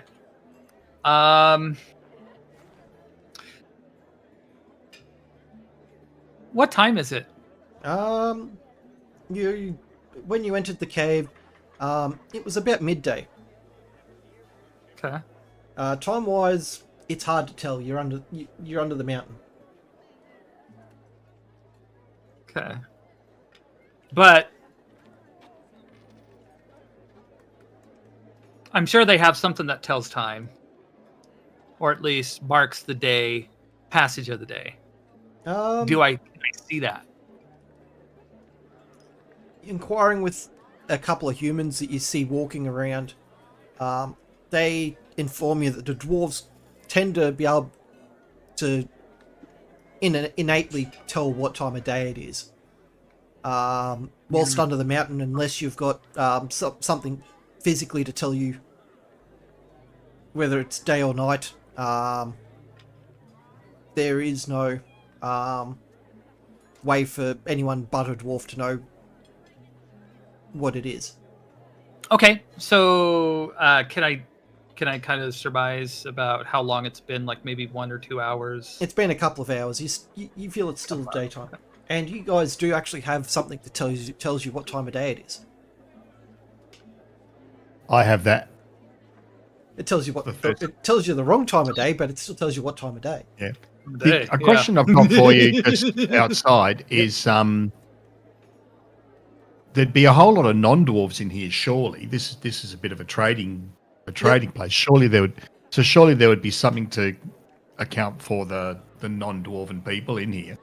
So I can't believe they wouldn't have any clocks or anything around because, the dwarves kind of treat the outsiders as outsiders. They're here visiting on their terms, and a lot of the people that are long-term residents or that just kind of, when the dwarves close up shop, they close up shop type thing.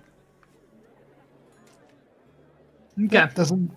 That doesn't sort of make for a very welcoming trading town. I can't imagine that you'd get,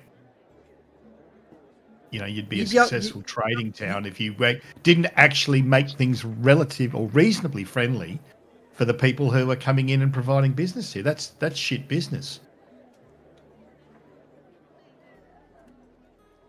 You could find a vendor that sells something that would be able to assist in telling of the time whilst under the ground, but all in all, the dwarves haven't made any design decisions on the out to the buildings or anything like that to give any outsiders a notification of time or date.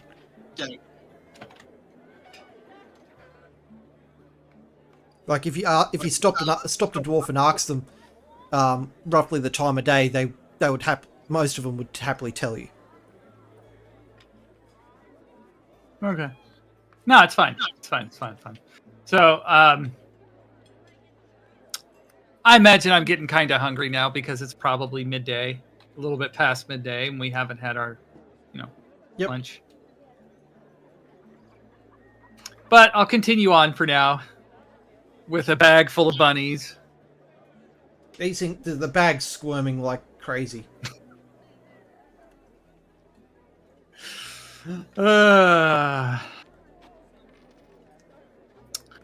Then I will. I'll continue my search around for, the Thieves Guild sign, the medallion sign that I found, and also looking for some alchemy places.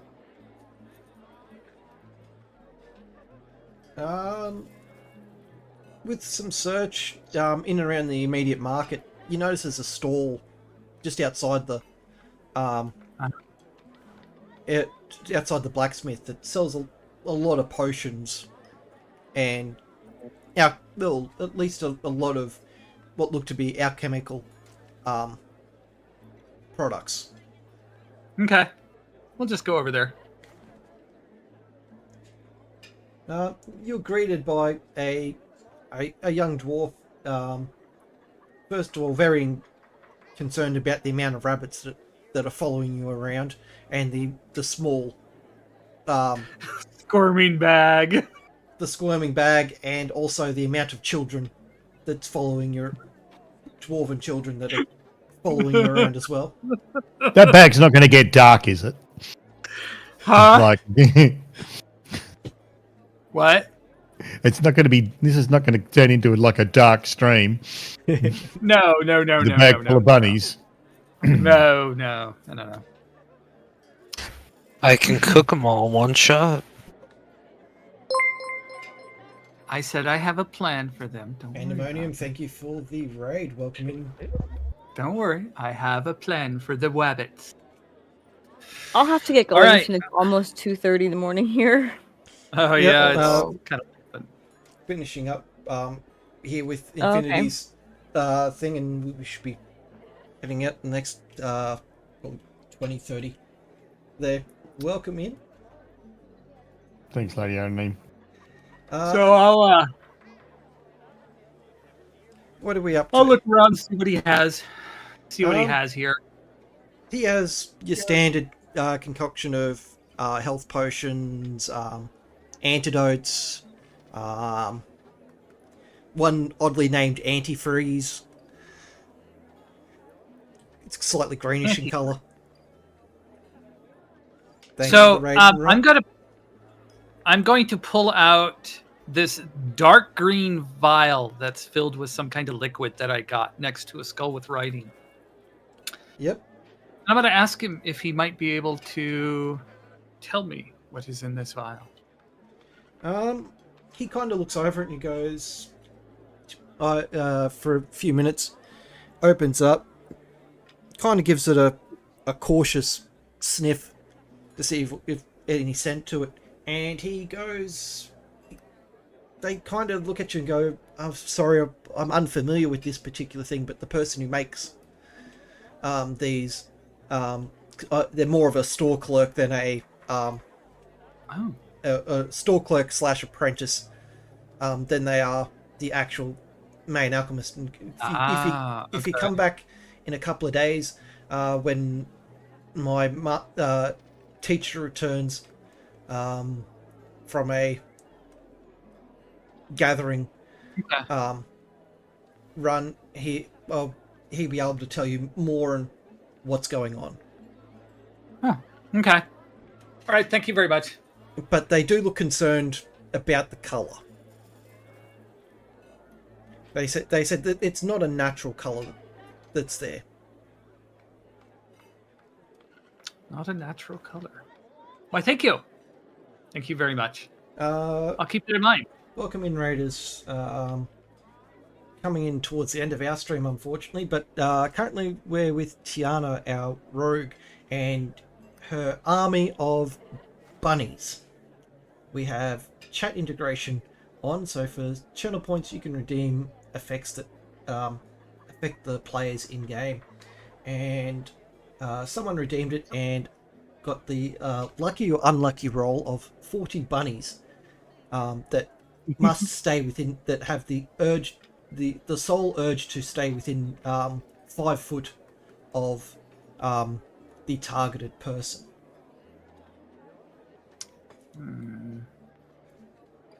So we're going through the shenanigans that is a attempted stealth mission with a bunch of bunnies. Stealth mission? Who said this was a stealth mission? All right. I'll thank him for his time. I'll keep that in mind, and I'll come back in a couple days. I'm gonna look around some more. As you leave, sorry, if you're in the tunnels below the city, and you do run into him, tell him to also grab some more of the mushrooms for the for one of the healing potions. For the rabbit pie. Tunnels under the city. I'll keep that in mind. I'll let him know if I run into him. They go, thank you, and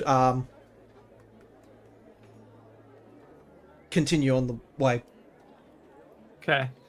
So I'm going to continue looking around, going to different shops.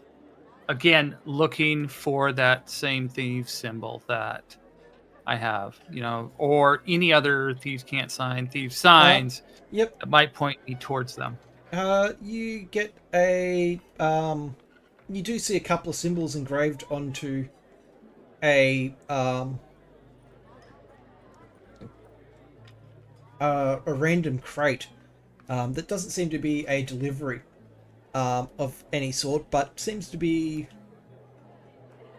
deliberately placed and never moved, pointing towards the southwest of you. Yeah, off into the southwest region. Okay. And one of the imageries is showing a gate of like an image of a gate. Okay. We shall go that direction then.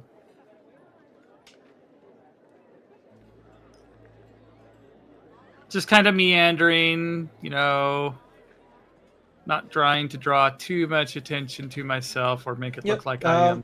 You see another one pointing to the north. Similar thing with the as we've seen before, but with the gate. Okay. So around here, then maybe this way. Oh, sorry, the west. If Okay, you're looking west. at the Okay. thing. Yeah. So then we'll just kind of meander in, Yep. You're not noticing anything yet. Okay. Herding my bunnies along with me.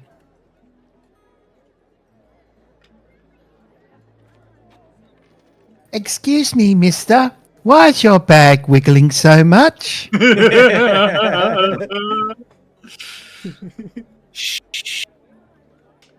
It's a secret. Funnily enough, he's just walked past the same building. He got a bunch of things spawned on him last time we used this city. Yep. This building here, when he was in the attic and got summoned in. Yeah. Yep. Bunch of goats.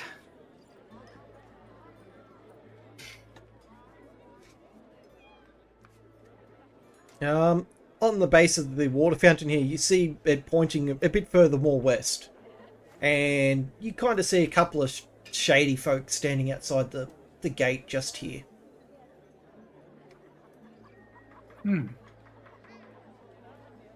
Okay. I will I'll just kind of, just walk past casually, making note of everything that I can see on this side. Yep. Like maybe symbols or anything like that. At the very bottom of the pillar beside one of the gates, you notice the guild, the thieves guild symbol, like engraved into one of the stones at the bottom. Yeah, that matches the symbol that I have, right? Yep. Okay, good. So I'll just kind of take note of that, take note of where I'm at, and just walk and herd my bunnies. And you are being watched carefully by all the people walking around this area very carefully.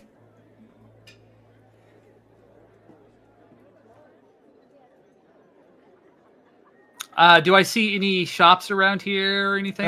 You see a little market stall here. It seems to be selling food, stuff. There's a stall as you've come around the corner. There's a stall off this side that seems to be selling weapons and other stuff.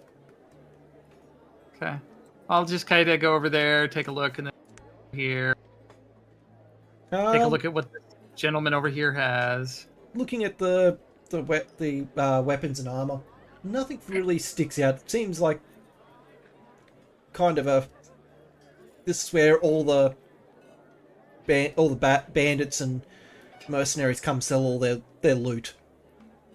Like the weapons and gear are beaten up in fairly badly looked after. Like they've been cleaned up, but you can still see specks of rust engraved into embedded into the blade. It's like you have a feeling this is where a lot of guys come to sell what they've stolen from people they've killed.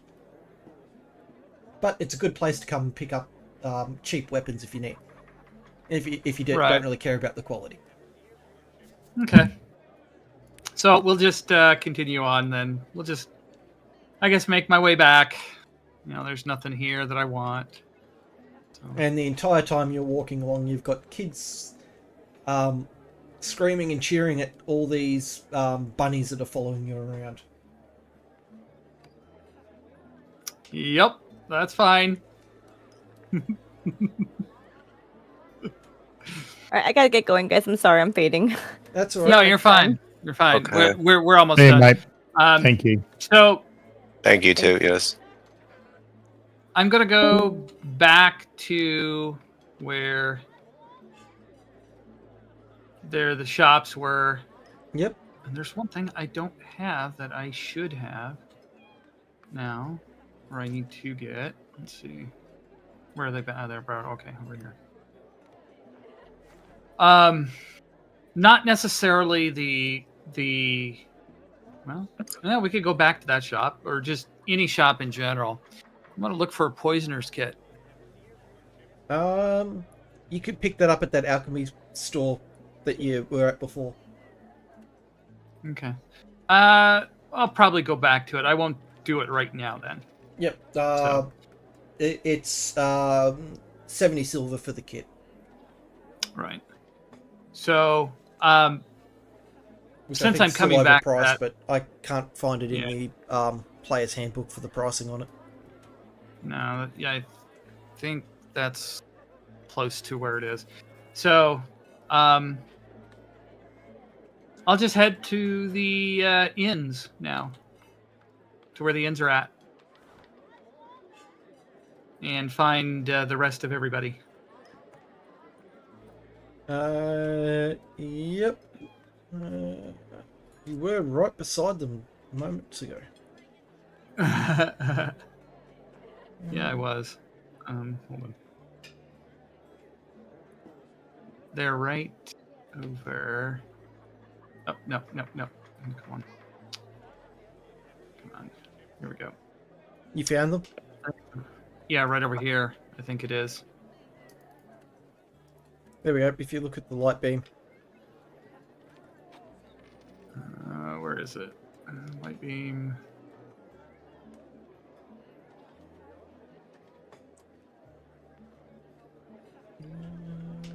Oh, okay, I see. Yeah. It's way over there again. Okay. Yep. Let me make this easy. Set size. Right over here. Can you see the big guy? Big guy on the roof. In the air. Hold on. Oh, okay. You're over on that square. All right. Got it. There you go. Yeah, you're over here. There we go.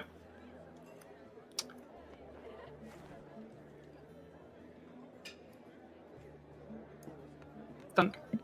All right. Okay.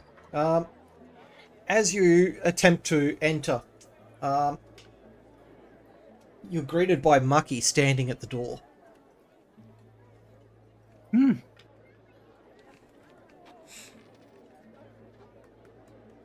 Who are all your little hoppy friends here? I'm not sure that they can be allowed in. I take my work pretty seriously.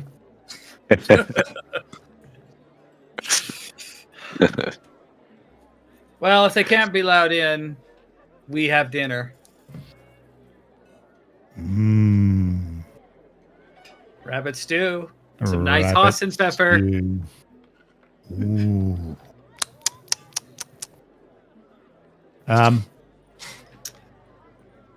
Okay, let's go around the back and let's go to the kitchen.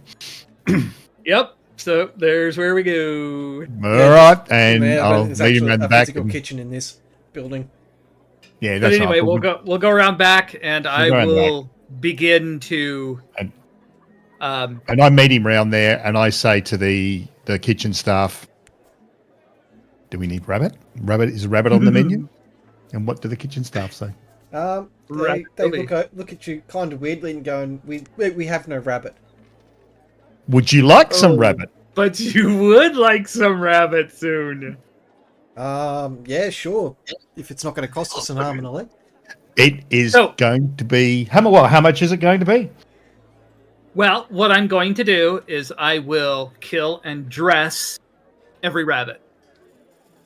Well, hang on. We've got the staff here would do that. I would imagine. No. if we were to give them- Yeah. Okay, hold on. No. I'm going to kill, skin, and dress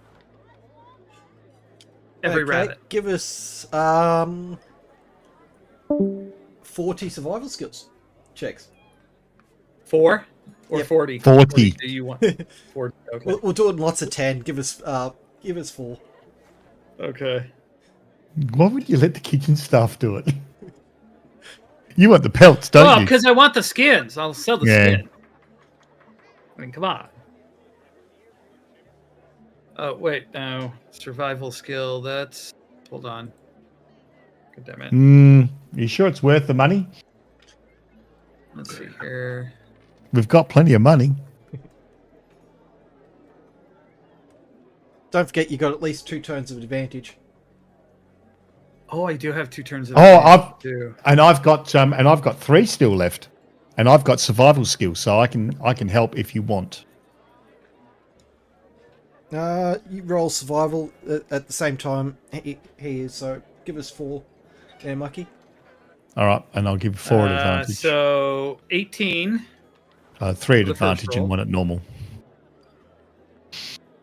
I haven't been rolling advantage, so I guess I have my still 2 turns. 12. Yep, we'll see what he rolls on his second one. 18, 11.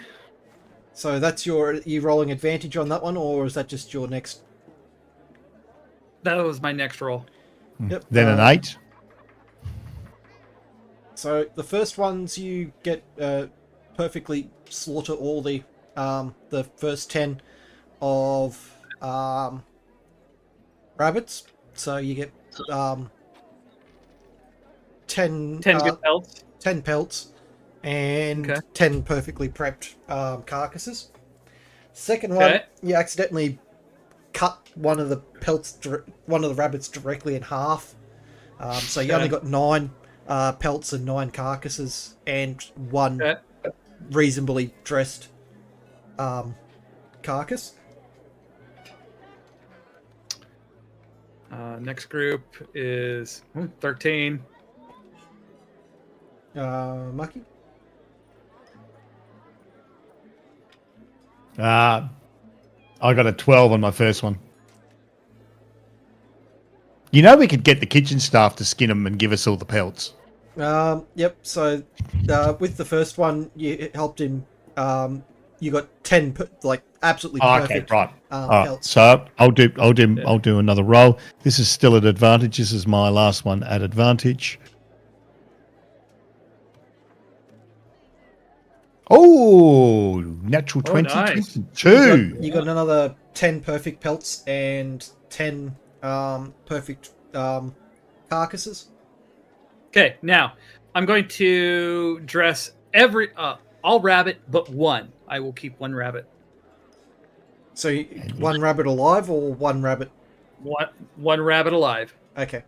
So I'm only killing the full 39. Why? And that's 13.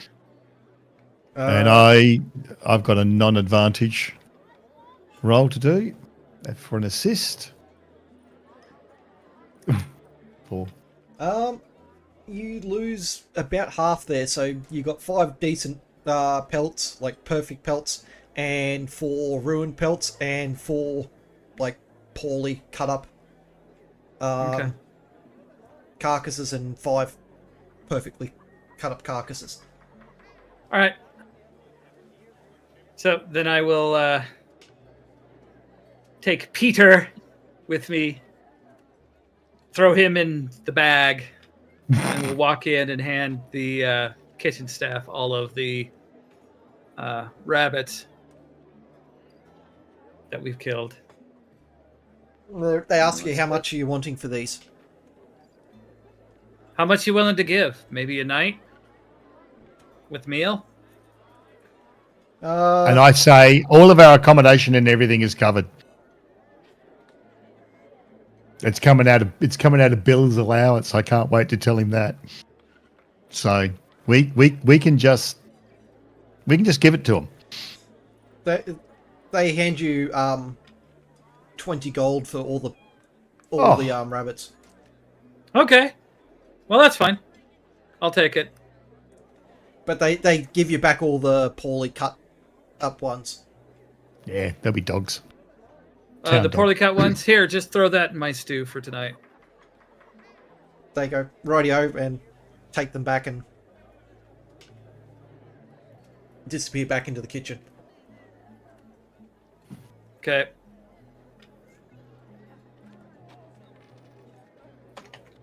So, what are you wanting to do now? Well, I think, I believe,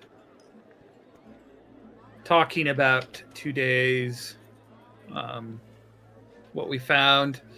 I'll let Mucky know that I found out where the Thieves Guild is. I'll be visiting them tomorrow with Peter. Good. Oh, that doesn't bode well for Peter. Well, I lean in closely to whisper into him. I'm only keeping Peter around for a snack. Emergency rations. That's it. Oh, good.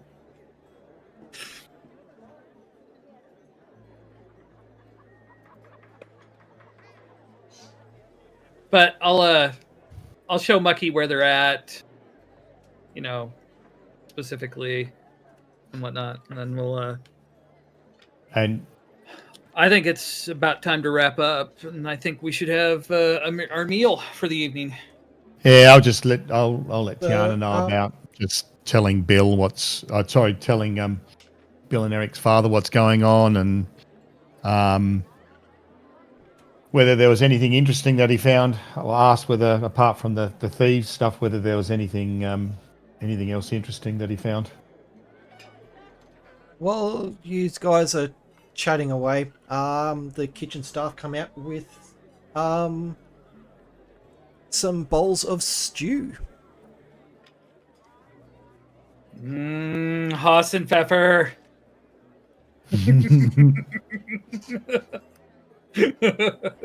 And they thank you for once again for the rabbits, and they put the bowls down in front of you and say enjoy. And a few moments later, another one of the kitchen staff comes out with a fresh loaf of bread. Well, I'll dig into this fresh rabbit stew. Okay.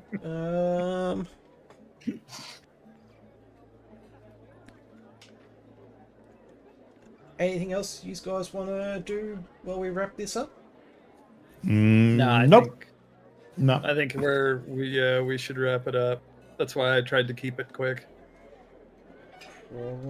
Okay, let's go through the event log of everything that happened here and thank everyone for all the raids, because we had quite a few today.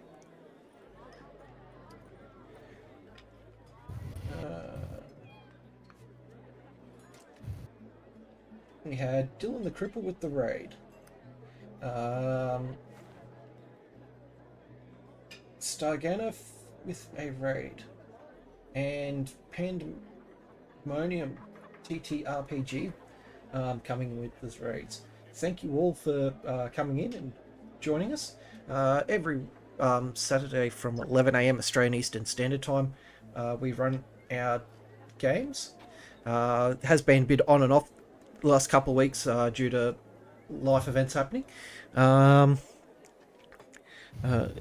So if you wish to come and join us, we do have spots at the table available. So if anyone wants to come in play, let us know in either Twitch DMs or jump on the Discord and send us a message.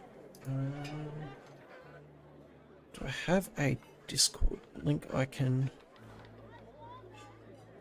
copy in?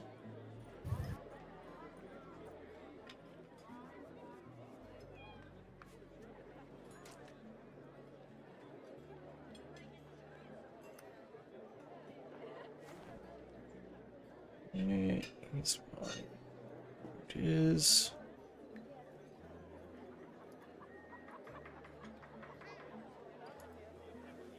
That tab before it loads.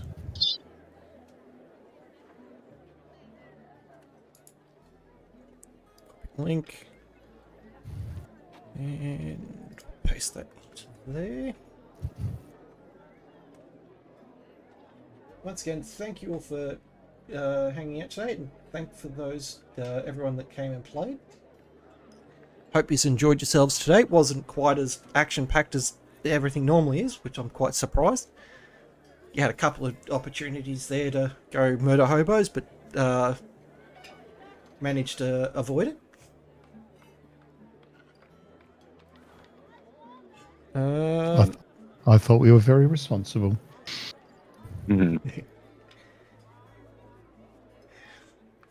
We're going to raid to someone playing Tailspire, D&D and Tailspire. Shadowfang Live.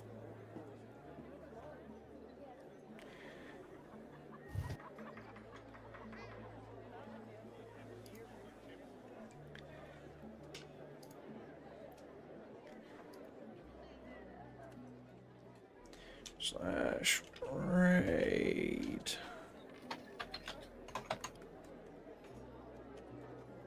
So yeah, these guys, they're looks like they're in the middle of combat there as well, so we're jumping right in on the action. Everyone have a good day, and Mucky, with multiplayer tonight on your channel? Yep, doing the multiplayer, and we're going to continue demonstrating how we can break Speedy's builds. Thank you for joining, everyone. Hope you enjoyed yourself. Infinity, you're not streaming anything. No, at the moment? not at the moment because of my work and whatnot. I will probably stream this weekend, though. I'm starting to get things stabilized again. That's good to hear. So. Corgi, you don't stream, do you? On Wednesdays I have my own campaign, but not today. No. That's all right. Let's do shout out Mucky. Let's now have to try and get Infinity's name right.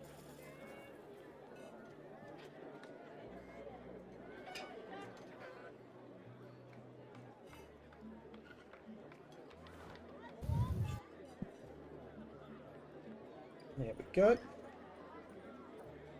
And if you miss out on any games, I do stream this to YouTube every time I'm live, so the VODs are saved there every week. We will catch you all next time. Good. Where's your YouTube link, mate? It's Oh, there it is. There, it's in you. down the bottom. Just below the stream. Oh. Everyone, we need to thank Humber for today's hearty meal of Haas and Pepper. Yep. Thank you, Humber. Thank you. That was so nice of you.